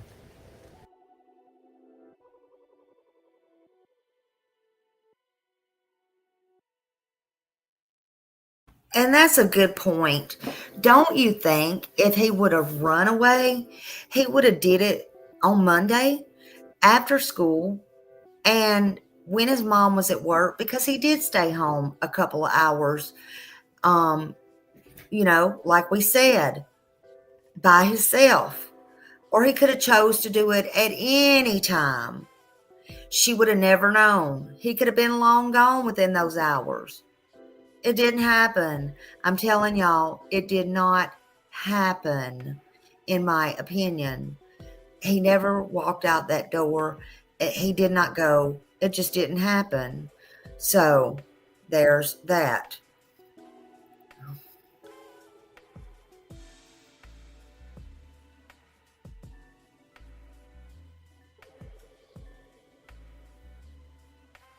Seemed bizarre to me. Even if a split up is acrimonious, you still have this shared goal, right? To find your boy. Has it gotten any better between you and Katie in terms of sharing info? It kind of feels like it doesn't feel like a shared goal. It sure doesn't feel like a shared goal. It feels like it's only my goal and all of Sebastian's army. But as for contact between me and the Proudfoots, there has been no contact. It's like I'm the only one that misses my son. I need you to get away from whoever you're near. Get to a phone. My phone is still on, son. I need you home.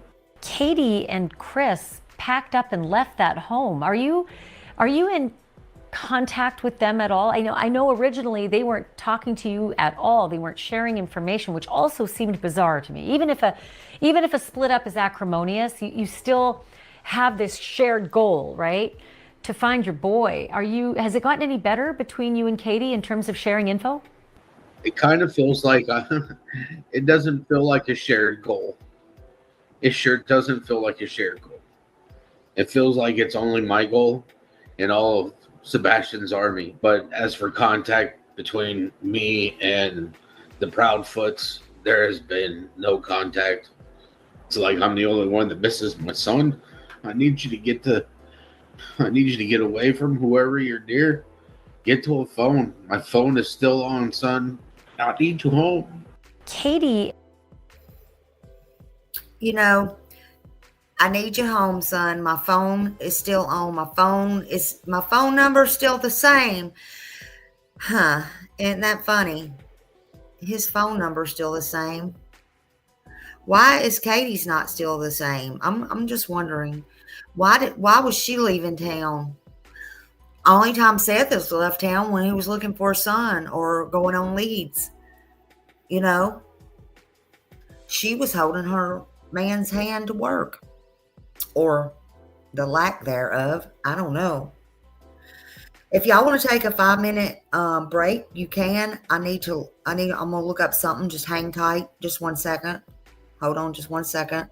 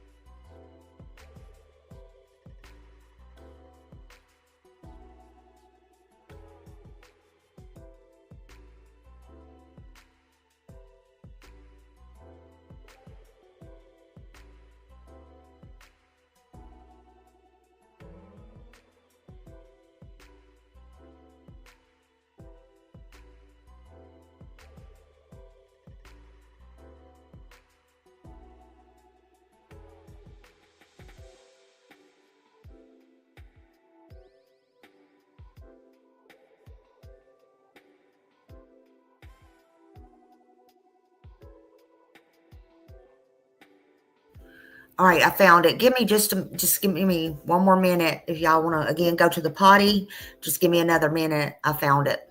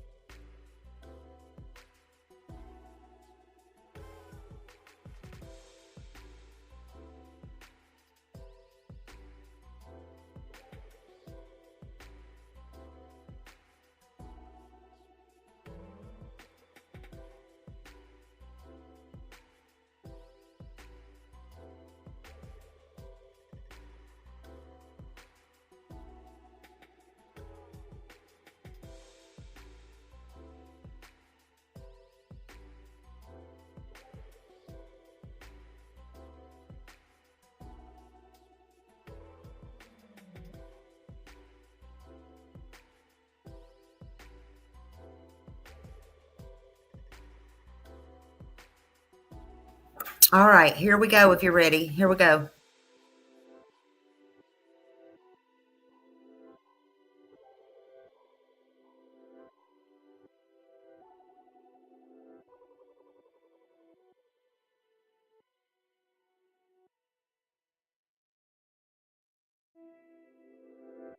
A missing teenager's father wants an overhaul to the investigation. Good evening and welcome to News 2 at 5. I'm Bob Mueller. 15-year-old Sebastian Rogers disappeared from Sumner County back in February. Now his father tells News 2's Nikki McGee how he wants the investigation to change. This week will mark 3 months since Sebastian Rogers went missing. And as you might imagine, his father Seth has mounting concerns, some of which he shared with News 2 during a bike ride vigil held for Sebastian Sunday. I don't sense a state of urgency from them. It's not their kid, it's mine. Although the FBI and TBI have been assisting the Sumner County Sheriff's Office, Seth would now like to see the case turned over to the FBI to take the lead. I tell people when you see something, say something. And then they turn around and they tell me they see something and they never get a response. They call the Sheriff's Department. A lady called me. She got my number. She was like, I waited over 4 hours and nobody showed up. The Sumner County Sheriff's Office tells News 2 they do share in Seth's urgency and are following up on all tips. Another disappointment, Seth's driving all the way out to North Carolina after a possible sighting of Sebastian, only to be told he'd need to go through his local sheriff's office to see the surveillance. The sheriff's office tells News 2 ultimately... Thank you. I love you. Thank you for being here. I just wanted to see his body language, the way the child was walking, to see if it was possibly my son. And, you know, the lady, her and her son, I would like to say thank you because that gave me a little bit of hope. News 2 asked the sheriff's office and the DA if they would consider turning the case over to the FBI. Investigators say they'll continue to work with other law enforcement agencies, and the DA didn't wish to comment on an ongoing investigation. Despite his concerns, Seth was encouraged by the more than 100 people who came out to support Sebastian Sunday. It gives me hope that my son's case isn't going to become a cold case. And the only reason it'll become a cold case is if the Sheriff's Department doesn't drop their ego and ask for a new set of eyes. Nikki McGee, News 2.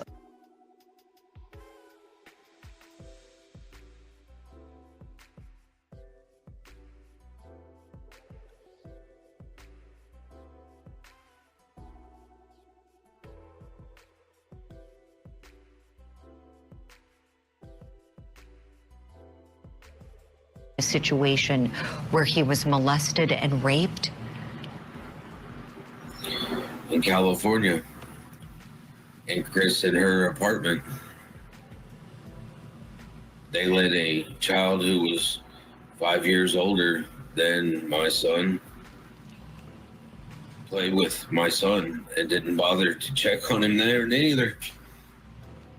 And he lost his innocence because of it.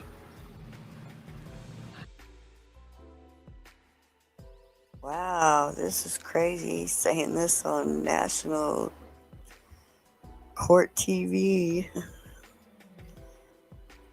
Man, okay.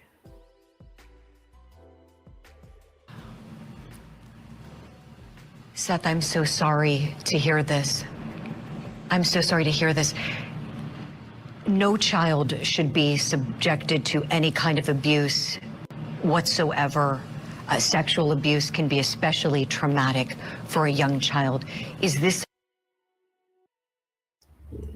Why didn't Seth take Sebastian then? He couldn't, or what? Like, I don't know. Did he report this? Did anybody report it? Thank you, Bliss Blessings. Something that Sebastian has struggled with And since then? hold on a minute. Let me stop this just a minute. Yeah, finally was able to actually get. Okay. Seth has already explained why he could not and what happened. So we're not going to go through all that. The most important part is to listen to Seth on the channel, okay? Listen to the interview. That's what I want to listen and focus on. I'm not so much focused on the commentary. Let's listen.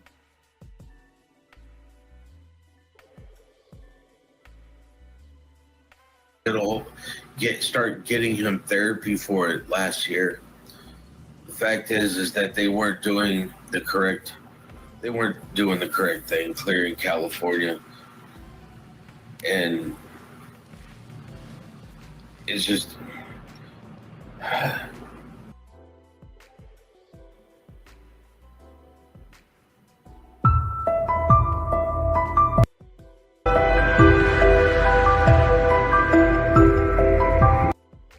Missing 15-year-old Sebastian Rogers, missing from Tennessee. Today, I want to look over these two interviews with the father. One's an earlier video with Court TV, and the next one is a newer video with News Nation. So let's go ahead and look at these videos.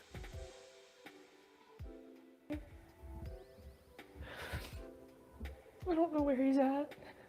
Mom Katie broke down several times in our interview, but says her hope is strong that her son Sebastian will be found safe and returned home. He's gonna walk through that door and the street will be flooded again with family and relatives all waiting to hug and love him. And Stepdad Chris says it's been an emotional roller coaster that all started Sunday night, February 25th. Pretty normal. He was playing in his room. When I told him to go to bed, he did. He said, "Good night, Mom. I love you." Katie says she went to wake up Sebastian around 6 a.m. Monday for school, and he was gone. Within minutes, Katie says she was on the phone with Chris, who was working out of town, and they quickly called 911. And he's not a runner. He's never run away before. He's not a runner. He's not a runner. I don't know why he walked out that door. And still no sign of Sebastian Rogers. The 15-year-old disappeared in the middle of the night on February 25th. His mother was the last person to see him and says that he left the house without any shoes on and just a flashlight. So where is he? Searchers continue looking for Sebastian Rogers is 15. He was last seen by his parents on February 25th in Hendersonville. Sebastian has autism. He's gone. It's the middle of the night, February 26th in Hendersonville, Tennessee. 15-year-old Sebastian Rogers should be safe, asleep in his bed in his home. But now everyone is wondering, was he home? Was he safe? Sebastian's mom, Katie Proudfoot, says she went to wake up Sebastian for school, but when she went to get him up, he wasn't there. She looked in the house. He wasn't there. Thank you, Raymond. I was trying to find the button. Vanished. After Thank she you, called Raymond. Thank you 911, for the the law super enforcement chat. search was on. It was wide, it was extensive, but yet again, no sign of Sebastian. Katie believes he left the home barefoot with his glasses, but where would he go? Why would he leave? And how could no one find him? Sebastian's father, Seth Yep, that's Rogers, what shares he said custody at and has first, been out supposedly. searching for his son. Good night, Mom. Meanwhile, Good night, Katie Bubby. says her I love husband you. had to go back to work out of town, and Katie left her home to be with Make him. no mistake, Sebastian Rogers missing is not yet a cold case. The TBI, along with the FBI and the Sumner County Sheriff, tell me that it remains an active case. But authorities also say they are no closer to solving the mystery of what happened to Sebastian. In recent weeks, the most recent tip that turned out to be nothing was this photograph taken at a visitor center in North Carolina. That lookalike teen was identified and confirmed not to be Sebastian. Since then, things have been quiet. We're doing everything we can do. Every time a tip comes in, we follow up on it. Eric Craddock is chief deputy with the Sumner County Sheriff's Office and heads up the investigation. 100 days since Sebastian disappeared is a milestone, but Craddock says no one is giving up. Unfortunately, the number of tips or potential sightings reported have gone down in recent weeks. There are no more random search efforts by authorities, but based on the investigation and search efforts to date, they do have a body of work to review. I think in the absence of information, what we'll continue to do is go back over everything we've already done once, put a fresh set of eyes on it. Maybe someone with a fresh outlook will notice something in the search area that others have missed. In the meantime, Craddock says they keep in touch with Sebastian's parents, who continue to cooperate, having talked to them just this past week. Everyone is frustrated over the lack of new leads, which unfortunately still result in crazy conspiracy theories. Oh, the rumor mill on social media has done nothing to advance this case. When something significant does happen, we will hear about it Neither first from have you. authorities, Fair's not fair. from armchair detectives on social media. For now, investigators say all options remain on the table, including the possibility still of foul play. Maybe Bears, News some Channel 5. armchair Morning to you, and might I just start figure by it both out. saying thank you and just that my heart and the hearts of all of our wonderful viewers really go out to you. The agony that you're going through, I can't even imagine. I've seen you do some interviews, and I've been so amazed at how resilient you are, and you've talked about how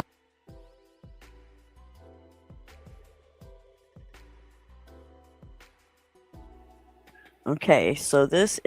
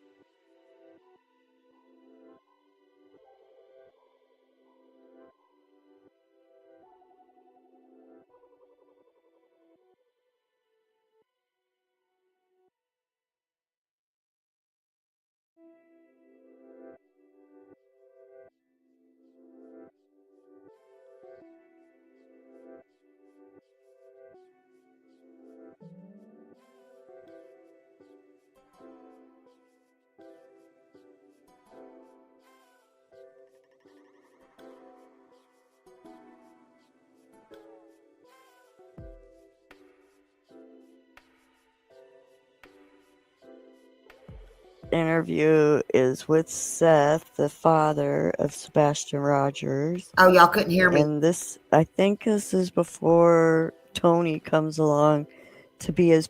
Y'all couldn't hear me, but I was saying that was the spitting image of him. He was looked like a twin. If anybody, I know we're not supposed to show or whatever. Seth just wanted to see him for himself. If I have to say, it actually looks like him, every inch of him, glasses, nose, eyes, ears, everything, in my opinion only. But it was ruled out. It was a bunch of jumbo mumbo, allegedly. But did they lose a twin at birth? I don't know, honey. I'm just saying. Looks like him. But that's just me. It ain't my kid. I'm just saying. PR guy, and this is when we really wasn't suspecting Seth of anything. We felt bad for him, and we were on his side, and then everything changed.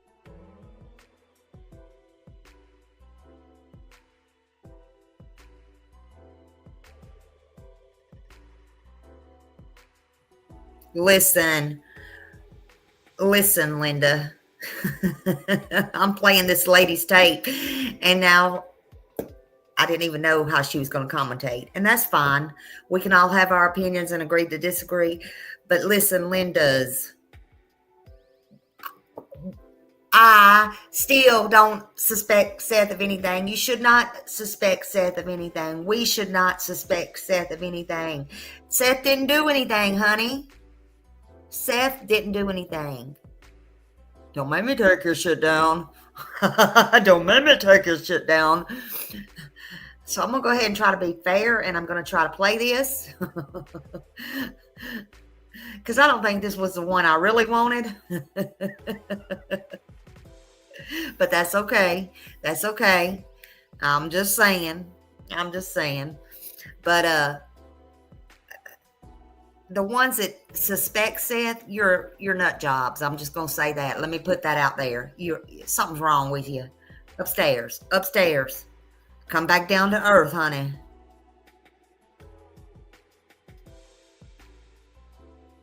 Changed.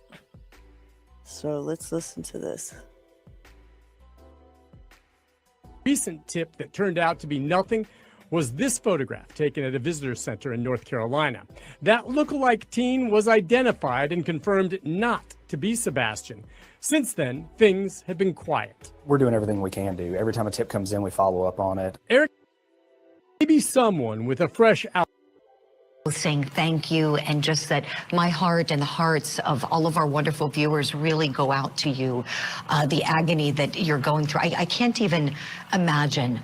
I've seen you do some interviews, and I've been so amazed at how resilient you are. And you've talked about how nothing is going to make you give up hope.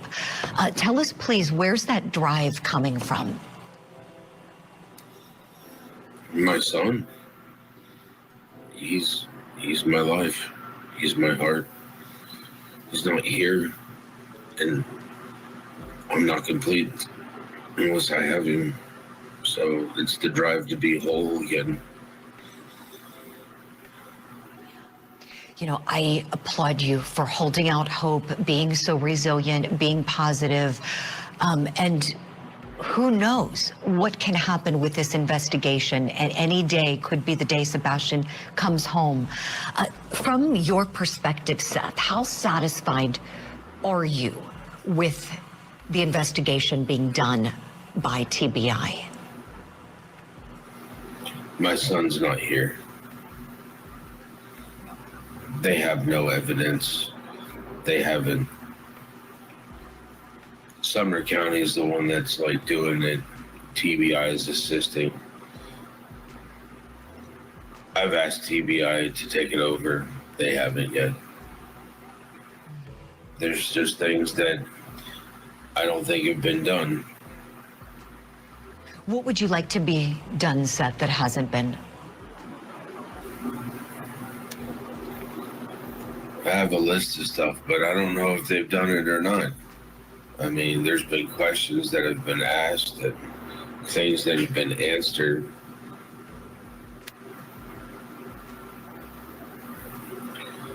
It's really hard to have evidence if we all can certain do that, protocols aren't being followed. I think they get a big fat 0 right now. You have to start back over from day one. You know, going back to day one, so Sebastian goes to sleep the evening of February 25th. It's on the morning of the 26th that your ex-wife finds that he's not in his bedroom. She is the only one said to be home. And Sebastian could have vanished sometime in the hours from when she last saw him go to sleep and from the time she opened the door. There's a window there overnight. Your best guess, Seth, based on how well you know your son, what do you think happened to Sebastian? He's not the type to put on, he's not the type to leave the house without putting on socks and shoes. As for running away or leaving, he didn't take his backpack. He didn't take his switch. He didn't take his phone. I mean, you'd have thought he packed some snacks. Doesn't make sense. The heck out of Dodge, but he didn't pack nothing. And he's not one to because he didn't go on his own. He's never eloped before. Are you leaning towards a potential kidnapping? Anything is speculation at this point in time, because there is no, as they have said, evidence that leads towards foul play. But there's things that just don't add up. His mother was the last one to see him. She's responsible for this, either through negligence at the bare minimum. Has she been a good mother to Sebastian?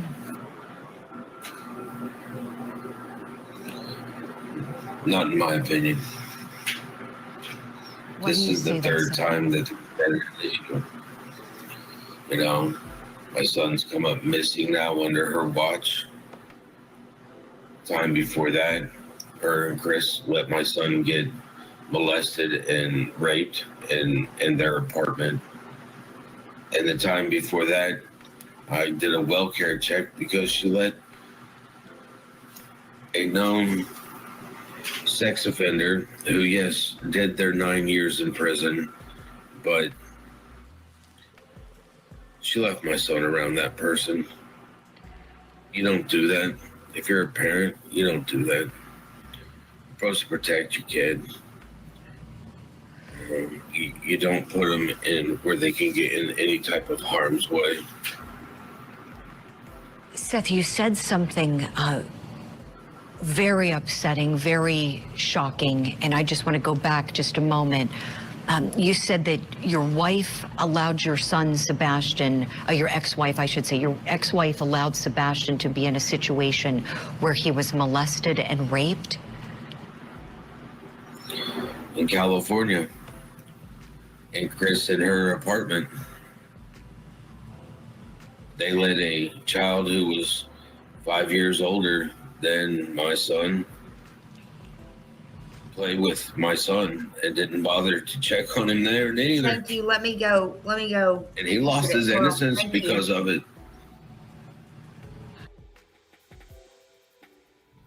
Wow, this is crazy. He's saying this on national court TV. Man, okay.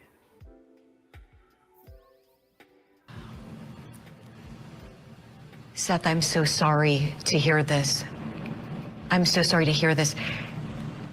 No child should be subjected to any kind of abuse whatsoever. Sexual abuse can be especially traumatic for a young child. Is this... Why didn't Seth take Sebastian then? He couldn't, or what? Like, I don't know. Did he report this? Did anybody report it? Yes. Something that Sebastian has struggled with since then? Yeah, finally was able to actually start getting him therapy for it last year.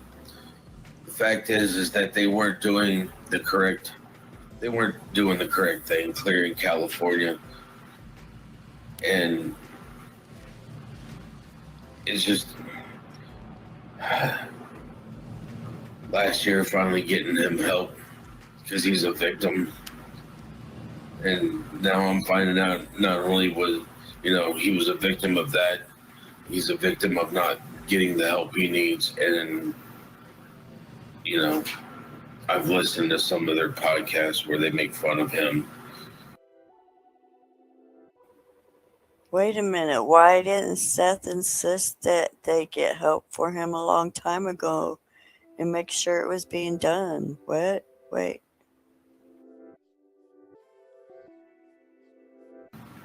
Make fun of his dancing. Chris obviously has this thing about corporal discipline with him. And it's just...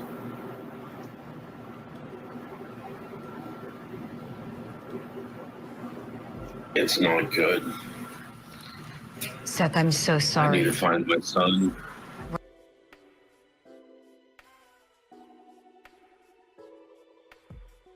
My God, who is this lady? Listen, She sounds high. I'm sorry, but okay. I'm not just saying this, but can we skip over the drama? Can we skip over the drama?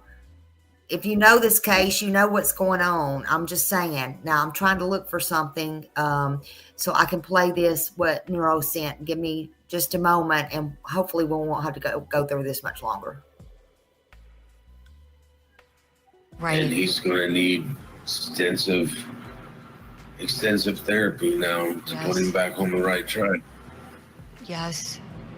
Was Sebastian the one who told you about the sexual abuse that had happened?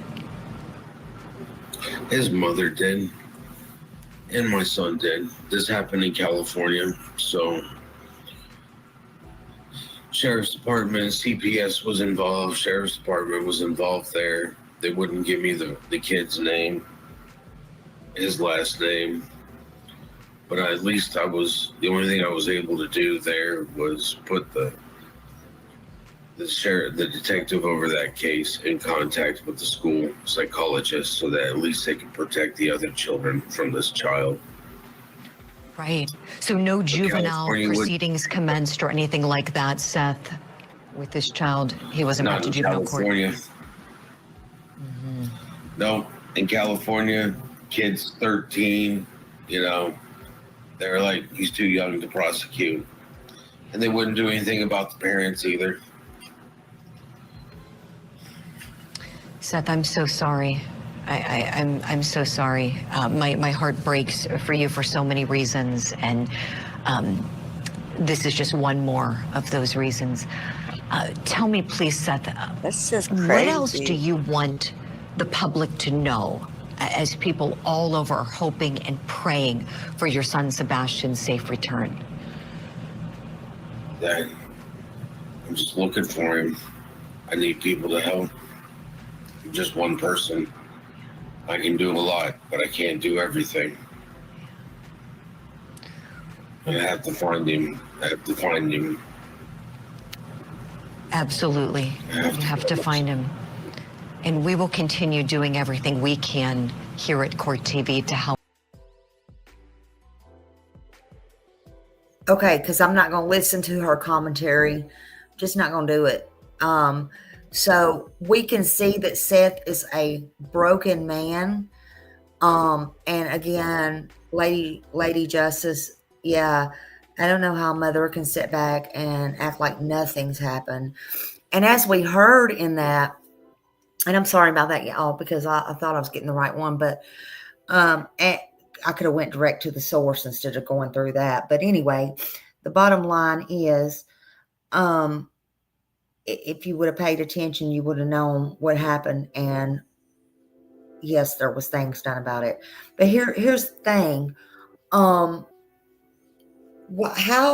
would the mother in the first place also going back after that did happen to him, allow somebody convicted out of prison, I don't care who they are, around their son,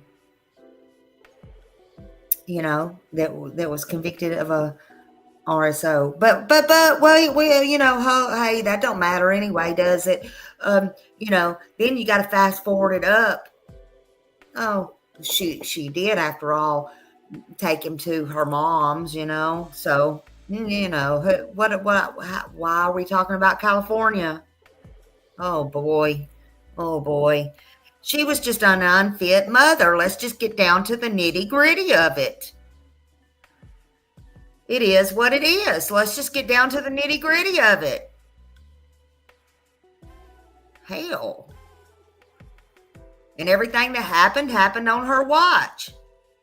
No need to be hating on a man that's heartbroken. This is a father whose heart is broken and is still broken. And it's not going to be mended or fixed. And it still probably won't be until his son is home, period. Now, hold on. I got to go get something on my email that was just sent to me. Give me just a second.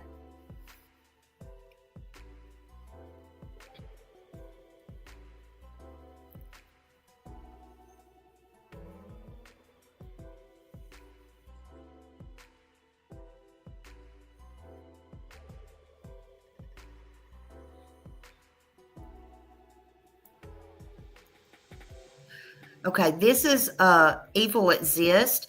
This was just sent to me and I'm gonna play it. This was a possible sighting of Sebastian. Hold on just a minute. Let me share.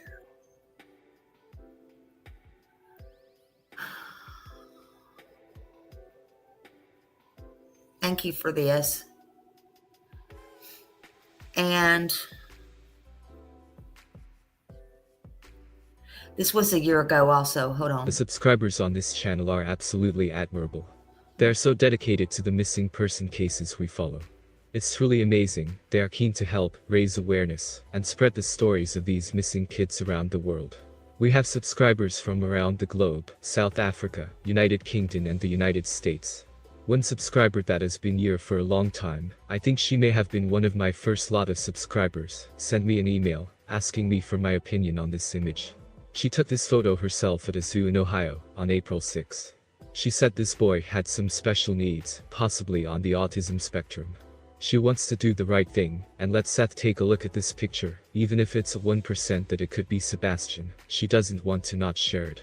Now, I know a lot of you are going to ask if she gave it into law enforcement. Yes, she did. She called TBI, and they advised her to email it to them. I always say when it comes to missing children, we should leave no stone unturned. In my opinion, this boy looks a little bit older compared to Sebastian. However, most of the photos we have seen of Sebastian are much younger photos, or photos taken at a distance. Anyway, let me know what you guys think. This subscriber is wanting Seth to take a look, and let us know what he thinks too. Even if there's a 1% chance, we should rather be sure. It's quite a distance between Ohio Zoo and Sebastian's home. But then again, there is also a distance between Sebastian's home and where this picture was taken in North Carolina. This picture is still under investigation by authorities.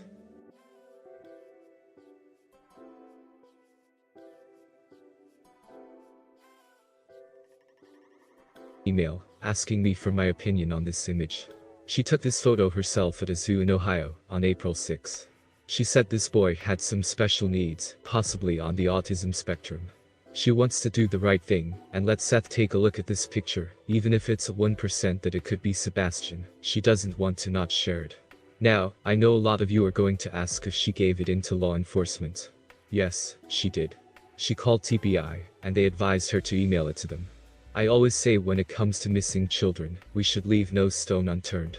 In my opinion, this boy looks a little bit older compared to Sebastian. However, most of the photos we have seen of Sebastian are much younger photos, or photos taken at a distance. Anyway, let me know what you guys think. This subscriber is wanting Seth to take a look, and let us know what he thinks too. Even if there's a 1% chance, we should rather be sure.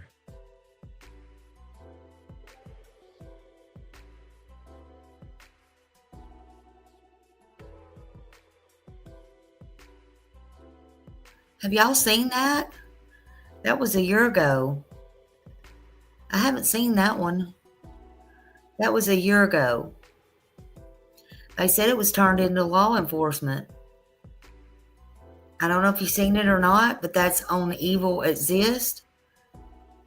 Go over to Evil Exist. Look at the photo. Analyze it. You seen it, Janice? Yeah, I haven't seen it, Raymond. What do y'all think? I mean, I know somebody said, well, he looks a little older. Well, yeah. Depending on when it's taken, I mean, they grow. I don't know. It does kind of look like him, but I don't know. So did the other one.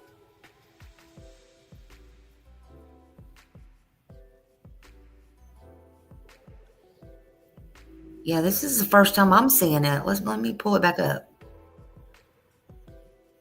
I wonder if Seth has seen this.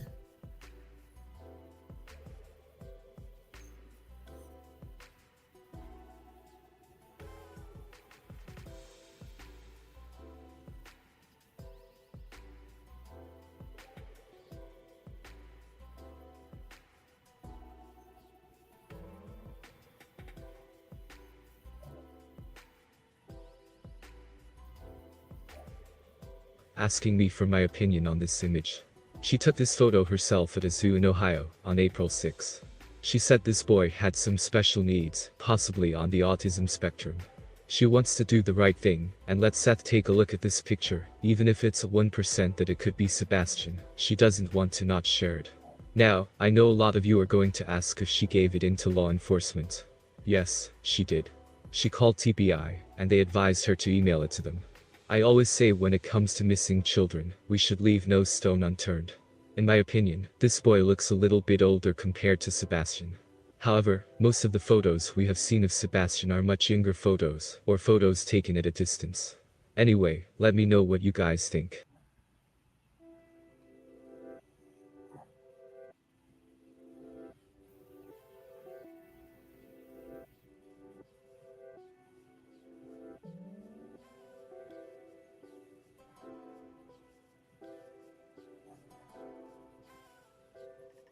These legs are always crossed. I don't know, y'all. I don't know.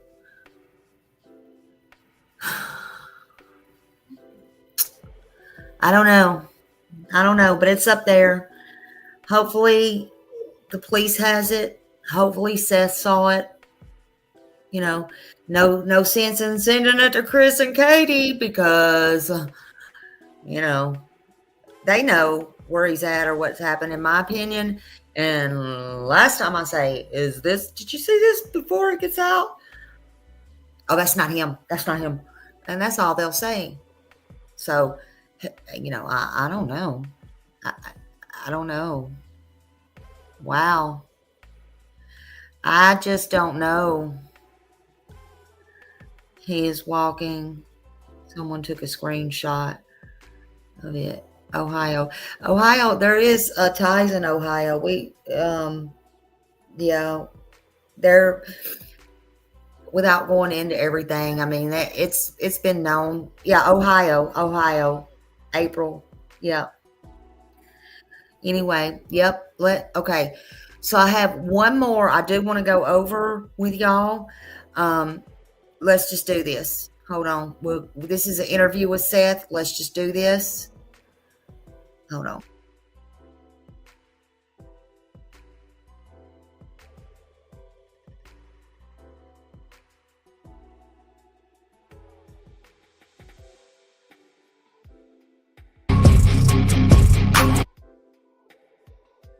Disappeared from his home in Hendersonville, Tennessee. According to his mother, he went to bed around 9 p.m. and when she woke up at 6 a.m. to get him ready for school, he was no longer in the home, and everything's kind of history from there. So I am going to go ahead, if everybody is ready. Seth, if you're ready, I'm going to go ahead and pull you up. And we will wait for Tony to get in. I'm just gonna talk to you because this is really my first time that I had an opportunity to say hi to you. I'm Bullhorn Betty. It's nice to meet you. And you know, just to kind of go over a few things with you before we get started. You know, thank you for being here, obviously. So I want to focus this interview on Sebastian, how you're coping with all of this. And just to let you know, I'm going to pry just a little bit, but if for any reason I go a little too far, just let me know. If you can't answer something, just let me know. Some of my go-tos, or, you know, I can't address that. You know, I'm not at liberty to say, you know, something along those lines. I don't want to push too hard, but I do want to find out some much wanted questions from, you know, myself as well as our audience. So thank you, Seth, for being here. No problem. I know that this has been a very challenging time for you, and I really honestly can't imagine what you are going through. Do you want to talk a little bit about, before we get started, about, you know, just how things have been progressing in the case, you know, just maybe some updates or anything like that, and then we'll just get started? What updates? Okay, well, that's it too, right? Gotcha. Yeah. Well, this is what I'd first like to do. I kind of want to explore your unique relationship with Sebastian. I heard that when he was born, you were kind of dad. You were home with him. Explain how you guys learned about his disabilities and ailments. Was it right away? Was it? Read a lot of books before, she was pregnant for 9 months. So read a lot of books. I've never been a parent before, apprehensive, must devour information and knowledge to try to, be prepared for what's going to happen. And first thing that I kind of realized is that my son was, he'd be awake for 16, 18 hours a day as an infant. Mm-hmm. And I'm like, well, that's not what the books say. The books say he should be sleeping this long. So he had sleeping problems as a very young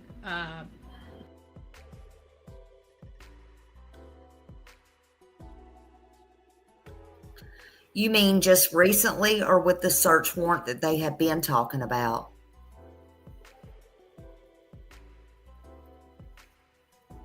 I mean, there's a difference. Because she talks about a lot of things on this, and we'll get to that later. Unless it's something that's just recent or today, I will carry on with this. baby. Yeah. And the other's old like news. That's why I'm saying that. He was active. So trying to having a new baby and already being sleep deprived, that had to have been an interesting combination. Well, I already have my own sleep issues as it is, especially back then. When Sebastian was born, I was working full time, going to school full time, and I was just, okay, so I have a child.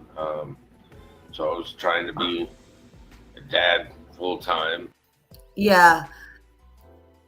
Yeah, that's old news. You kind of don't come in somebody's live and tell what another creator's doing. We'll get to that when we get to it. I mean, it is what it is. Right now we're doing something kind of over here, and it is what it is. Okay. Okay. Somebody does that again, block them, because I'm not putting up with that shit. And it was a lot. What kind of challenges, did you guys have learning his disabilities? Well, we found out about the chromosomal deletion syndrome at a very young age. Took him in to Jacksonville, and they told me and Katie needed parenting classes, and it was like, it's not parenting classes, it's sleep. Mm-hmm. There is no downtime. It's like, you don't understand, between work and my son, there's no time to sleep. It's not, I'll take a nap when he goes down, because he doesn't go down. Mm-hmm. I mean, you're working 8-10 hours a day. You're taking care of your child that is active, functioning active, like crawling around. It took him a while to walk, but he was always active. Mm-hmm. He's always been active. What kind of accommodations did you guys have to make when learning of his disability? Like, other than the classes and stuff like that, what did the doctors say? What did you guys have to do? More reading. When he was born in 2008, like 8 people had it, 8 known cases. So there was really no information about it. So let me tell you how that works. How about going over to Crime Time Buzz and telling them that Smileys over here doing this live on Seth? How about that, and bringing everybody over here? Why don't you do that for me? Then they can all come over here, okay? Thanks. Doctors were like, there's no money in researching this, so people haven't researched it. So it was, every day was a day. you know, as Right. it comes, you figure it out and you do it. How was it like when he was a baby, and how did you guys deal like with his sensory issues and other things? Like, did you just have to try stuff? It was, well, I like it quiet to begin with, so it's not really much of an issue on that one. Mm-hmm. But when he was young, it was fun. I mean, I enjoyed it. I mean, it was new to me, so it's not like I was comparing it to any other child. Mm-hmm. You know, to me, this was my first child. So had nothing but books to compare it to. And we all know children are different. Mm-hmm. You know, I remember It's him okay, Vicky. him sitting on the threshold between the living room and the kitchen, and he's just sitting there, and you buy him all the toys he wanted, but he was going to go for that. You give him an empty 2-liter, and he would play with that more than all the other toys that you bought him. All right, and it's like, okay, well, whatever makes him happy, you know. And at one point in time, it was about 45 minutes that he just sat there and laughed the whole time. And Katie was on one side, I was on the other, and we were just making funny faces at him, and he just kept laughing. It was, you know. Tony, thank you so much. I wanted to welcome you, but so sorry. I started a little early. I didn't want Seth sitting back there too long. It's all right. Don't interrupt the boss. So yeah, what is one of your, tell me a little bit about like fondest stories. Like what did you guys like doing when he was a kid, when he was a baby? Swimming. Boy loved to go swimming, and it was great activity. Putting sunscreen on him and then just going. And I've always liked to be a swimmer. Mm-hmm. To me, it didn't matter. Like, I swim it. When I grew up, swimming was, you swam in ponds. You didn't have a pool. You lived in the country. Mm-hmm. So, you know, I swam in rivers, Thank lakes, you. ponds. You know, Good to see if there's you. something there that'll eat you, you'll find out. Otherwise, you know, right. It don't kill you, it makes you stronger. There you go. Sebastian, on the other hand, you know, he's swimming in a lot of different pools. Saltwater pools, freshwater pools, chlorine pools, but it's always been pools. He never really liked the beach because he didn't like the sensation of the water around his feet. Mm-hmm. So, and he doesn't really, well, I've got it down further, but to go through some of the stuff, because he doesn't really like dirt and stuff between his toes. It seems like. No, he doesn't. I mean, when he was younger, it didn't really matter but as he got older, I've got pictures. I've got plenty of pictures of him dirty. Like, but that was before he started talking and, you know, dressing himself. And, you know, then it was like, he didn't want food. He didn't want himself dirty. Mm-hmm. And it's like, you still got to take a shower, boy. Gotcha. And it kind of dovetails right into kind of my next line of questioning is I want to kind of discuss his disabilities a little bit and want to explore like his likes and dislikes. What are like some of the major things?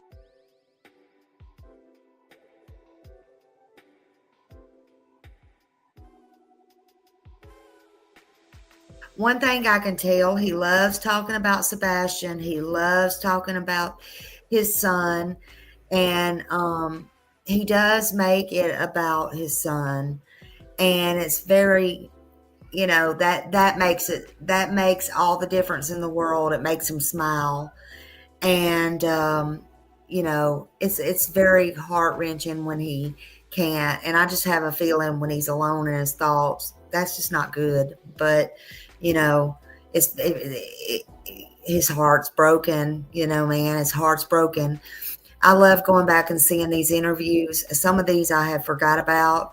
And, but just to see him talking about his son, he remembers everything. Like I said, it's usually a mom you see bonding.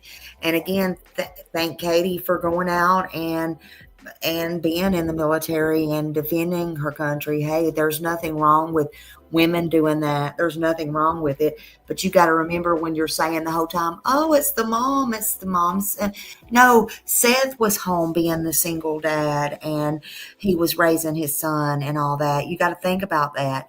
He was the one that was close with Sebastian until Sebastian got older, etc. And so they bonded. You got to remember all of that. And so this is very heartbreaking for him. But he loves to talk about it. He loves to talk about these things. And I just can't imagine. I can't imagine. Betty looks very pretty on this interview, in my opinion. Things that he absolutely loves. Besides like video games or, because what I've gathered over the last 3 months is that he's different at my house than he is at his mom and stepfather's. So, I've heard some of the stories, and it's not one of those pleasant things that I like, because it just means I was inadequate in doing what I should have done.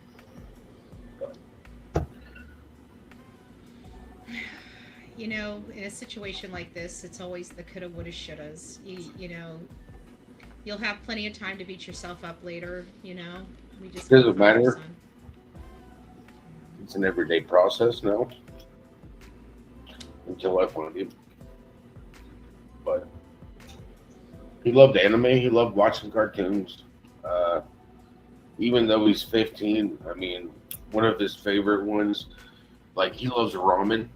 Like, we have a Japanese restaurant here in Clarksville that I will take him just to eat ramen. But, like, we'll spend all day watching Naruto. So just so when we go to dinner, he's in the, he'll want to go have ramen. He likes a lot of anime and cartoons. Which Gotcha. What does he absolutely dislike? Like, just without a doubt, like it's a no-go. Like, he just absolutely can't stand this. boring movies would probably be his go-to. He doesn't like to watch like old, I like Stargate movies, old Star Trek movies. He doesn't even like the old Star Wars movies. If it's not new, he doesn't really like it. If it's not his generational thing. When he was growing up, we made a big deal every Christmas when a new Star Wars movie came out. Me and him, that would be a me and him night.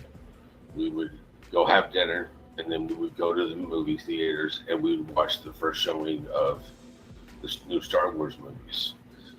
And that was just one of the things that we did as a dad and son. So you have that beautiful memory. I think I kind of glossed over some things, but with Katie, how did that whole situation work out? When he was younger, because I did watch you. I think it was Jennifer Coffindaffer, and you were talking about that you took care of your son. That she ended up after his medical diagnosis went off to the Navy. How was that? What prompted that decision?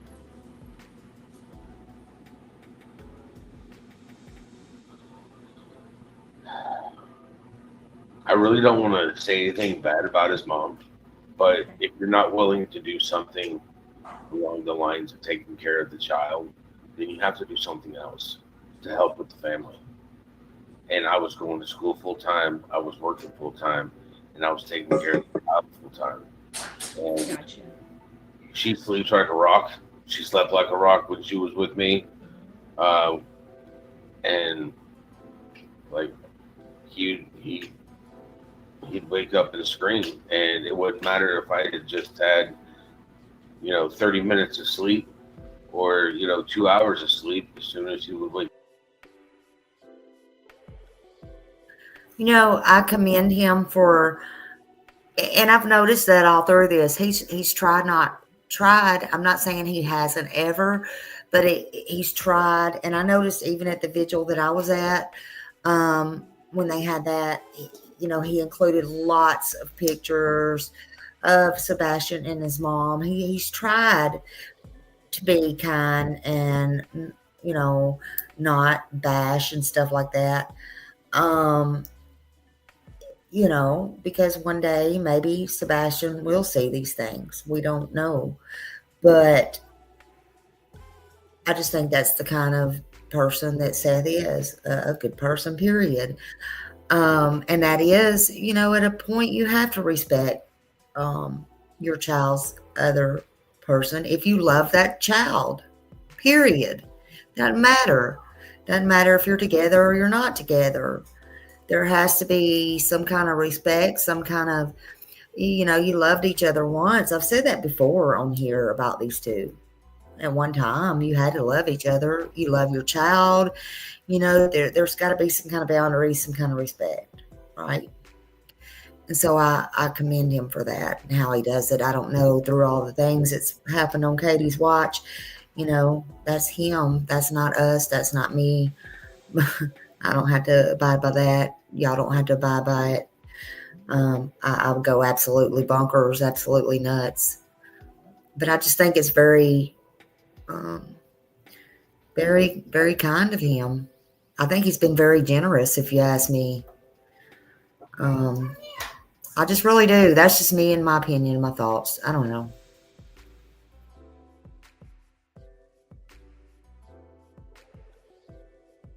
Go. It's like, hey, are you going to go take care of him this time? And no answer. And I get up and I just go back to doing what needs to be done because it's not his fault he's awake. Right. And it got to the point that I had to drop out of school.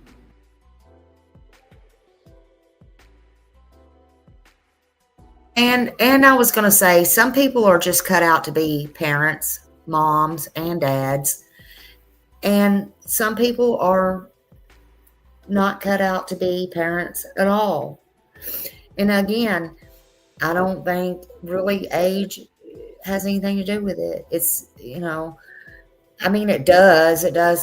does, but you're either cut out to be, it should come naturally, but obviously it's obvious. I want to say that it's obvious. In my opinion, only looking at Katie, she's just not cut out mother material, in my opinion.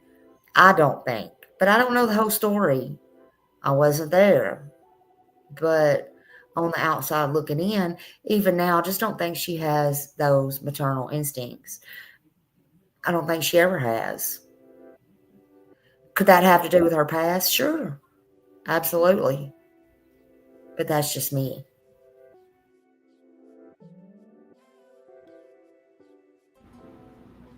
And it was just like,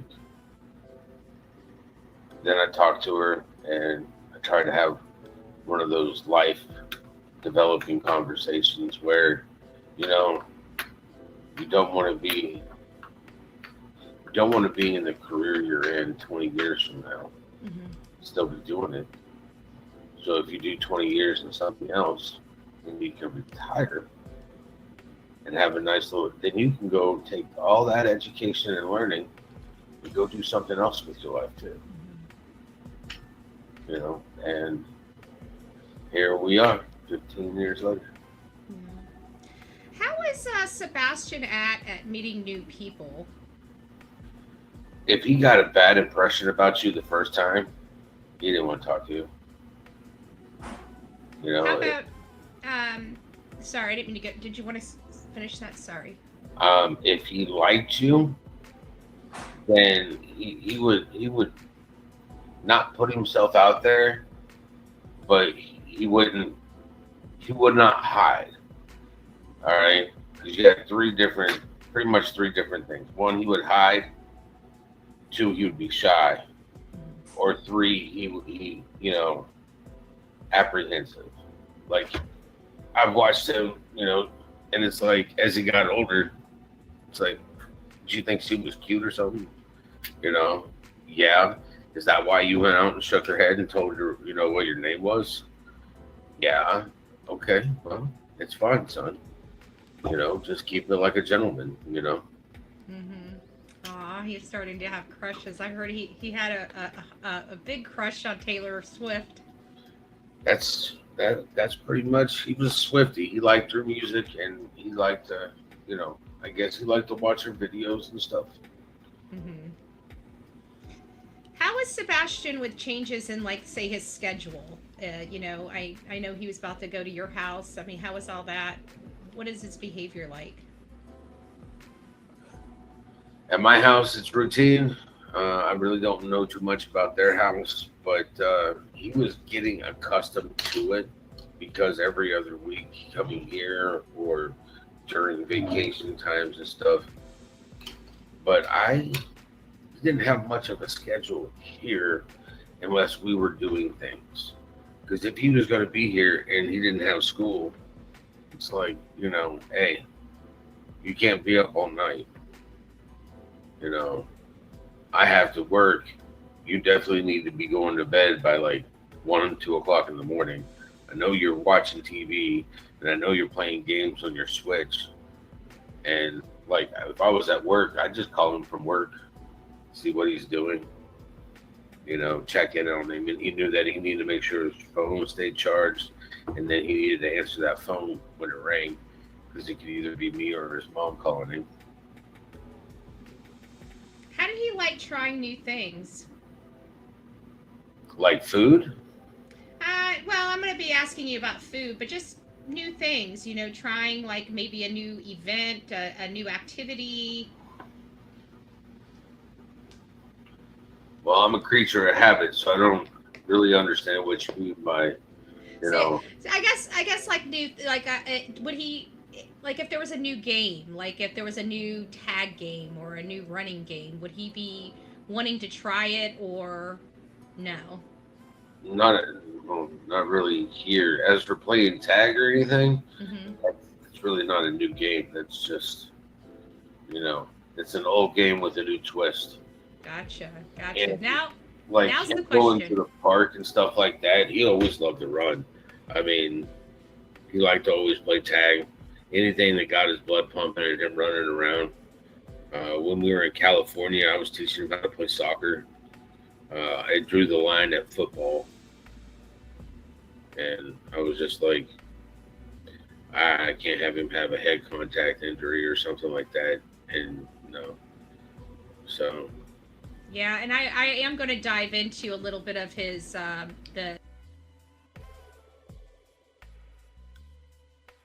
So that's another thing. If Katie heard a noise, especially a thud, then why would she not go in his room and check on him? I would have opened that door up. You heard a knocking, but even if you didn't knock, I would have probably busted in the door, and that's just me. I'd have probably busted in the door whether or not.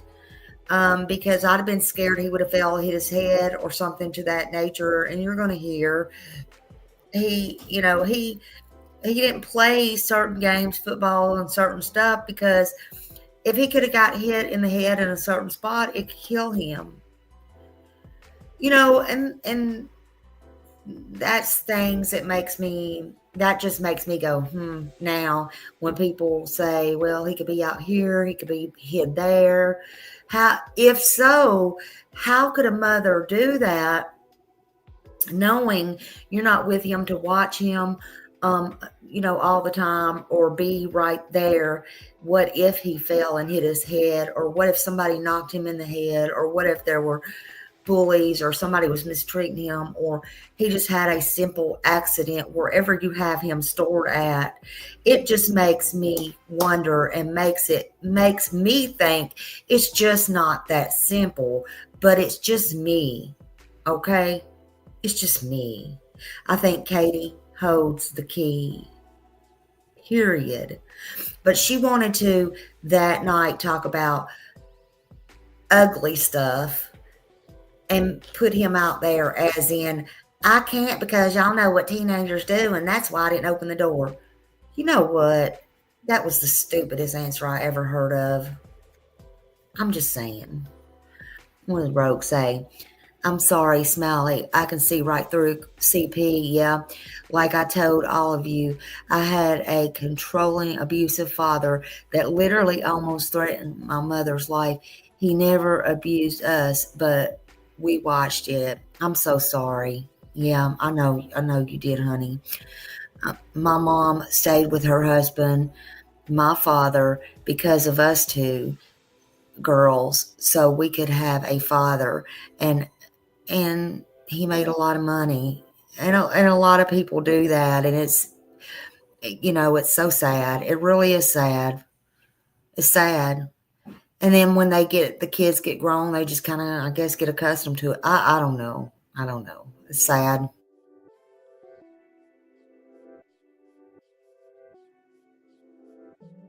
The stuff, but it's a little later in the show. So now I guess the question is, what about food? Trying new food. Well, how do you know if you don't like it if you don't try it? Right. Now, if you try it and you like it, that's good. But if you try it and you don't like it, at least you tried it. And that was the whole point with him, is getting him to realize that you can't say you don't like something just because somebody else said they don't like you. You got to be your own individual. So he is willing to try new food. Mm-hmm. Yes, ma'am. Oh. Now this is going to be one. How about changes in the weather? I hear in sensory issues that weather could impact that. Do you? Again, when he was here, if we had thunderstorms and stuff, like when we had the 2 tornadoes that hit Clarksville, the one on Fort Campbell Boulevard and the one on Tiny Town Road, mm-hmm. He was by my side the whole time. Like, I went out front, smoked a cigarette, and I was like, well, that doesn't look good. And I was like, well, I'm going to walk back this way. At least I won't see it when it hits the front of the house. Sebastian had already put on his boots and everything because he was ready. Because I'd already told him, listen, we're in a tornado watch warning, bad thunderstorms. Get everything ready. I had the bathroom already prepared, towels and stuff in the bottom of the tub, and so he could go in there and I could throw the mattress on top of him if necessary. And went to the backyard, saw them from coming down from Tiny Town Road. So it was kind of like, well, they're coming from both sides. I don't know what to do, And we went back to watching movies. Had the doors open so that we had a breeze coming through here. I mean, I grew up. And he did well, huh? Well, it's like, I'm not worried, so why would he be worried? Right. Interesting. Your children take a lot of their cues from you. What would cause, because I've been reading a lot of his chromosome deletion as well as autism, and there are things that trigger them that cause some mood swings or something like that. What would cause? Hey, Kelly, good to see you. Trigger an episode in Sebastian. Sometimes it would be like literally nothing that you would observe, mm-hmm. because everything's coming from his perspective, but stress is one of them. I mean, I've seen him. Again, hindsight's 20/20, but stress, probably feeling like you're not in control of yourself, like you have no control of your life. What does he have a problem with overstimulation? Like if he had an overexerting day, have you seen that trigger an episode in him at all? No, I have seen no, him it's not stay a up new for 2 interview. days, 2.5 It was days last straight year. from overstimulation. Yes. So it causes them to get in almost a manic type state? The brain gets like, instead of, it's like the old-fashioned tops, you know, give it a couple, 2 or 3, it spins, and then, but when you break the gears on it, it doesn't stop. It takes forever for it to stop. I have seen him stay awake for 2 days here. He's gotten overstimulated before on road trips, and he'll stay awake for the whole road trip, coast to coast. Wow. Wow. Well, I could use a driver like that. Just saying. just saying. Right? I'm just, you know, I can't even. We're not even going to go there. Trying to get him to actually get behind the wheel of the steering wheel for a vehicle for me to even teach him. He's like, no, Dad, I don't want to do that. I'm like, you think I'm going to drive you around your whole life? He was like, I'm not going anywhere, so why do I need to drive? Aww. I'm like, you going somewhere. Here's the keys. Go to work, you know. You're going to have to do something, you know. You like playing Magic the Gathering. You like buying these cards. You're going to have some way of supporting your habits. Yeah. Yeah. This is going to kind of go to the, you know, events of the day before your son disappeared.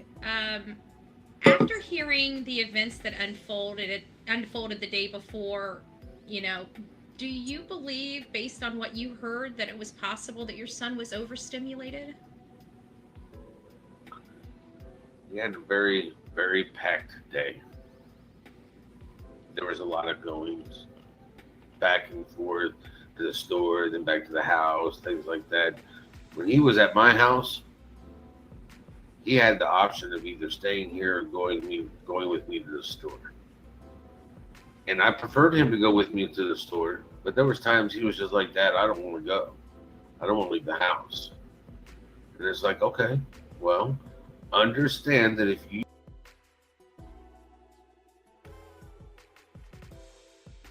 In my opinion, that day would have overstimulated the most normal of the normal person.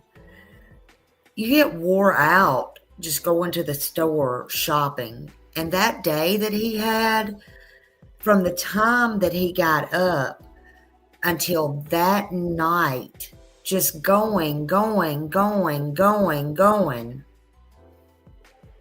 And I understand Katie could do it. She was trained in the military, you know, all those things. But Sebastian, you can't do that with somebody with autism. It was a lot. I mean, they can, but they're tired. I'm surprised seeing that over and over played out at the Texas Roadhouse again. He didn't have a meltdown there. That's just my opinion. But he was the most calmest, nicest. Did he have medicine before then? I don't know. Hands in pockets. And you know, they're always talking about how this and that he is. You know, how they try to make him out to be sometimes here. It fits their narrative. But he was very good there, in my opinion. He could have had a meltdown at any time, but he didn't. But he had a very overstimulating day, in my opinion. But that's just me. Hey, what do I know?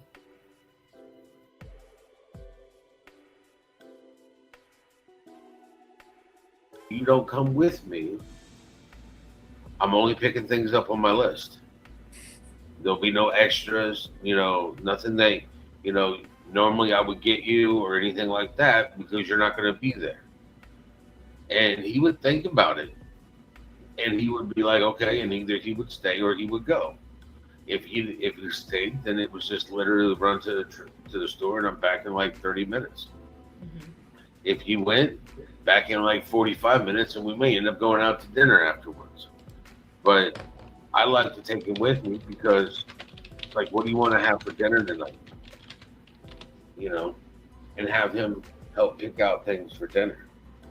You know, getting him to voice his opinion and have his own ideas. What you brought up something that I didn't even think about on my list. So when you go to the store, what snacks? What kind of snacks did he like? Like, what was his favorite? Like, I don't know. Did he eat candy? What did he like? No, well, really kind of depended on his mood on that one. Sometimes it was ice cream. A lot of times it would be like Debbie snacks. Like, he liked Nutty Bars. He loved zebra cakes and Swiss roll cakes. But it's like, I still have a box of his Fiber One granola bars up there in the cabinet. It's not open.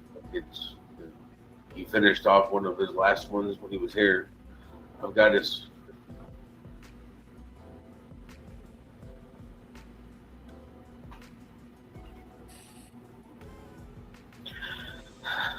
Deep breath, buddy.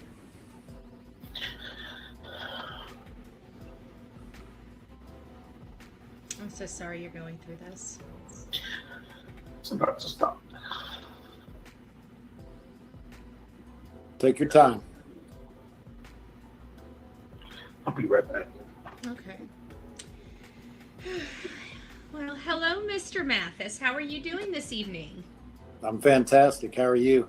I am doing, as good as expected in a situation like this, But it's great having you. I just want to tell you thank you. Thank you for, speaking to me and, helping me with all of this. I really do appreciate it. Sure. I really do appreciate it. While he's taking a little, break, maybe I'll just talk to you about some things. How have things been going with everything on your end? As far as working with Seth, it's been fantastic. I mean, you're not going to find a better human. I think a lot of the challenge has just been not understanding how people function in a situation like this. I mean, I would think that when somebody's child was missing, that everybody would bond together, and regardless of their feelings about any of the parents involved. I mean, you would think everybody would be kind of like 9/11, right? Where it didn't matter what side of the aisle you were sitting on. I mean, we were all Americans, and everybody kind of bonded together. And you'd think when a child was missing, that's what you'd see. But in the words of another creator, it's out here in these streets, that's not the way it works. And, that's been the biggest challenge. But I'm laser focused on taking care of Seth and helping him find his son. So as far as that goes, it's been fantastic. I mean, he's got a very small circle, but there's some wonderful people inside of that circle, and I talk to each of them every day, sometimes wee hours of the morning, and that part's been fantastic. So one thing that a lot of people don't know, and I've never even shared with you, is Seth and I didn't know this till we started working together, but we actually grew up 15 minutes apart. He grew up in a little town called Riverton, Kansas, and I grew up in Joplin, Missouri, and those places are 15 minutes apart. So, we ate at a lot of the same restaurants growing up. So, we have that now to go back and talk about, even though we have a history beyond a month or so. Right. And I did bring my latte this evening. Oh, did you? I made one right before the show too. I made one right before the show. Sorry, I had to slow chat down just a little bit. Again, Seth, I'm sorry. I know that this is probably. Don't be. I mean, I'm sure you feel like you're going through a meat grinder. when I say it's a never-ending nightmare, it is. You know, I just want everything to be the way it was last time he was here, or when he comes back. You know, Betty, these kind. He said it himself. This is a never-ending nightmare. Never-ending nightmare. It's something he can't wake up from. It's something he wants to be over, and he just wants things to go back to the way they were. Things will never go back to the way they were, even if he was home now, but that's his hope. He wishes, and he can't ever wake up from this nightmare. It's horrible. There's no words to describe it. Just think if that was you. This is a father's heart who is, it's broken in a million, trillion, zillion pieces. There's no glue that's going to fix his heart. He just wants his son back. And that's all he wants.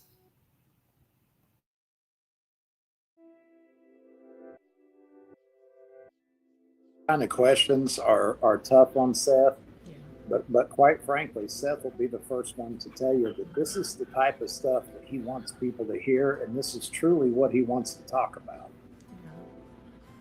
There's so much stupid fucking drama, and it's not helping me find my son. And we'll get into that a little bit further down. You know, I can't even remotely imagine what you're going through dealing with a missing child, but all the other stuff going on that's just unnecessary. I mean, there's a time, I always talk, there's a time and a place for everything. This isn't the time, this isn't the place. And it's never the time and never the place for a kid to go missing. Yeah, but I'm talking about the other nonsense. I try my best to ignore most of it. It's probably the best thing you can do. I mean, like even right now, I've got my list of questions over the comments and just praying to God that everybody's being good over there. You know. I'm not even after being on another particular podcast or show. I don't even see your comments. Good, I don't even have them up. Yeah, I'll be doing a Q&A and I'll be kind of vetting the comments before we go over them. And we've got so many questions here, and I've got questions from my mods and a couple questions that were sent to me for some, and I don't want to keep you all night, you know, but I do want to get through a few Well, of I'm these pretty things. sure you could try to keep me all night. Not like I sleep. Yeah, well, I'm sure even when you do have an opportunity to get sleep, it's your brain probably doesn't shut off, so. It doesn't. So this is going to be, I don't know, this is going to be a little bit different.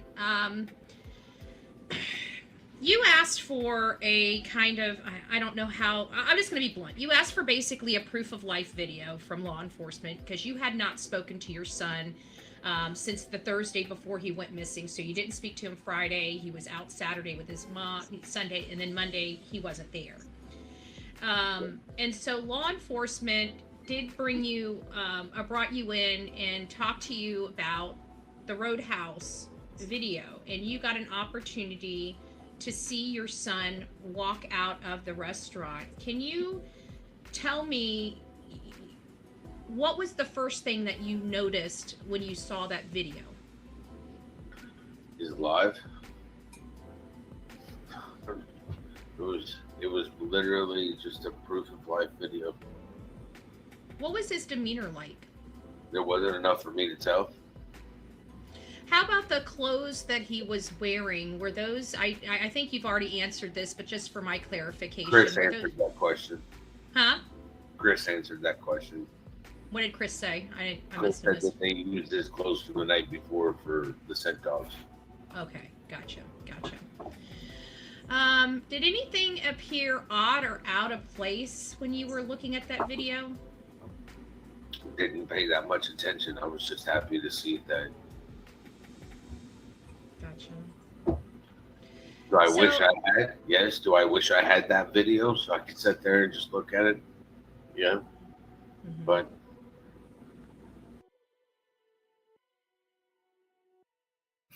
Y'all, can you imagine? I'm sure he didn't pay attention to detail because can you imagine your child is gone, then you finally get them to show you proof of life, and you're just staring at your son, and you're so happy just to see your son is alive. That's all you can think. He's there. He's alive. There's my son. There he is. There he is. And then we all finally got to see that video.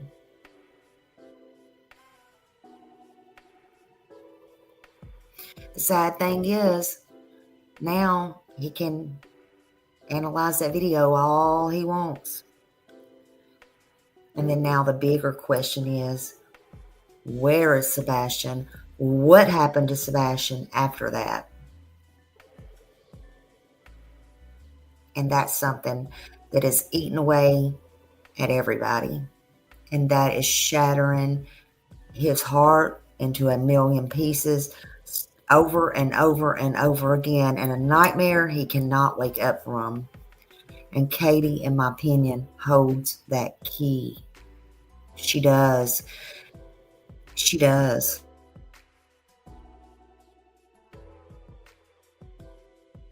I'm not law enforcement in this case. I'm a suspect. And you have not been cleared. No, nobody has. If you had a list, I think it's kind of hilarious, but you know. and actually, I'm going to kind of go on a little tangent here, but just to clarify, where do you work? I work for Davidson County Sheriff's Office. And what is your job or your job title? Deputy Sheriff, and I work in the Corrections Department. And where were you the night that Sebastian disappeared? At work. And you said you were at a Correction Center. And so you were at a jail. I was in jail. So you were in jail. And I'm sure there's probably, with it being a jail, it's a very secured area. Oh, yes. I am on camera arriving at 6 p.m. into the garage, which is a secure garage. You have to have badge access to get in or out. And then I'm leaving at like 7:30 the next morning. Gotcha. Exiting out of the garage. If you had to list Sebastian's favorite activities to his least activities, which would those be? Favorite activities? I think I already know the answer to that, but well, again, it really kind of depends on his mood, because here I'd say his least favorite activity is going to bed, but his favorite activity is sleeping. Interesting. I was rolling the dice on video games and cleaning his room. His room is actually, when they came in on Monday, that he disappeared, they trashed his room. Flipped mattresses over, took sheets and blankets and stuff off of his bed, went through his stuff. And I told them when they came in, I said, listen, his room is probably a mess. You know, just bear with it. And when they walked in, they were like, his room is cleaner than my kid's room. Well, needless to say, when they left my son's room, it was like he had been in there a week and never left. And it took me a minute just to go in and clean up my son's room. Put everything back where he had it. But he doesn't like cleaning his room. Very rarely, because you just get them to understand that if you pick it up and you put it away, when you're done playing with it, you know where it's at when you want to play with it again. And, you know, when he's awake, he loves playing with his Legos. He'd be underneath the bed playing on his little Nintendo Switch thing.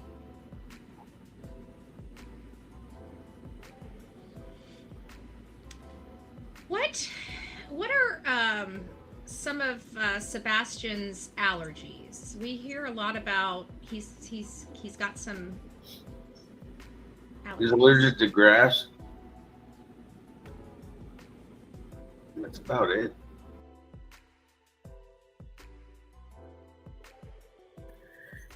I don't know if I ever said that or not. Seth, my son, is allergic to grass too. Isn't that something? Another thing in common. When the doctors told me my son was allergic to grass, I'm like, you have got to be kidding. They're like, yeah, you might as well give that up now. He had all those allergy tests and everything. Anytime a mosquito would bite him or anything, it would be like you could shine a flashlight literally through his skin. I mean, you know, because how it would swell up and stuff. But yeah, oh my gosh, I had forgot he said he was allergic to grass. Wow. But yeah, once you're allergic to grass, it's yeah, that's interesting. I don't see Sebastian going out with no shoes, wanting to go out with no shoes, none of that kind of stuff. I literally don't. Wow. Yeah, forgot about that part.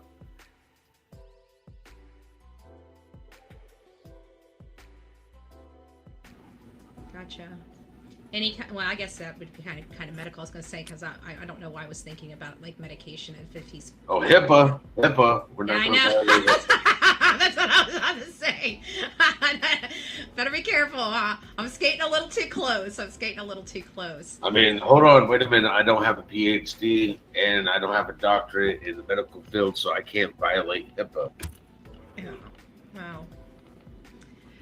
When Sebastian's... I'm allergic to grass myself, and they mowed the yard today. Don't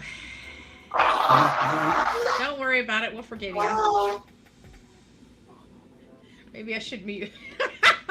Maybe I should just mute you just a little bit. Hold on. There we go. There you go. Are you cleaned out? Yeah, currently. That means a different thing in the medical field. It also means something different in jail. So when Sebastian stays with you, what does a normal weekend look like for you guys? What do you do for fun? Well, I pick him up Friday.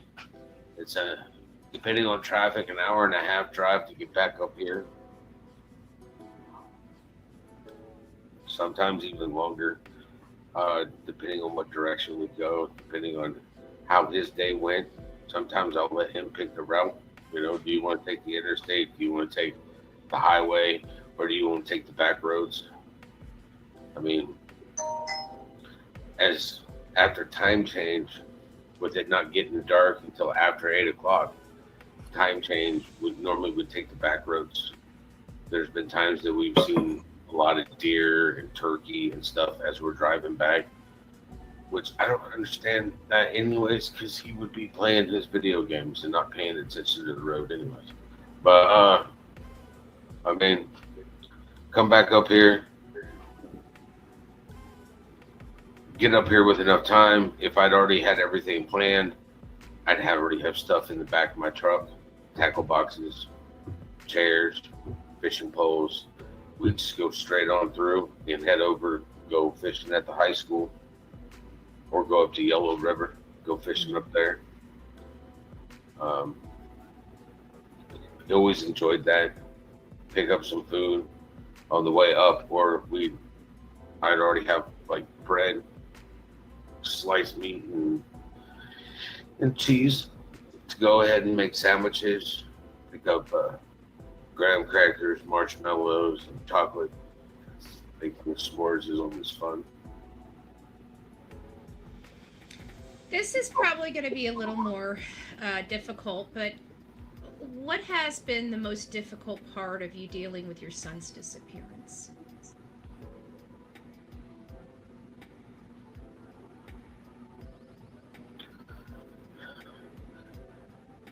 You hear that?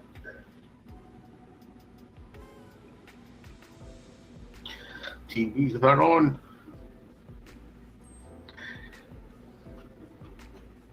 He's not playing video games.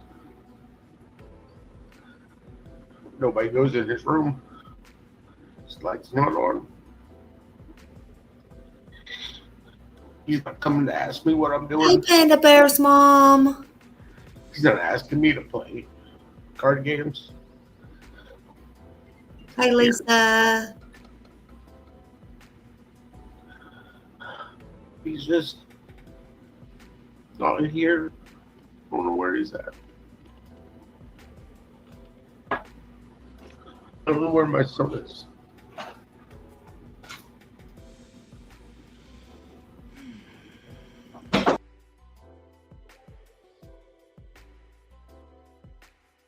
This breaks my heart right here, this interview.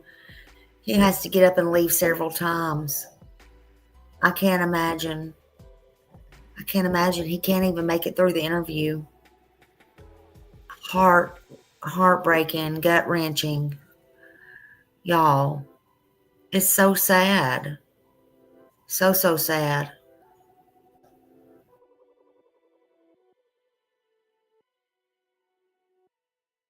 Betty, I can't even imagine.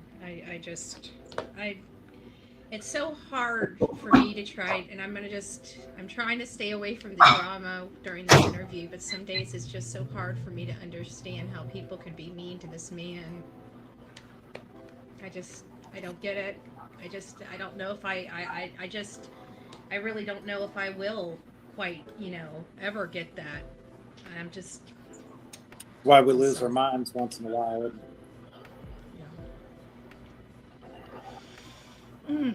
Okay. So this is... My house is not a home. He should be here. School's already out. He should be here enjoying summer break.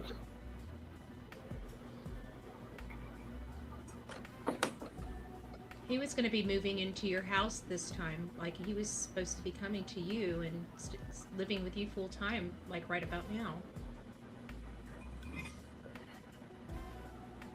Several days ago. 2 weeks ago. No updates, honey. He'd have been here. He'd been out of that situation and he'd never have to go back.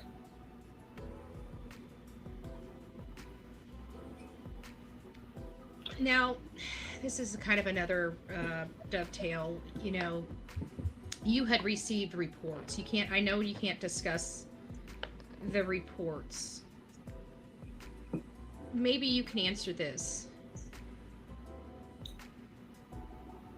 Were you shocked about what you read in the reports? Can you answer that? Yeah. I was. Hello, Moto. Okay. I was I know even that shocked more when my name's not on any of the reports because they didn't bother to call me. Yeah, and that's been a because you had. I mean, I want the audience to understand. Hello, Moto. Sorry. That's okay. Yeah, Betty, I think it was just as big of a shock as to the fact that they didn't notify him as to what was inside those reports. Yeah, I have a problem with that too. I don't know, a father that has joint custody, I don't understand why he wouldn't be immediately notified unless that information was withheld from the Department of Children and Family Services. Sometimes they don't have those details. I mean, if he had no custody whatsoever, no custodial rights, is the only way it would make sense to me. Right. And he had to hire an attorney to go get those records, didn't he? He did. He did. I did have to hire an attorney to get those records pushed through to get to me. The only thing I can state at those records is that there is a statement stating that the only place he felt safe was here. I don't want you getting yourself into a legal quagmire, so I'll let you speak about what you're comfortable speaking about, but just I can't really mention anything about him. You know, Lord help me if DCS contacts my attorney one more time. I'd already told her what to do if they contact her one more time. I'm not speaking about them. I'm not giving them out to anybody. right. You know, Yeah, and you're not doing anything to violate the confidentiality. You're happy to have those reports. At the end of the day, you now know what happened or what is alleged to have happened. At least for whatever incidences those cover. it's more insight. It's more insight in figuring out what was going on, because it's obvious that the communication that was given to me wasn't proper communication. Have you ever been contacted by DCS at all? Ever in the past? Related to your son? Not here. I'd had it at CPS in California.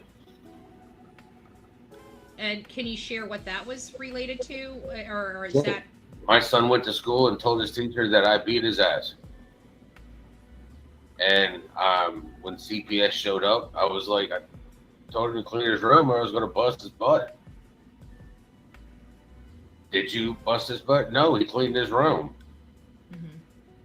There was the threat of a butt whooping. Right. You know? And he was like, well, he said that you were going to beat him. And I'm like, wow, okay. So when he came home, I literally turned on the Mortal Kombat and I turned the blood action on. And I showed him what a beatdown was through video games. I was like, you see all that blood and everything, son? That's a beatdown. I was going to bust your butt. Come on. Really? It was like, I'm sorry, Dad. And I'm like, there's no reason to be sorry. Just educate yourself on the verbiage and the words that you use, because you can blow things out of proportion and not even realize what you're doing. So, Do you think that might, because of some of these things in the past where he did blow them out of proportion, do you think that, maybe some of these things were either blown out of proportion or do you believe that, because that was a long time ago when he was in California? How old was he? Like 7, 8? most of those were, he wasn't. It was, I want to say 5 or 6. Gotcha. You know, So he was just only really going to didn't know. school for a half a day. Gotcha. You know, which was only a couple hours. I want to ask you about this because I didn't quite hear this, but my audience and my mods had brought it up to me that you had indicated that your son had some type of brain ailment that you guys learned of, either fluid on the brain or... He had a pocket of fluid on the right bilateral part of his brain. It's been there since he was born. You have to watch him, make sure he doesn't suffer any head injuries or anything like that. It was too big for them to put a stent. A stent. It was too. It was not big enough to put a stent in, but still big enough to actually cause damage if he had. That's why I didn't want him in football. Right. I didn't want him putting on a helmet and going, head first into something, because anything that might cause damage to his head is not something like I want my buddy to be safe. When you heard Katie indicate that there was a potential thud coming from his room with the knowledge of his head injury, how does that make you feel?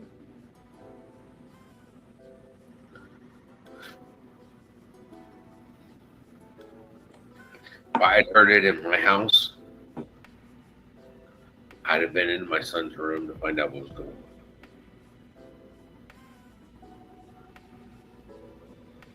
I hear any kind of strange noise coming out of his room, wherever room he happened to be in, any room, period, I'm going to go find out what that noise is, verify, see what's going on. The fact that she would say that there was that type of noise and not go check on him.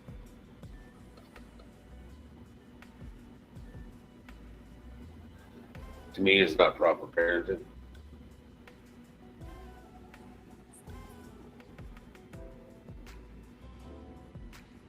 Based on your knowledge of your son's behaviors, do you believe he would have left the house in the middle of the night?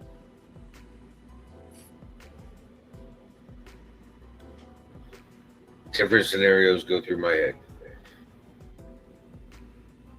For him to leave and not have his shoes, coat, take his switch or his phone, stuff that I know that he would want with him if he was going to run away. No. But for him to leave without shoes or anything else on there, the situation would have to be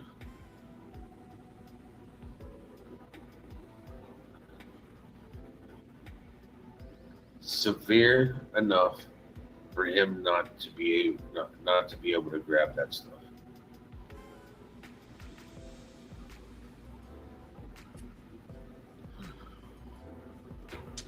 So, based on the information that I know about my son and the story that is being told by his mom,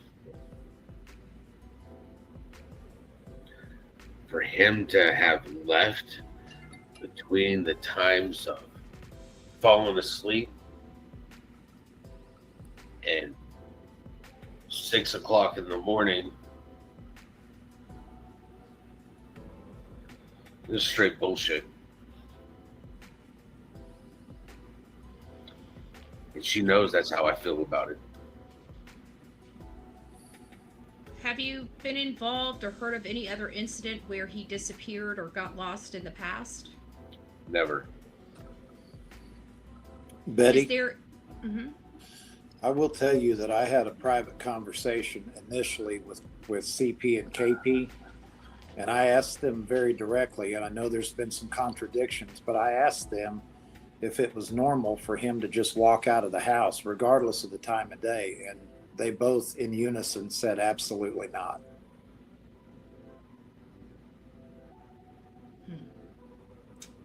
That's pretty interesting. Is there a special spot that Sebastian loved to go that you're aware of? Up here? Anywhere. There, near their house, near your house? Down there, I don't know. Up here, the park that I've done 2 or 3 interviews at, he loves to play there. He likes to go to the pond over by the high school, which is a 45-minute trip in my truck, and Yellow River, which is clear out in Palmyra. So, but would he know how to get out to those areas? Right. And I've been out there. I've been out there along the rivers looking.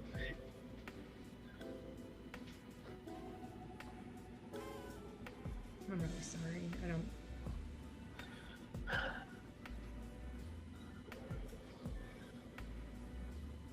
Just want to find my son. Just want to bring him home. Just want to bring him home. When you learned of Sebastian's, many medical issues and disabilities, what did the doctors instruct you guys to do as parents to properly care for your son? They didn't instruct us to do anything.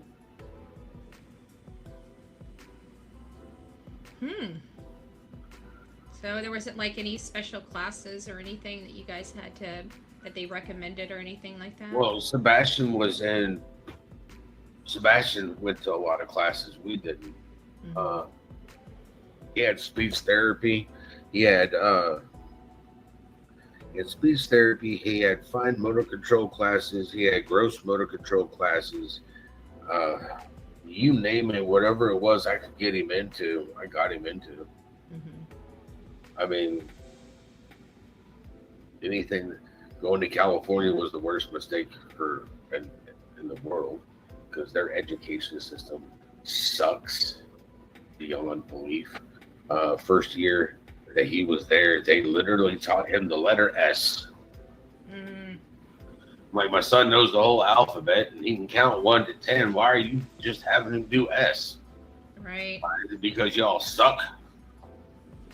Yeah, that's California. They're, I didn't know their education was, I don't know why I didn't consider their education. Off topic, No Child Left Behind was handled the wrong fucking way. All right. Instead of just passing kids to get them through class so their numbers look good, they should have hired more teachers. So you had a higher teacher to student ratio. That way the children would learn. Then no child's left behind and everybody gets a decent education. Sorry. That's okay. But you had a lot of problems, like even with the type of classes your son needed in California. I think I heard you say that Georgia was the best, or was it just the opposite? You hated Georgia. Oh, Georgia was extremely horrible. Okay, gotcha. Georgia's where they sat there and told me, "Won't your son just grow the chromosome back?" Like he's a fuck. Yeah. Sorry, I forgot. I'm one of the lizard people, and don't worry, my eyes blink regular, but he'll grow back his chromosome like a lost fucking limb. I mean, my goodness. Best place ever was Kansas. Nice. That's kind of, actually, to be honest with you, Kansas is not really, wouldn't have thought of that, to be honest with you. They have a facility in the town where he was from, Betty, and it's really good. Gotcha. In Riverton. I feel so bad for Seth. I'm really sorry. I'm glad you're there. I'm glad you're here, keeping him, at least nothing more. He sees a friendly face when he looks up. It's got to be probably pretty hard on him and terrifying all the same. I mean, I can't imagine. Well, like I said, this is what he wants to be talking about. It's not easy, but he would much rather be talking about this stuff. I think he meant the doctors and stuff. Was your son, was he going to be a person that was going to need lifelong assistance? Good chance and possibility. Gotcha. And prior to this whole disappearance, what was your relationship like with the Proudfoots, with Katie and Chris? I'm not an easy person to get along with, but neither is my ex-wife. The divorce was kind of horrible.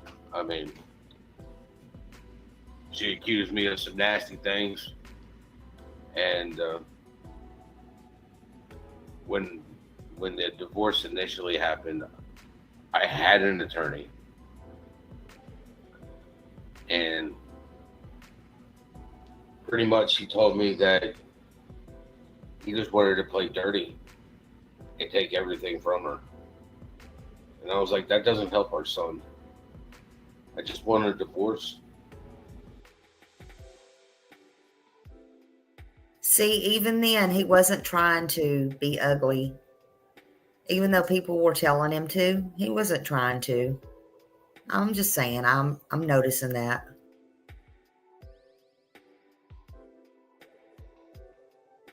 So I could start again. And that's just before she accused me of some of the things that she did. But when she did that, he was like, "You're the one that chose to play it nice." And I looked at him and I was like, I chose to be a human and not accuse her of everything that she's done. Child still deserves a mother. Child still deserves to have his father. And he was like, well, this is what you get for playing nice. And I looked at him and I was like, well, I hope you enjoy the rest of that retainer because you're not getting any more from me. I'll represent myself. So I did. And so much happened. I wish I had had more money. I wish I had a different thought process because I just wanted to be in my son's life. And I didn't think that my son deserved not to have his mother in his life.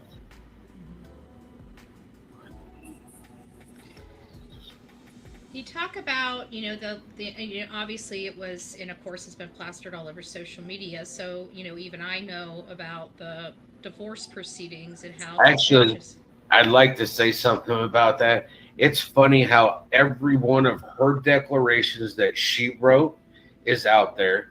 None of my declarations are out there. So everybody's only getting her written side of the divorce, but nobody sees any of mine out there. I really think it's funny that that's out there on Reddit, but my stuff isn't out there on Reddit from the stuff that I submitted. Yeah, that's it. That's an interesting perspective. It seems like it's a one-sided narrative, for sure. And I'll tell you right now, if people really want to look, they can look at mine because all of my declarations aren't written by me. I refuse to write anything bad about that lady. I refused. What happened behind closed doors? What she put me through?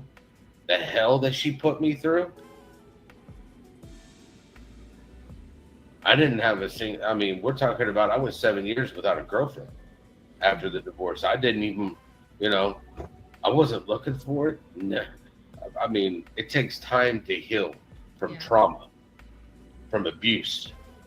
And I was good living in my sanctuary, my house. The only person that came into my house was my son.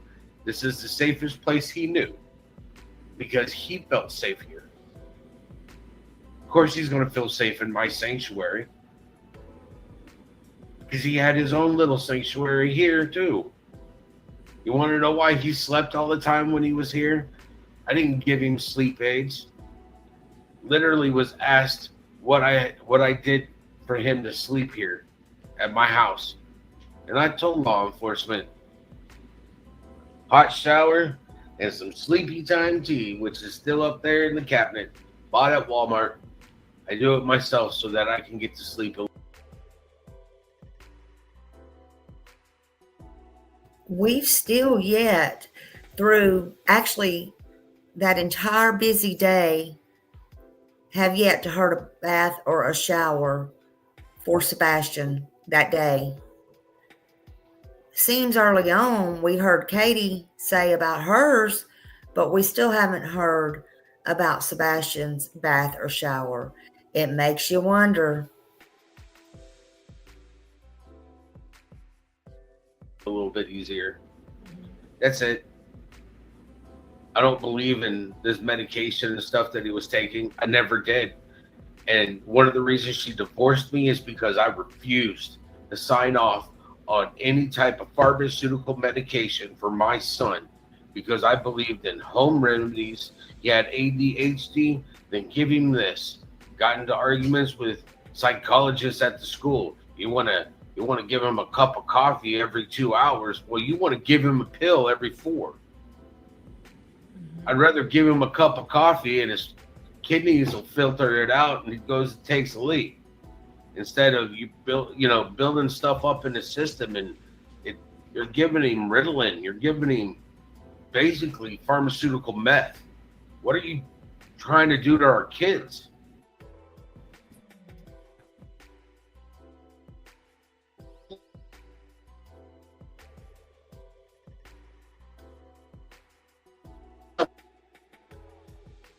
And all of a sudden he doesn't have insurance anymore. And then all of a sudden, he has no idea what meds he's supposed to be on or anything else. And he's got to learn how to take care of himself. He's got to learn to function on his own without the use of medication. And until he was 8 years old, he wasn't on any medication. I refused that stuff. Didn't have a single problem. Had a structure and routine in the house. And he flourished with that So you kind of hit on something, and I was going to be getting into your relationship with Katie a little further down in this, but you said some things that kind of perked my curiosity. Was Katie abusive to you? She had a drinking problem, and when you say abusive, she was active duty Navy, and you know their slogan nowadays. In my opinion, I think she I'm still a does sailor with drink. a drinking problem instead of being a drinker with a sailing problem. You want to know about emotional, physical, all that? We can check all those. I mean, I dealt with a lot. Being a stay-at-home dad, and I'm not doing a man's job, and getting told this all the time, that she does a man's job. No, you're not doing a man's job, honey. You're literally an electrician. It's a profession. All right? That profession is not limited by your gender.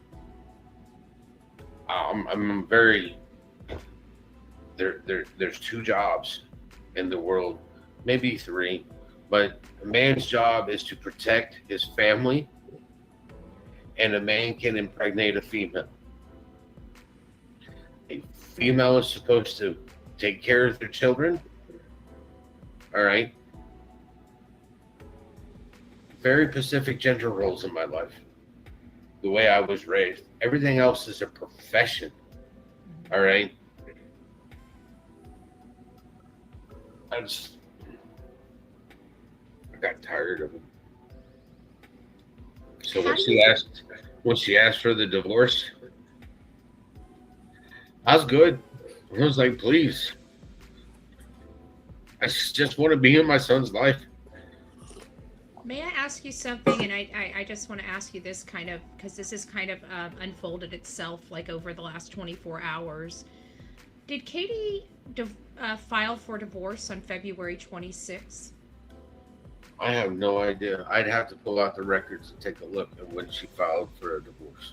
Well, somebody is actually saying that it was February 26, 2019, exactly 8 years from the day your son disappeared. 2016. Or 2016. Sorry, yes.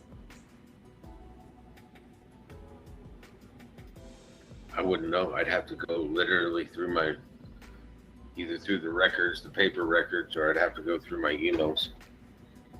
If you found out that it was on the date that your son disappeared, what does that mean to you?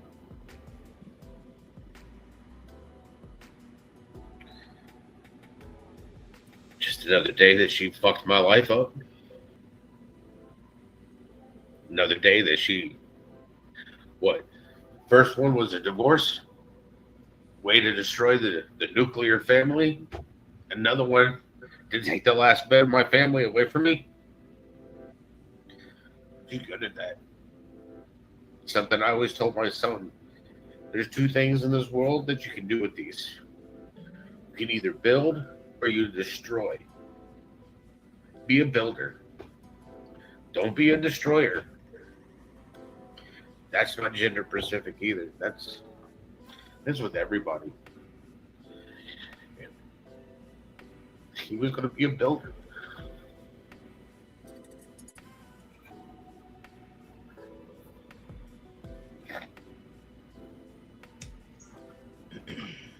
At some point after the divorce, the animosity had to have calmed down. It sounded like you guys kind of got into a rhythm, a system, if you will. You know, Sebastian was, you know, going to your house. On the other, you know, the weekends, it seemed like you guys weren't having custody disputes. I'll wait for him to get back.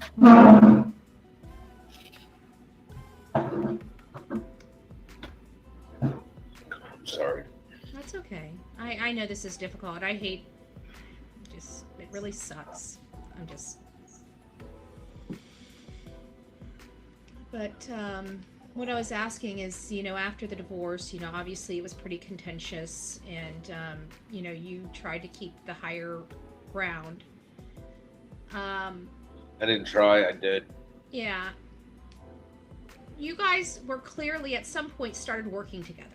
Started, making sure that your son, went back between the houses, that it was calm. It seems like you guys were becoming a well-oiled machine, if you will. Is that an accurate assessment? Looking at these DCS records. No, take those out. Just your knowledge of the situation, just the way your My knowledge of the situation. Yeah, just at the time, before your son disappeared, you guys appeared to have the animosity worked out. Where you guys would that be an accurate statement? Animosity was probably still there. Okay. It would raise its ugly head every once in a while. Gotcha. Me, I just tried my best to ignore it. Simple things like, why don't you enforce the same rules that at my house? So on and so forth. And it's like, you got in trouble at your house. You got in trouble in your watch. You tell me why he's in trouble, and I will determine if it's severe enough that he will be punished here. Mm-hmm. But if it's not, I'm not going to continue the punishment. Mm-hmm. This is a different household. He didn't do his homework. Well, he's going to suffer on that end, but he's going to suffer at your house. He's not going to suffer at mine. Because when he was here doing homework during COVID, he did his homework. I didn't have to worry about it. I just don't see the point of him getting to come stay at my house and be in trouble for something he did at your house and being punished at mine. Right. You wanted to visit with him. You didn't want to punish him. I got 2 days with him. Right. And literally, I go pick him up on Friday when he gets out of school at 3:00. I literally get Saturday all day with him and then have to take him back on Sunday. So I'm really getting only one solid day with him. You think I'm going to punish my son? Right. You're out your fucking mind. I agree. They grow so Mr. fast, Chris, Terry. I don't like the fact that he's, you got him wearing underwear at your house.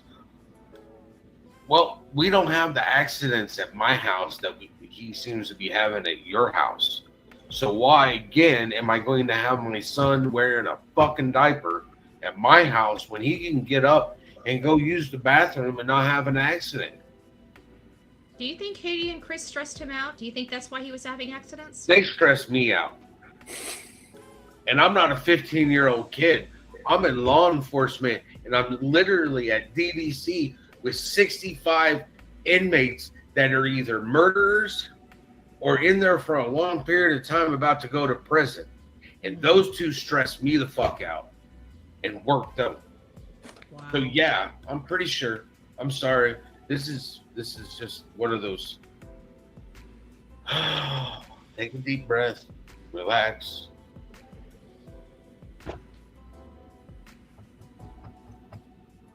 And this is probably gonna, my next questions are gonna kind of be geared toward Chris. So,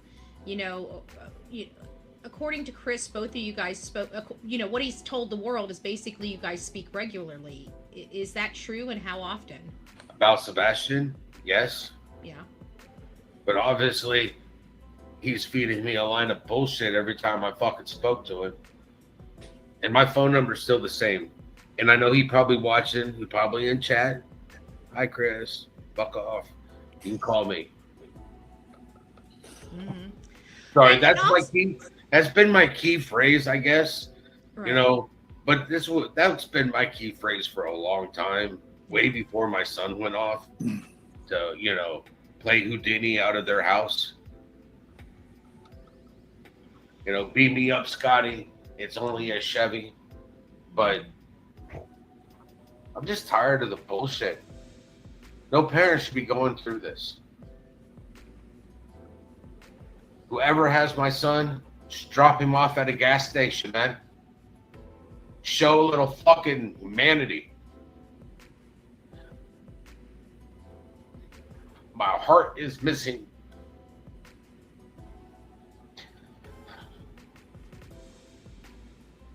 just drop him off. Tell him to go call 911.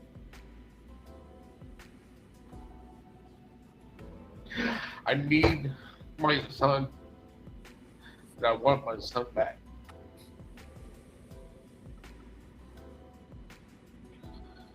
Life ain't fair, but this is bullshit.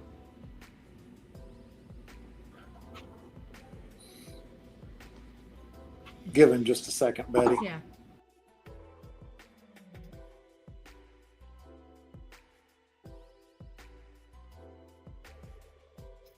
I mean, I can understand him getting upset and everything.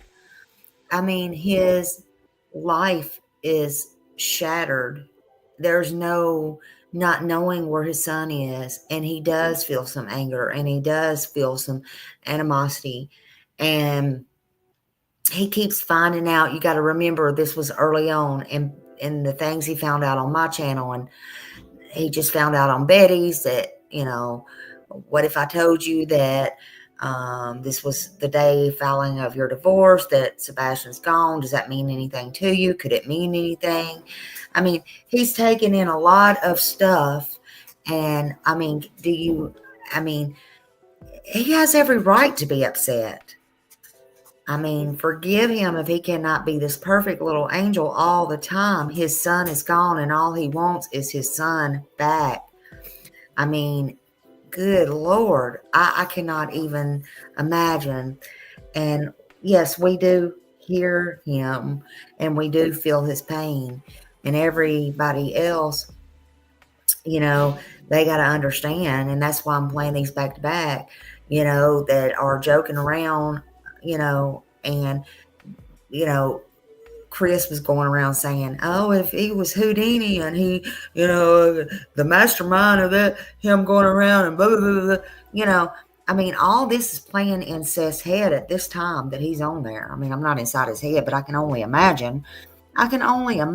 Think if this was your child. Think if it was your child in the real world. I mean, seriously, this is gut-wrenching right here. I cannot imagine. And then now here we are, fast forward it all this time later, and still nothing. And Katie, just tell the truth. I mean, even if you don't want to put yourself in it, can you give the real truth, nothing but the truth of what happened that night? Good Lord.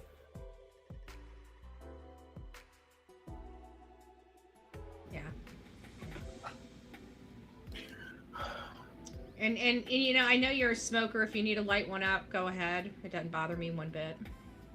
You know, I know this has got to be just awful. While he's taking a break, I just want to do a check in chat to make sure everybody is doing well in chat, and everybody's, you know, being good, as good as is expected with 2,800 people. You know, so I do appreciate everybody being here. If you guys are getting something out of this, please consider hitting that like button. And again, Tony, I do appreciate. So you just find it easier to work with Chris than you do to work with Katie? Yeah. Prior to this, right? Gotcha. Correct. How did Chris approach when he asked you? How did he approach you when he asked you to take Sebastian full time? What was that conversation like?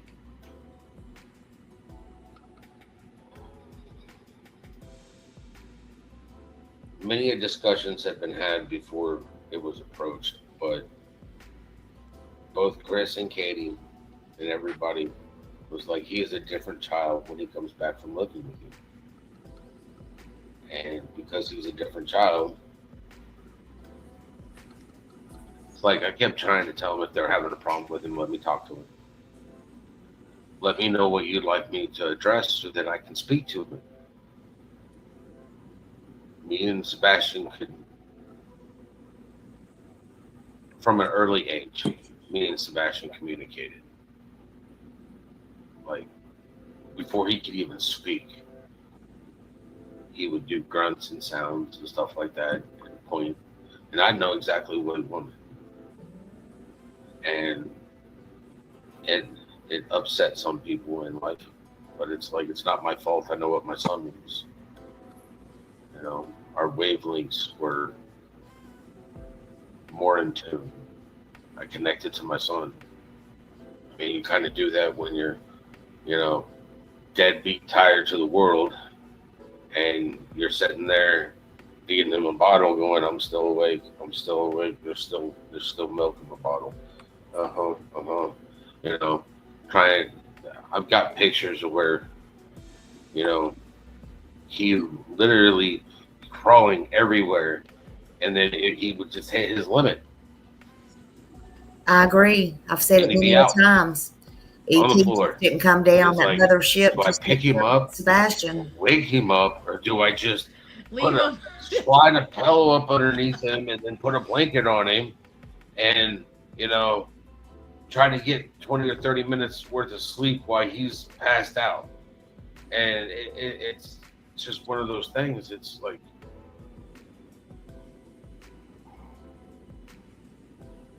I believe children are supposed to have a solid foundation to lean on as they grow up.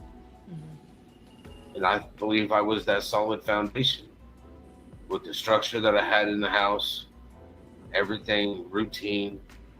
You know, the court system literally at one point in time during the divorce told me that I was borderline abusive because I had, you know, shower time at 7 and bedtime at 8.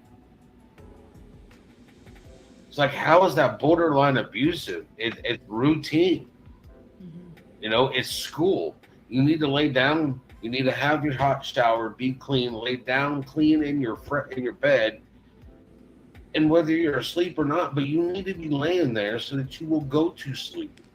I don't know how that's what I did with my grandchildren. I put them down at 8 o'clock because then they can rest their bodies, and they're usually off by 9:30 after horse playing for, you know, an hour or so. And, you know, But I was told that I was borderline abusive by a judge in California for having a set routine for my son. He was in school.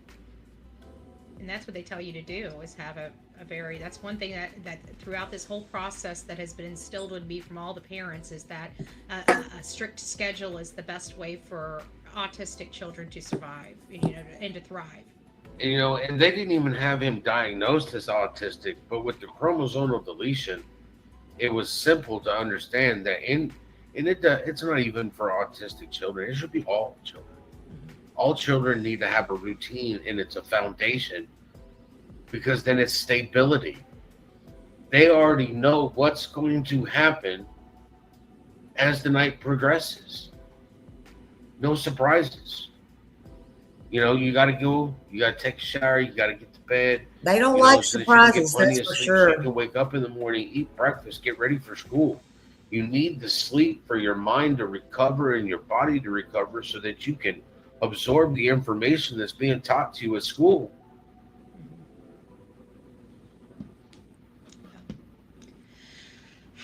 How was your relationship with Katie when you two met?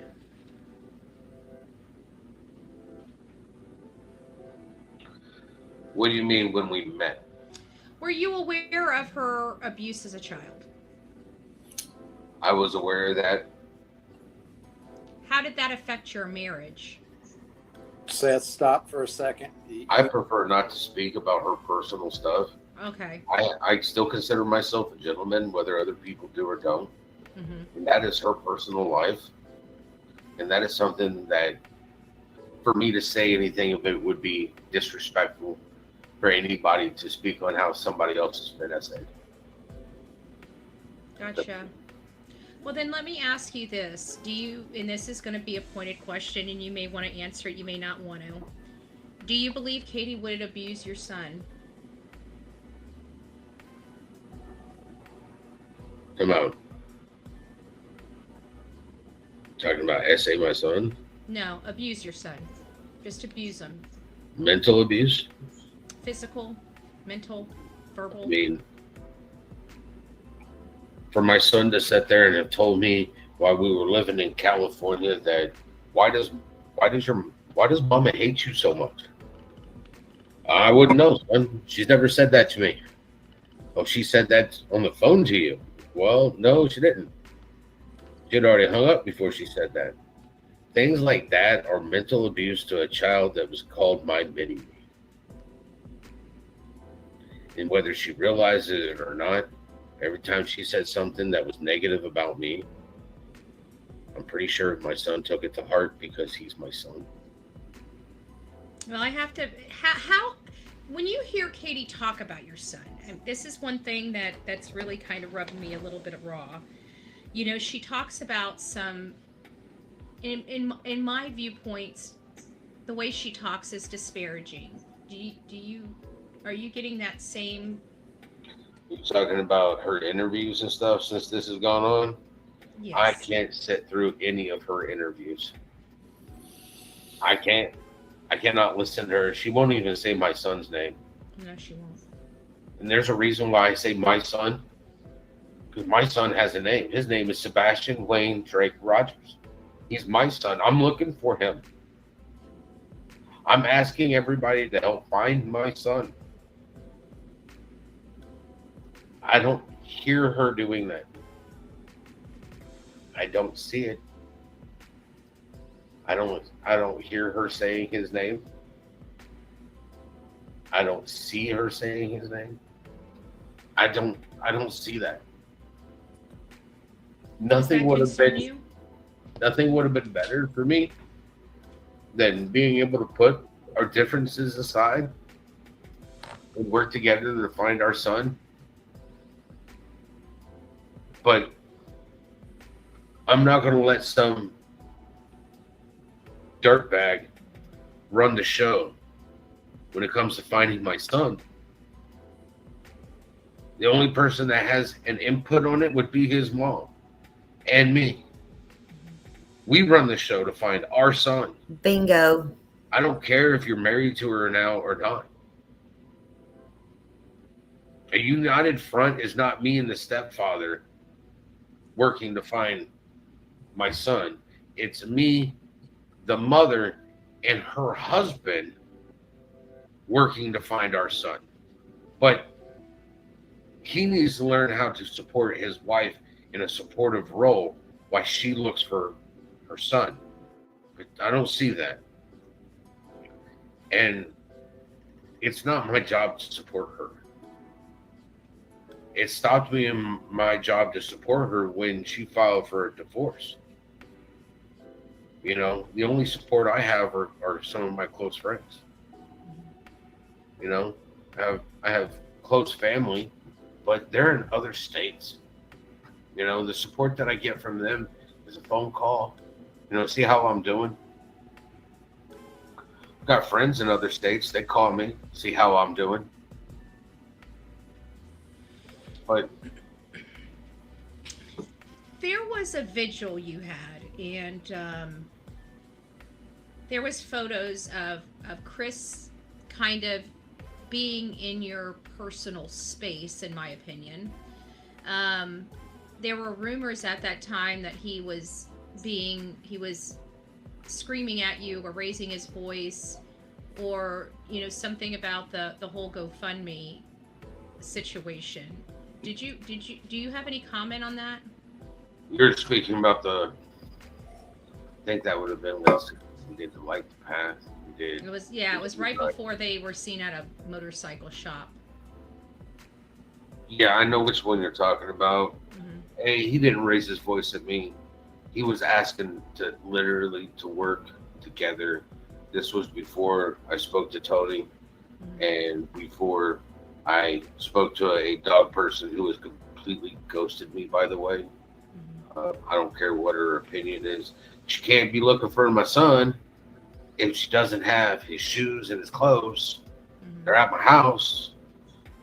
Chris has already said that he's not giving her anything of Sebastian's. So I'd like to know how she's got a scent to find my son. And you know my phone number. Give me a call. He wanted to work together. I believe that was the one where another creator turned around and showed what I said at the very end first, instead of actually showing how everything went in order.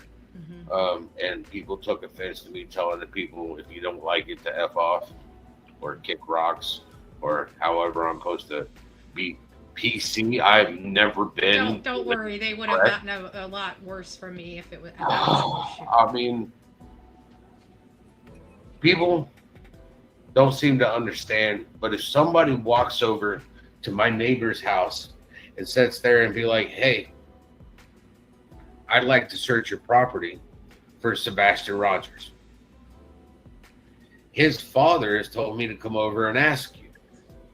Now, if I have not given this person permission, and that gentleman that is my neighbor sits there and goes, well, sure, I know Seth, if he's asked you to care for his son, go ahead.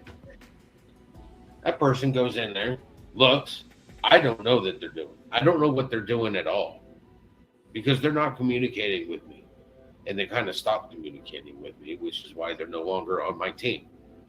Because you're not going to do stuff without letting me know, because that's my name. If that person gets hurt on that property, Hey then there, Summer. it's a liability for the property Good to owner. see you. And then it's a liability for me. And in the name of Sebastian Rogers, they got injured and hurt because they were doing what the father asked them to do. No. It's a liability thing. People don't seem to understand Thank you, that. honey. So when I Thank sit you. there and I know that people are doing that right now, I get phone calls, police departments. Hey, your PI hiring this person for, a dog person, and they said they work for you. I get calls like that. And I'm like, let me reach out. Text them, call them, find out that they haven't. Reach out to my attorney to make sure my attorney hasn't, because they communicate with me. And then I'm calling back the police department. No, don't have anybody out there doing that. Well, there's people out there saying that they are. So when I do go to ask somebody if I can go search on their property, and they'll turn around and they're like, well, you've already had searchers here. Why are you coming back? No, there's people here that are stating that they're searching and that they're part of my team. They're not part of my team. That becomes a real issue. People don't seem to understand. If people are going to do things on their own, do it on your own, but don't put me and my son's name into it. It's a liability issue. Because when I do go to that property and ask to go search that property, and the owner is telling me somebody has already been here and in my name has searched their property, and they were not law enforcement, they were not SAR trained, they did not have the, and they tell me no. Now I can't search this property for my son, so I don't know if that property has been properly searched or not. Right, because you don't know who did it. I don't know who did it because I'm not having communication. Who is on my team to find my son is my choice. I'm the one building the team. I'm the one that's responsible for him. As the gentleman here has already said, I'm the boss. I'm the one that asks things to get done. I ask Tony to do things for me. I ask him to put his feelers out to get things that I need. When I sit there and I ask people, if you want to help and you can't come and help search, send me an address to send flyers to.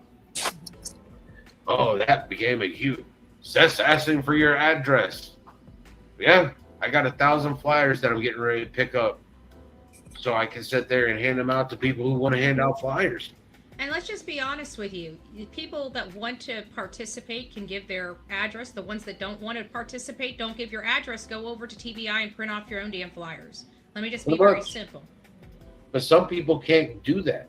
Some people don't have the monetary sources to go do that. And I'm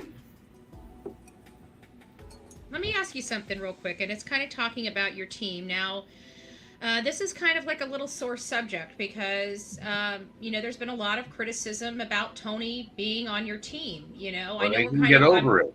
Yeah, but a lot of people are just concerned that he's taking advantage of you somehow.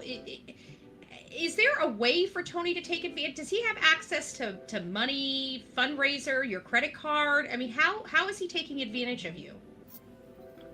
I don't know, Tony. How are you taking advantage of me? I think it's those secret late night calls, Seth. Oh, you mean right after I go to sleep when you call me to tell me that somebody's running their mouth, or the late night calls where I call you because I want to see how everything's going, so I know what to prepare myself for the next day. There's nobody taking advantage of anything. He's a volunteer. If he wanted to, he can tell me, "Hey, I'm done with this shit. I can't do it no more."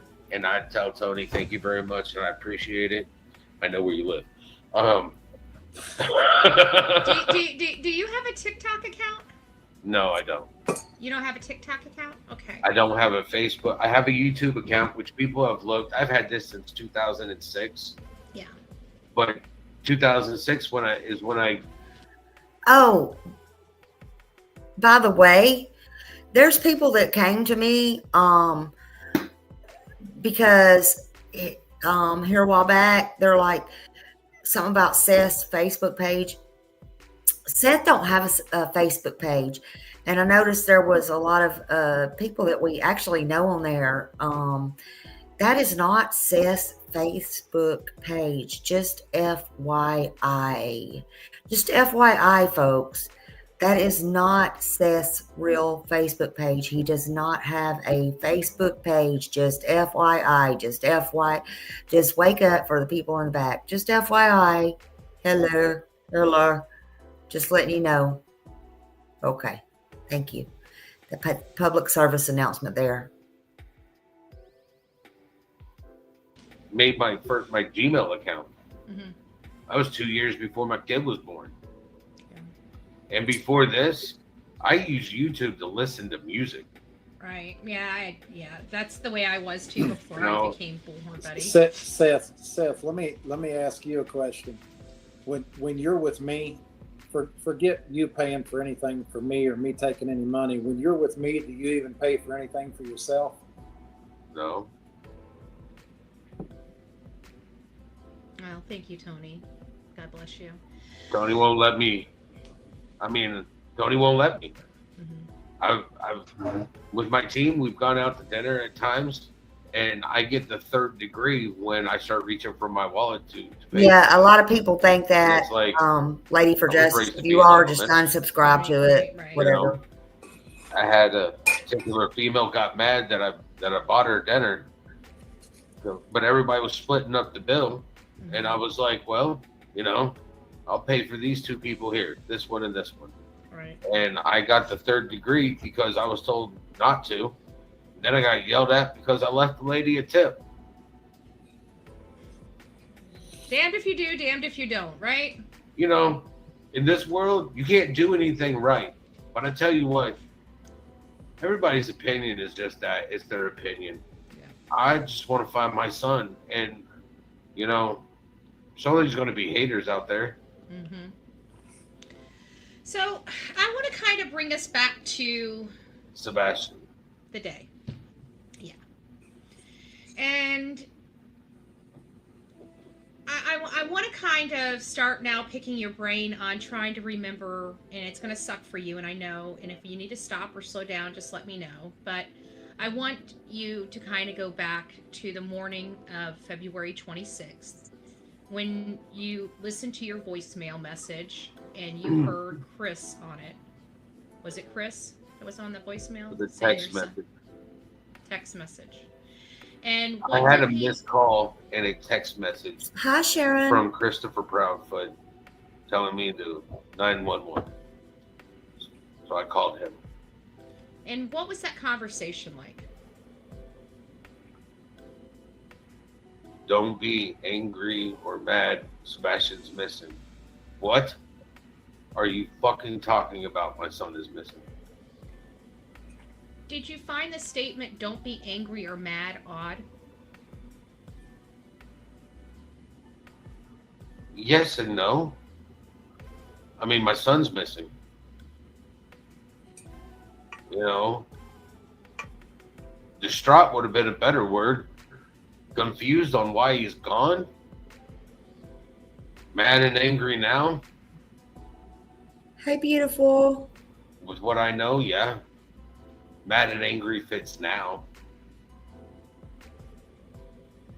But then again, what I know now is Thank you all for being here. everything that Chris knew beforehand. Did you get immediately concerned when you got that call that there was something seriously wrong? Did you just know immediately? I left there and I was doing well above the speed limit trying to get to Katie's house to find out what's going on. Looking back on that call you had with Chris, does anything now seem out of the ordinary or odd?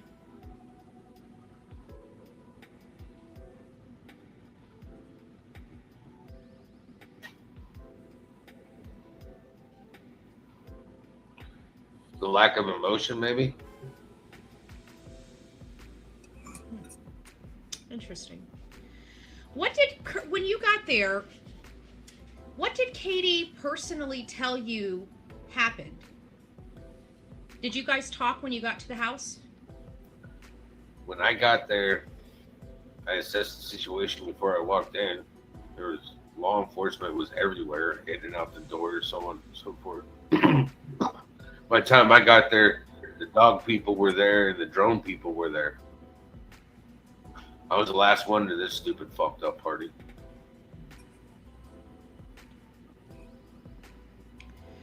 What was it like when you arrived at the home outside of the craziness from law enforcement? You know, what was the behavior of the people, Katie and other people that were there?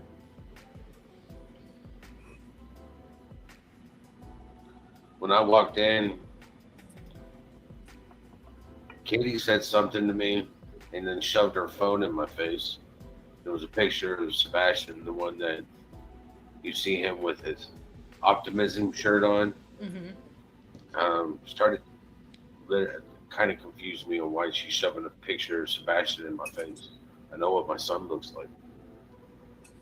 Do you know why she did that? Hey, Tina, I'm here. No, still don't know why. I just started looking to see what I could see. Obviously, my son's not there. How long were you there? Turned around and I was there for a little bit, just enough to talk, to find out what was going on, to find out if they had any evidence or if anything, to hear the evidence that was being said. And then I jumped in my truck and started looking for my son. Immediately. Within 30 or 45 minutes. I don't like a lot of people around me to begin with. And obviously my son's not there. And I'm under the assumption that he just walked out. So I jumped in my truck and started looking. Driving up and down the roads, screaming for my son. Did you stay with Chris and Katie there for several nights? I didn't stay the night, if that's what you're asking. Hell no. Oh, okay, so you guys didn't sleep. Well, because I had heard rumors that you and your family stayed there, and I was going to ask you about some. No, You know. Monday, Tuesday, and Wednesday. They told us not to search. All right, they told us not to be getting out and walking through the forest and shit like that, looking for Sebastian. That they didn't want one of us to go missing while we're looking for our son. Understand that. That's why I did my searching out of the vehicle. Driving around, hollering for my son, going up and down every road, looking as far as I can see. screaming for his name. And in my opinion, there was nothing wrong with that because they were also out there, the cops and whoever was out there, as they stated on the news, blasting the music, Eye of the Tiger, hoping that that would draw Sebastian out and doing all those things as well. So there was nothing wrong with them driving up and down and, you know, when they said don't search and yelling out his name. But again, where was Katie and Chris? I don't get it. I just don't get it.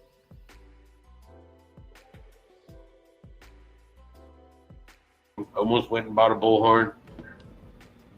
I got a couple around here. I can send you one. You might have to buy the batteries, you know. Like.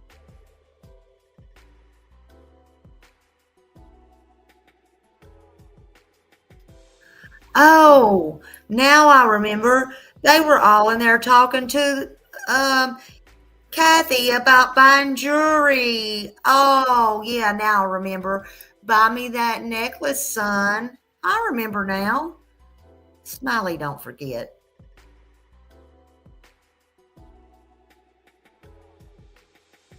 I wear them out, but I got an extra. I think it's a little too late. I don't think he's, you know, in the area. What was Katie's demeanor like that morning when you got there?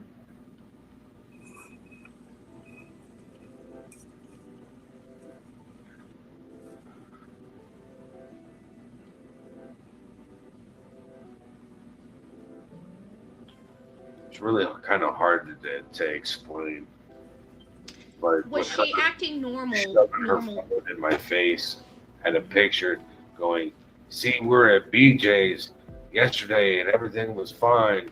And I'm like, trying to prove something to me. That's not how you. Odd statement. It's not how you prove something to me. On top of that, that picture wasn't taken BJ's. It was taken at Costco. And it's like you're already throwing false information in my face. Do you think they actually went to BJ's or no? I have no idea. Gotcha. I was just asking. That wasn't on my list, but you were saying that, and that does sound like a really odd statement. Convincing language, so to speak. Doesn't work on me. Yeah. I get plenty of liars at work. You know, I bet you're almost like a human lie detector. Well, I look at them and I call inmates on their bullshit. You know, it's like, don't try to bullshit me. It's not going to get you anywhere. You know, be as honest as you can with me. I'll be as honest as I can with you. You know, it's a respect factor. Mutual respect. Diving in. Do you think she was bullshitting you? Yeah. That morning. Hey, what? Laura. Yeah. That's why she doesn't like my opinion. That's why when I told Chris I needed to speak to Katie, well, you can't do that unless I'm there. I don't care. You can be there too, buddy. Wow. So, what was she wearing? I don't remember. She was dressed. I mean, She was obviously, dressed? there was people in the house, so. Right. But I just didn't know if she was in her pajamas or she was dressed. So Betty, if the sale is that you were told not to look and you were told to stay home. Oh, which brings me to this. Betty brought a good point up, which I know Seth probably wasn't paying attention or whatever. She had clothes on. Okay, well, which brings me to this. If my son was missing, I'm not too sure. I'd probably go out in whatever I had on. You know, we already know she went out and had the windows rolled up or whatever, but I didn't think about this till this very moment. I'd have probably went out in whatever in the hell I had on. I'm just going to be straight up with you, but that's the difference in me and her, obviously. I wouldn't have gave a damn unless I was nude, which I wouldn't. I don't sleep like that. Just FYI, I know that's too much personal information, but okay, just saying. But anyway, you know, I would have probably went out in whatever I had on, whether it be a short nightgown, whether it had been a t-shirt nightgown, whatever, and hopped in my car, probably no shoes, no nothing. And I would have had my windows rolled down, screaming at the top of my lungs. And by the time that he got there, what, an hour later or something, and people started to roll in, and the cops, maybe I'd have slipped on some shorts or something. But, you know, if I would have had it on t-shirt gown or something, I'm just saying I sleep in those a lot. Just, again, too much information for Smiley, but I'm throwing it out there. Or pajamas. So again, if she was fully dressed, I'm just wondering why she took the time to get fully dressed. I'm just wondering. I would think that was kind of odd if you ask me, but did she not get any sleep that night? Was she up all night? I don't know. If she was fully dressed, I would just kind of find that odd. I hope Ellie took note to whatever she had on. Seth might not have, but I hope the police did. In case your child came home, then we could buy that if they actually stayed home, correct? Right. Right. What was the weather like there? Was it raining or snowing that day? Was it cold? Like, can you? First day was pretty decent. I mean, I think that low the first night was 50. The next night it got colder, and then I think on the third night, on Wednesday, I think. Interesting. She was cleaned up that morning to take time to clean herself up that morning, wasn't it? And pretty crappy fucking weather. But it wasn't crappy weather the day he disappeared. No. Again, I think it's pre-planned. I just do. Always have. Briefly, one of the neighbors spoke to me. Lovely lady that lives next door. She introduced herself. I'm horrible with names. But most of the time, the people that came over, I was just sitting in a chair. People kind of looked at me. And then they would have their conversations with Chris and Katie and Kathy and whoever else was there. There was some introductions, but I'm not one of those people you just introduce. I was watching their behavior. Did the neighbors say anything odd? Was their behavior odd, or were they just appeared to be concerned? Some of them appeared to be concerned. Some of them brought their video footage over for Chris to look at. So Chris got to see all the video footage, and I didn't get to see shit.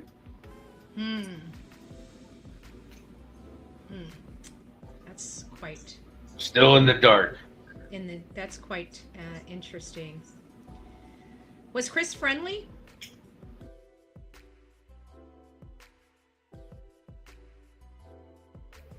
And knowing Seth, I could see him sitting back observing, you know, and not. I can just see that, kind of scouting out the room, seeing what's going on and stuff like that. But listen, it brings me to, why wouldn't Chris try to bring Seth in on, or make Seth feel welcome or whatever? It's his son missing, and say, look at this video, or Seth, what do you think about this? Or anything from day one. I'm just wondering, odd stuff. Was he scared Seth would see something? I mean, just wondering. Some mighty strange things.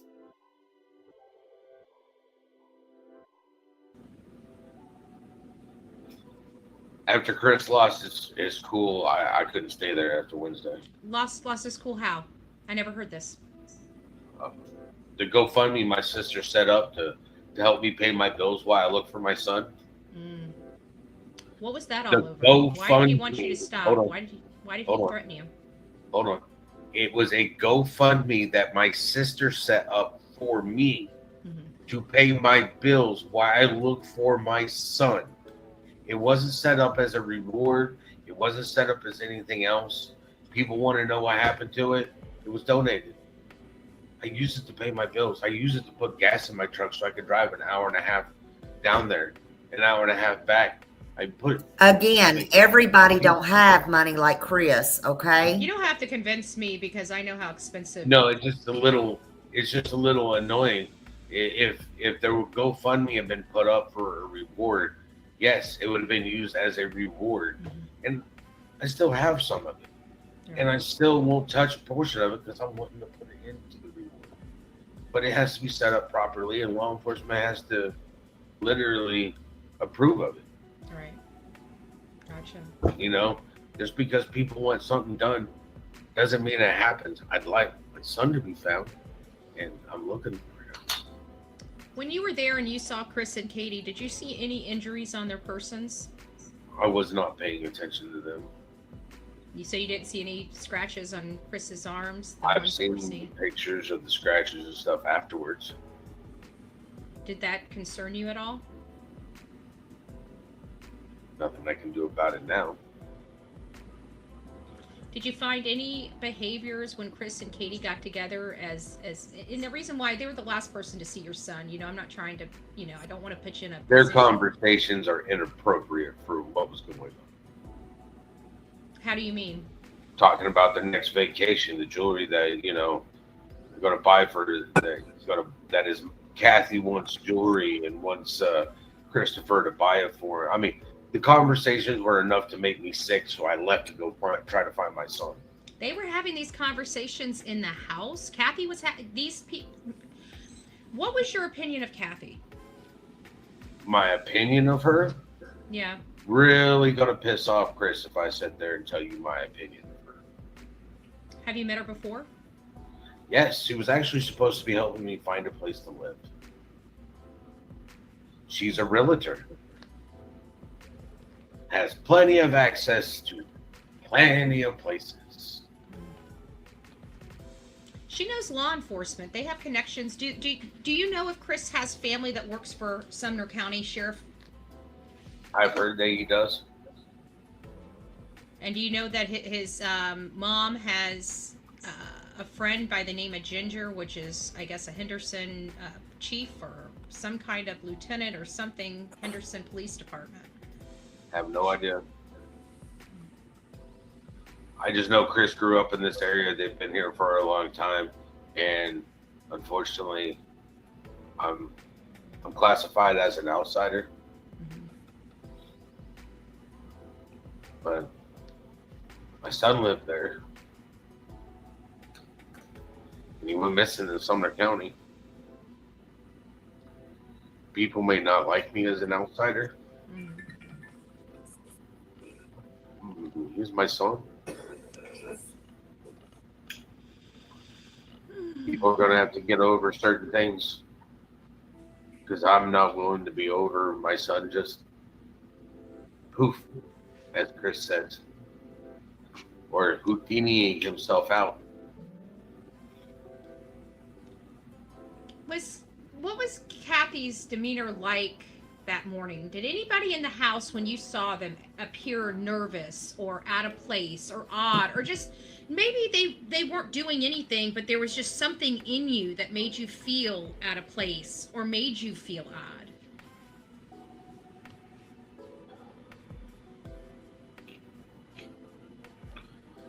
Katie seemed to be the only one that was upset,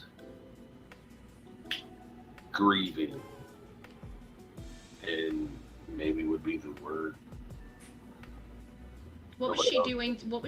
How was she acting? What emotions was she displaying?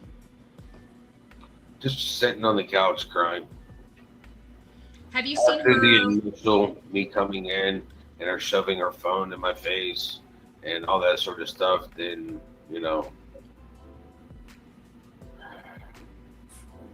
Do you feel her behavior was genuine?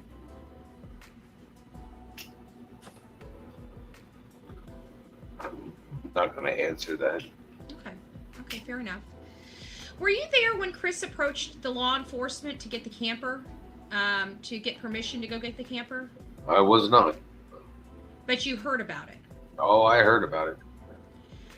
What day did he leave? The very next day, or was it a day or two after? I do not know. Okay. I mean, it wasn't Monday, Tuesday, or Wednesday while I was there. Gotcha. And what did Ellie say at the time you left the Proudfoot home about the status of the case at that time? When he left? No, Or when I left? when he probably went to go get the camper and you probably went on your way. Did law enforcement give you an update? That was really early on in the case, obviously much different than where we After are now. Wednesday, my parents showed up from Texas, and they were staying over in Goodlettsville at the RV park. Gotcha. I told them where I was at, and they knew where I was at. And except for me calling them to find out what was going on, really didn't have much communication with them. I was kicked out of the command center. What was that about? I shouldn't be here looking at the computers. I was You looking were at the crying too. You know, my son's missing. I want to see where you're searching. Why? So I can go search. I gotta stay in my vehicle. I can't get out and go running around. But I can sure drive around. I can look. I was told that I'm not supposed to be doing that. But you did it anyways. I've never been one, when it comes down to something important, you're going to do what you're going to do. You're going to do what you got to do. And there's nothing more important to me than my son. Right. There was a video that was released by Nick Barris about some light movements on the outside of the home. Did you, and this was added after the fact because one of my mods wanted to ask this. What did Ellie say about that video? Was the time truly stuck? I guess I've never heard the time being stuck on one specific time. Off, maybe, but stuck. I mean, when I saw the video that they showed me, it stayed there. It was just stationary at 311. Do you believe that video was taken later, or you just don't know? I don't know. Okay.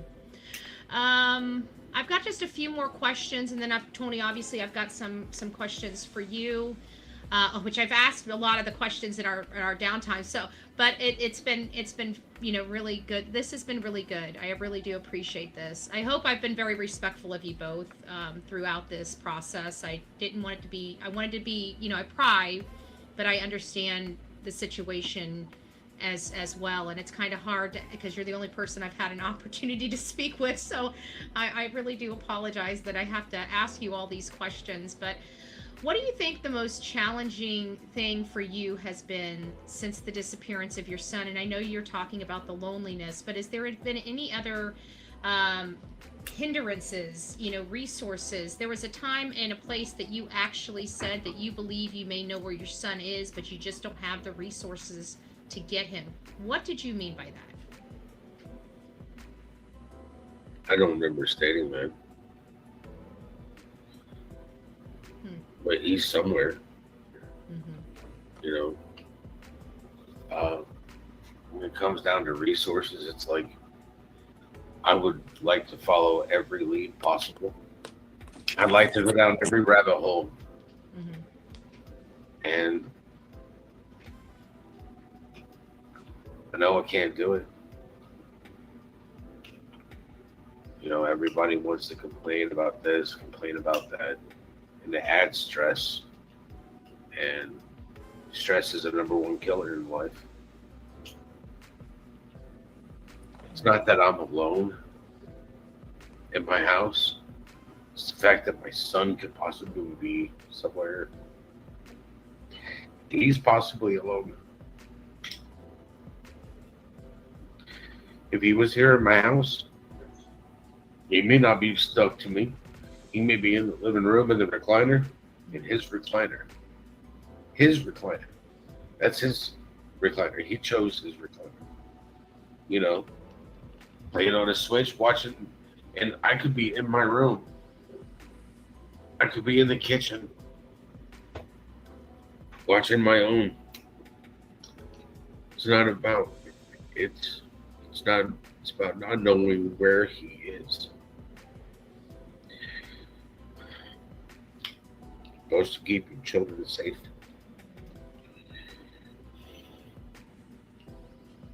Never said I was a perfect parent. I only have one child. It's a learning experience for me every day. But it's been an unending fucking nightmare since I got off of work on a fucking Monday morning to find out that my son is just gone. And knowing that there's 2 other people that are responsible for him, it seems that they're having the fucking grandest time of their goddamn fucking life. Well, I hope they fucking enjoy it. Because I believe in fucking karma. And when it comes around, I hope it smacks them in the fucking face. All 3 of us haven't been cleared yet. And I'll tell you right now, had nothing to do with my son's disappearance. Sumner County should understand that I didn't. I've got records where I, literally, I've had him enrolled for school.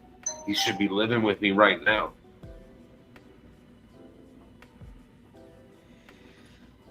Could it be possible that your son is a victim of an online predator at all, or they've eliminated that possibility? I don't know. Talk to Sumner County. Maybe they'll tell you. Yeah. Now, I'm going to ask you this. With the case and stuff, if it's impertinent to the case, they're not going to tell me. And it's not because I might come tell you all. It's because they keep things close to the chest, which I have learned since this has started. I don't tell anybody shit anymore because there's very few people that I can trust. I mean, literally, what just fucking happened in the last 3 or 4 days is evidence on why I don't trust fucking people. Fucking snakes. Where I come from, we kill snakes. We cut their heads off. Cut the head off the snake. Skin that bitch, throw it in a skillet, and watch it fucking squirm. And you eat it with a little salt and pepper and hot sauce. There you go. I'm going to ask you point blank. Did you have anything to do with your son? The disappearance of your son? No. And you have passed a polygraph? Yep. If another parent is going through this situation, what would be your best piece of advice for that parent?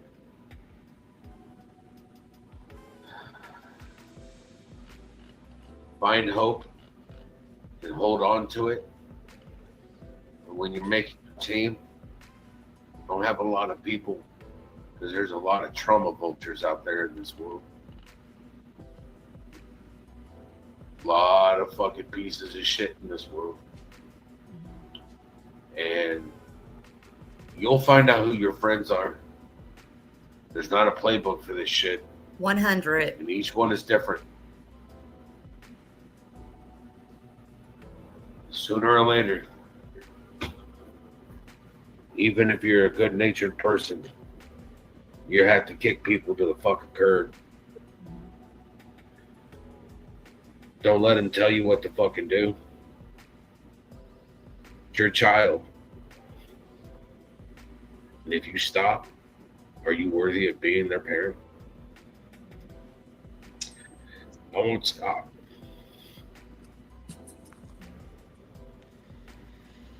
Well, I just got a few more questions, and it's going to be kind of directed toward Tony. So I've got a few more questions from subs to you, but I'm just going to let you kind of take a break and get a cigarette and take a breath, So Tony, you've been through quite a lot with Seth throughout this process. And it has very much been challenging. It's been challenging for all of us, watching this from an outside looking in.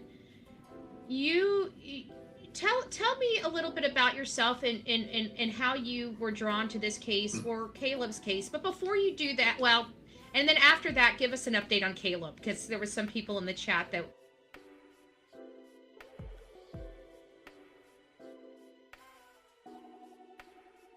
I've got a few questions. I'm not gonna.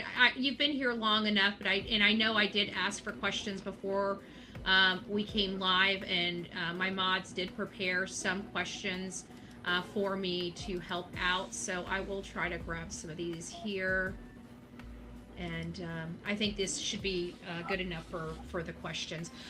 So at the end of this sheet here, one of my subscribers, I'm only going to ask a couple of these questions. What size? We were told that you bought Sebastian new boots. Is that correct? Yeah, I took him to Boot Barn and bought him a pair of hiking boots. And those boots were at your house? They're at his mama's house. And those boots were accounted for? Yeah, they were at the front door when I walked in. Okay, and what size is his shoe? 10.5. Mm-hmm. Okay, so that answered that question. Were they there after? Yes, that answered that question. Katie said she bought him 3 pairs of shoes, and she only bought him 3 pairs of shoes.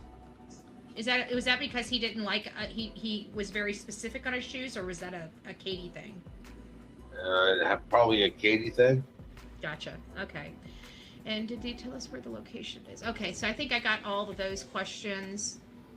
Here's one. Oh, here's one about Terry Lynn. Maybe you know, maybe you don't. Allegedly, Terry Lynn's tires were slashed while searching. Other searchers have been threatened and pulled out. Do you have any idea who's behind these scare tactics? I don't. Okay. All right, so now for the moderation questions. I went through them. They look like they were good. I won't take too much. There's just a few more questions here, so I'll try to gloss through them as quickly as I can. What was Sebastian's favorite song? Well, he didn't really have a favorite song. I mean, we listened to everything. I mean, probably Eastbound and Down. Eastbound and Down. Gotcha. How was Sebastian with transitioning from activity to activity, from home to outside? At my house, I mean, we go from the house to the truck, so the transitioning was the drive. Normally that meant, jump in the truck, get our seatbelts on, or whatever we're loading in the truck to go do, and then we listen to music. Misty That's says, always been one of the things that helps transition. what is it? I'm sorry, I missed it. Said that's always been one of the things that helps transition him is music. Even when he was in a bad mood, like he didn't want to go to the store, but you don't have a choice today. We're going to the store because got to put groceries in here. You're going to be here for a week. You need to come with me so that you can pick out whatever snacks you want. Do you want sliced ham? Do you want sliced turkey? Do you want Swiss cheese today? Do you want provolone?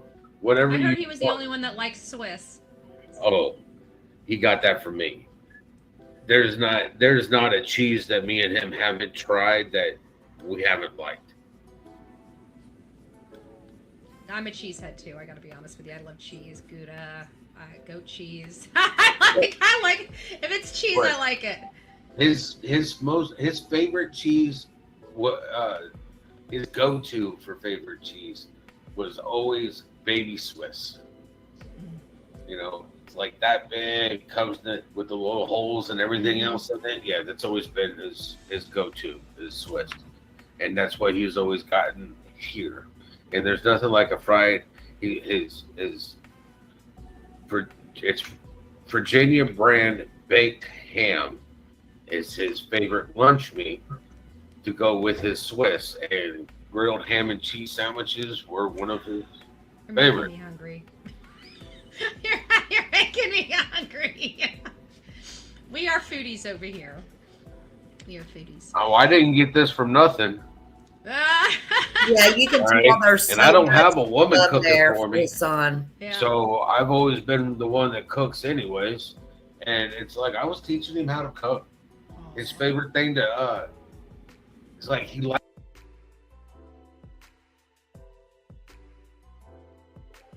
you can tell there's so much love there for his son. And then when you hear Chris and Katie talking, and then Katie, what would you say?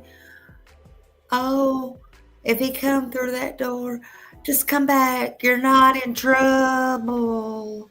Why are they always talking about he's not in trouble? I'm just asking. Well, why would that be the first thing on your mind? Because he was always in trouble at your house? I mean, why would you say that? Why would you even trigger that if he was watching? Just come home. You're not in trouble. I'm just asking, that type of thing.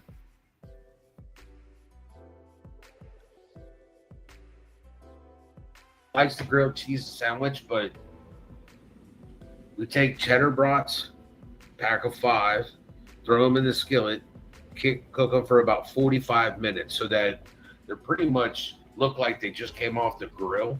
And then cut them up into pieces, and that's the meat. Then we sit there and we make our spaghetti sauce.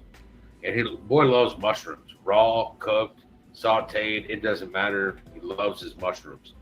And fresh mushrooms, vegetables, tomato paste, some stewed tomatoes, put it all into the pot and just let it cook. And there's our sauce. And then when it comes down to the spaghetti, he likes his fresh grated Parmesan. All right, you know what? I gotta say, I like his style. What can I say? So Misty says, Betty, I want to make sure before we get out of here that I make it very clear that we are having good communication with law enforcement now. Good. I think it's important that we point out that Seth is in a good place with them. We support them and what they're doing. But I also would like Seth to tell you, because I listened to your show earlier and I listened to some of these theories and some of these ladies that you hooked horns with a little bit regarding their theories. For the longest time, really the only thing that Seth got from law enforcement was one thing. And what was that one thing, Seth? What was it they told you that is the only communication you got for such a long time? Talking about they still don't know how he got out of the house? Correct. How did they phrase that? There's no evidence he ever left the house. that's what we kind of concluded with everything. It's the same thing that they said at the last press conference. Boom, chakalaka. Yeah. And I just like people to understand, being in law enforcement, they don't have to tell us it's a criminal investigation. What they have told us is that it's an investigation. And it's the same thing I've told people close to me, that you'll know if it's a criminal investigation.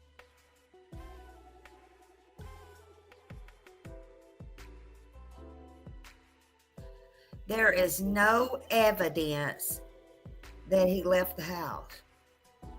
There's no evidence that he left the house. There's no evidence that he left the house. Per law enforcement, there's no evidence that he left the house.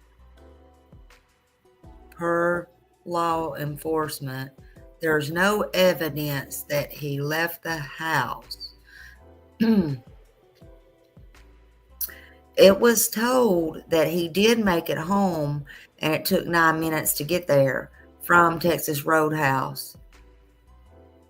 But here they told Seth there's no evidence he left the house. Make it make sense. Make it make sense.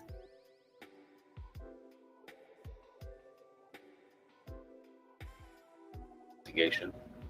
When they slap them fucking bracelets on your wrist and you're off to fucking wear orange for the rest of your goddamn life, Bubba gonna like you. And I feel sorry for whoever did it. Best bet is just to let my son go. Drop him off at a gas station. Tell him to go in and tell him what your name is. Tell him to call 911. Doesn't matter where you are. It will get to me. And I will be driving to pick him up. So Misty just wants to say, Sebastian Wayne Drak Rogers, your virtual aunties and uncles won't stop until you're found and back home safe with your daddy. Seth, I'm praying for Sebastian and you, sending to you from Arizona. Thank you, Miss Fisher. Blame Erica says Seth is a great father. Never doubted that. Mass flyers can be distributed through U.S. Post Fast. We deliver 1,000 or 10,000 flyers in 1 week for $1,000. They should do it. I think that's his favorite color. Too. It's legit community help and effort. MK, send me that. Thank you for all you're doing, Team Sebastian. It's the only team there should be. Absolutely. You don't want to see me come unglued over that. I already did. If you need to go back, you can go back and look. I actually have a video Team that me. It's not team them. It's team find Sebastian. It's Sebastian's army. It's Sebastian. His army needs Sebastian. Sebastian needs the army to find him. What about the chest plate is gone? Mom and Dad step house. Was he still wearing it before he went missing? The chest plate. Apparently, there was a picture where he had a chest plate on. Can you have anything to say about the chest plate? He chose to not wear it. He tried it. It was like pulling teeth from an alligator. And he chose. He was given the choice, and he chose not to wear it. He had a cartilage buildup right here on his chest. That was, it was just, it's part of his CQ20 deletion. Mm-hmm.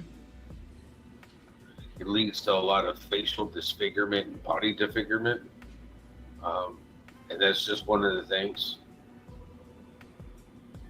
And when he chose not to wear it, then it's a choice you live with. Mm-hmm. No matter what we did, I tried to tell him, I was like, it's to help you in the long run. But if you choose not to wear it, it can't make you do something you don't want to do. Yeah. My parents spent a shit ton of money on hearing aids for me because I'm deaf in my right ear. And this is back in the 80s and 90s. Like, this is expensive stuff. It was like $4,000 or $5,000 for these things, and I literally threw them in a locker and lost them. Oops. But was Katie fully on board with Sebastian coming to live with you full time? It was something that she was being convinced to do by Chris. So you think Chris was the driving force behind that? Do you know why?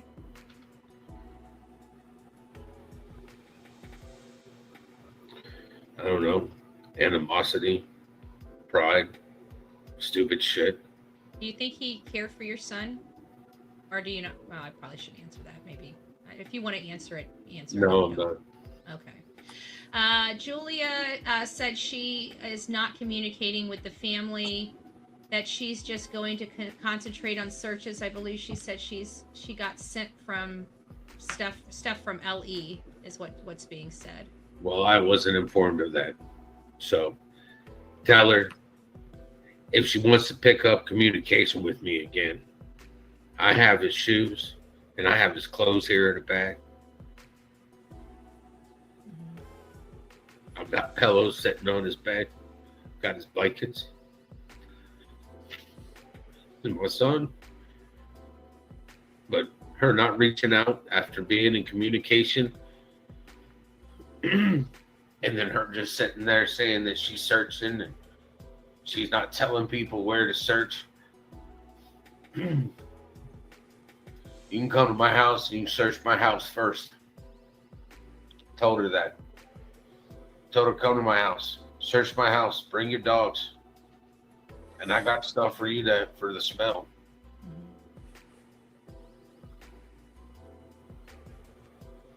Was there, I think we asked this question, was there a place that Sebastian wanted to go that he may have found a way to get there? I have no idea. Do you know of any type of internal cameras ever being at the house of the Proudfoots? Ring doorbell cameras, anything that you've ever seen going there, dropping off, anything that wasn't there the morning that you got there? Nope, never saw cameras. this say? Can we ask Seth what he saw on the footage of the lights? I think he mentioned at one time that it was a garbage truck. Can he confirm that tonight? That's what I was informed of by the law enforcement. That's all. But you didn't see the video? The video they showed me was of lights and showing me where the floodlights were during the day and where they were at night. Gotcha. What is the one thing you believe would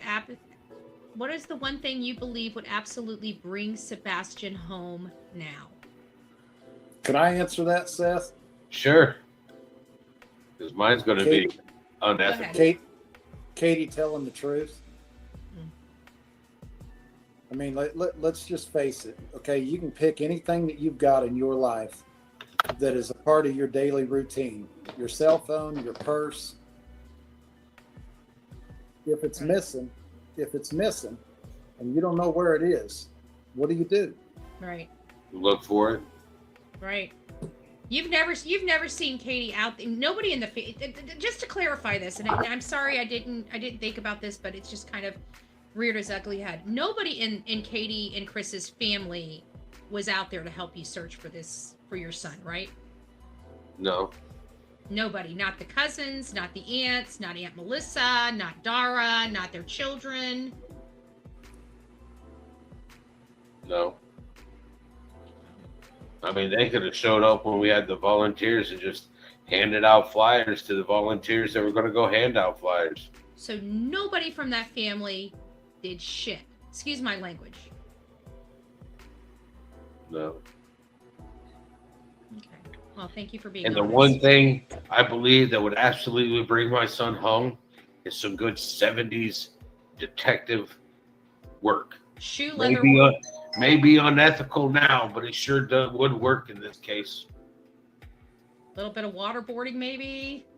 You know, you're not the first person that said that. I'm telling you, I'm barbaric. I mean, I'm a barbaric woman when it comes to crime and punishments and stuff like that. I'm an eye for an eye, tooth for a tooth type of girl. There's no middle of the road for I me. was raised Old Testament. In the end, we all are blind and justice is blind. Mm-hmm.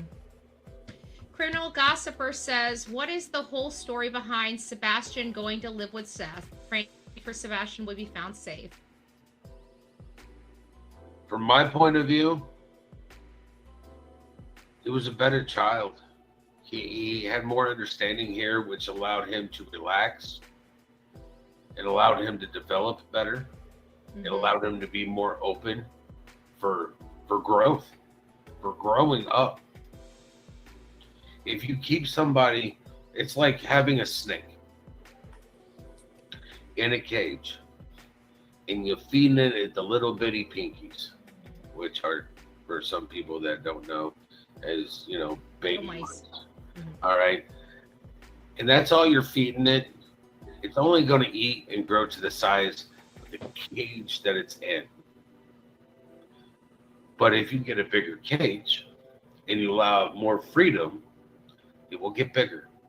And therefore, it's allowed to grow. Somebody And says here, that. he was allowed to grow. Do you think that Chris and Katie's parenting style was overly strict for your son and your son's disabilities? Their parenting style was not mine. You think he thrived better at your home with? I think he did. Something about that. It sounds like Sebastian was working on being vegetarian. Did he eat meat? Man, his favorite thing was Virginia baked ham and bacon. That's true. You did say that. I mean, his best breakfast that he liked was sausage, gravy, and biscuits and eggs. I mean,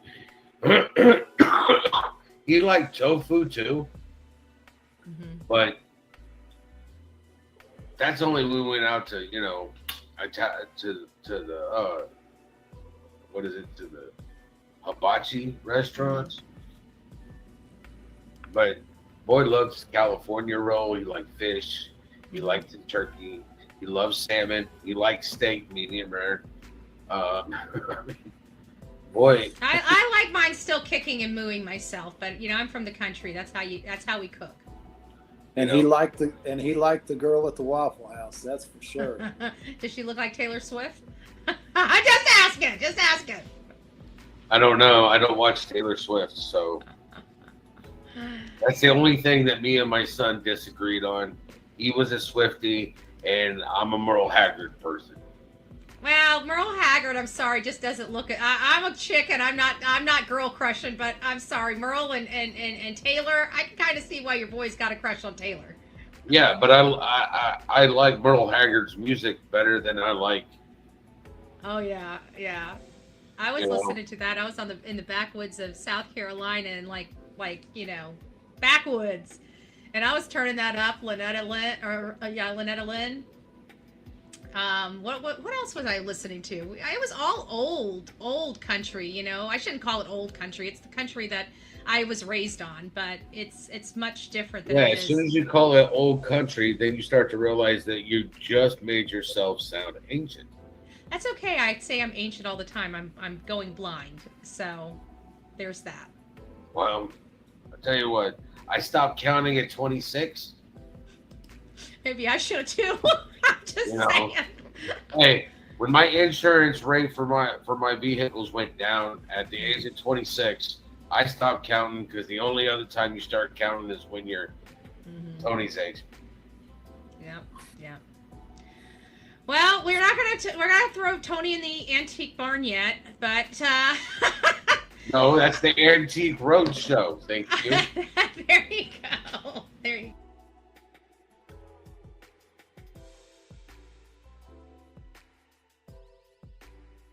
That was pretty much all of the questions to Seth. Y'all can go over and watch Bullhorn Betty for the rest of that. Hold on a minute. The rest of it was just pretty much for questions for Seth. And let me go back up here to this question I just saw just a minute ago. This question right here.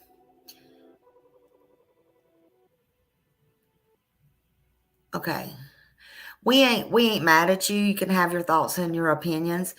You want to know why Seth also agreed to put Sebastian in a group home, but he said it had to be the right one. Yeah.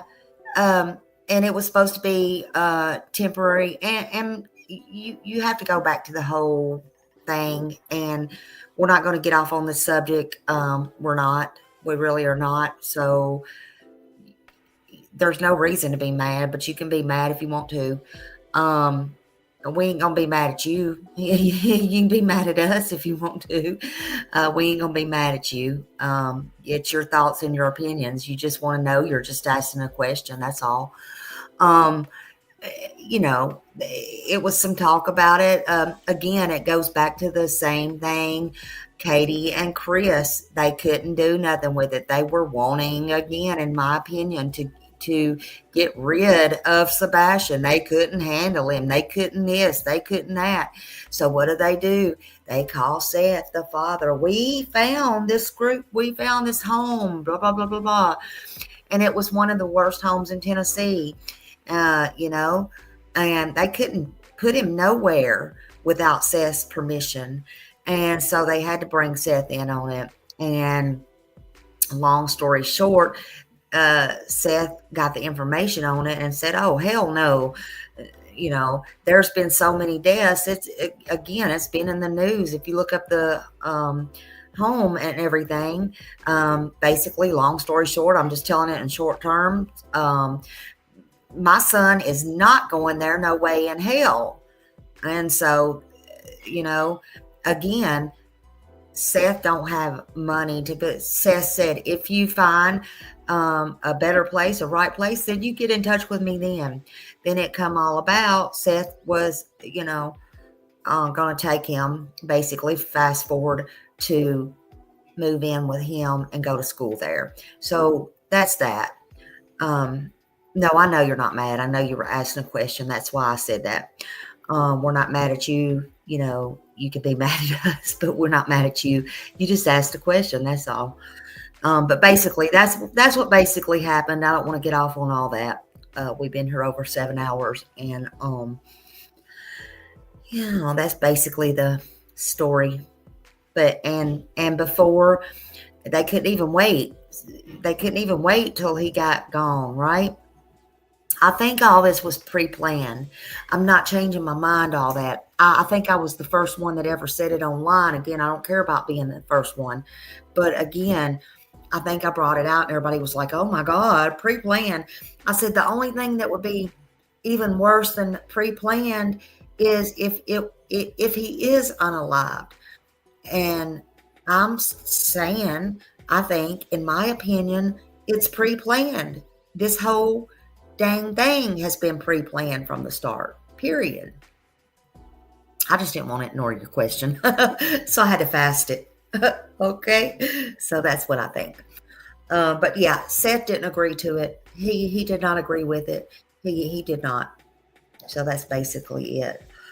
So let's get back on subject real quick, because I just want to say the main thing is all of this, as we know, is about Sebastian Wayne Drak Rogers, and he is still missing.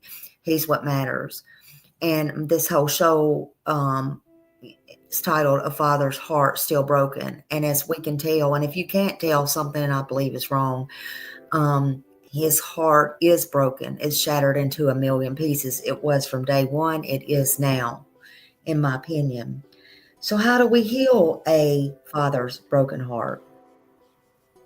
You can't.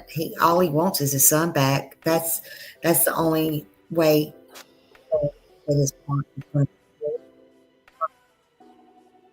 He's not going to hurt, in my opinion. So you don't really need it. We can talk about fires. We can talk about his son. We can try to get the truth out. We can try to be kind to each other and to him as well. Talk about things that we know and not put a bunch of bull crap out there, because that's not helping anything. Staying silent's not helping anything. None of those things. He needs his son home. He needs Sebastian Wayne Drak Rogers home. There's still hope out there. You can't really mend his heart for him. I don't think nobody can. But he can learn to carry it. Every fear turns into prayer. Every sleepless night becomes a promise that he's going to get up, go out, and continue to fight for his son, that he'll never stop searching, and he won't. Real recognizes real again. You got to let him talk about his child if you're around him. You got to let him talk. That's what he wants to talk about. He wants to talk about Sebastian. And then you, in turn, has to say Sebastian's name. You don't tell him to move on, because a father never moves on. He moves on with the pain. He's going to have the pain. He's going to have the broken heart, but he's going to have to deal with it in his own way. Not yours, not mine, not anybody else's. It's his pain. It's his son.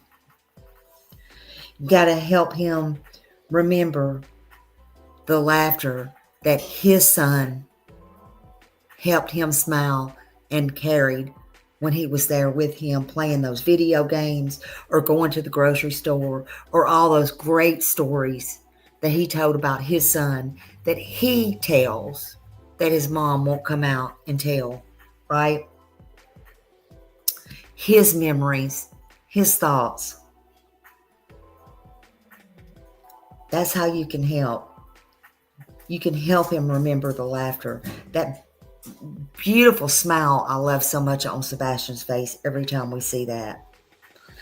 The sound of Sebastian's footsteps the sparkle in his eyes. You know, again, that smile. That smile, don't let that smile die. Don't let it fade away. We got to keep his picture out. Keep spreading the word about Sebastian. We got to do something in hopes that we can get attention and bring Sebastian back home. Sebastian deserves that. Seth deserves that.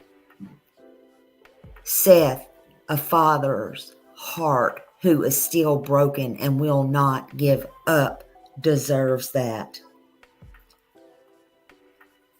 You mend a father's broken heart by giving him hope, by standing beside him when the world looks away, when the cops look away, when you think nobody's looking, you're there. By believing along with him when others forget. That's how you mend it. Not with glue, not with none of that, but with grace and by the grace of God. That's how you do that. And by bringing his son home, because his son is the only thing that is going to heal his heart. That's right. Seth deserves truth. And again, Katie holds the key. I believe Katie holds the key. That's my opinion. Don't let Sebastian's name fade. Don't let this case go cold. Love does not expire. Truth does not hide forever. And to Seth, your fight is seen. Trust me. We all see you. We all hear you. We feel your pain. We're not in your shoes. We don't feel your pain as strong as you do. That's a fact. We'll never know what you're going through. But we see you. And we do feel you. And we feel for you. We will continue to say Sebastian's name. And Sebastian's name will always be spoken. And to everyone watching, please share this. Please pray for Sebastian. Please pray for Seth. Because a father's heart still searches. It still hurts. And it's shattered into a million pieces. And we will never give up on Sebastian Wayne Drak Rogers. And if you have any information, please call that information in. Call that information in. Call it in, TBI, 1-800-TBI-FIND. Call it in to FBI. Walk it in, crawl it in, do whatever you got to do. But do something. Don't just sit on it. Don't just stroll by. Don't just turn your head. If you remember something, if you've had amnesia this whole time, it don't matter. Nothing's too small. Do it, for a father's heart is still broken. Thank you for spending all of your day with me. It's been a long day today. But thank you also very much. I appreciate you. We are for Sebastian. We are truth. And we are here for you, Seth. Thank you very much. Thank you, mods. Thank you, subs. Thank you, everybody in the bushes. Thank you, everybody on replay. Thank you, everybody, anybody I missed. I love you all to the core. I'll see you again. See you in the streets. YouTube streets, that is. Good night.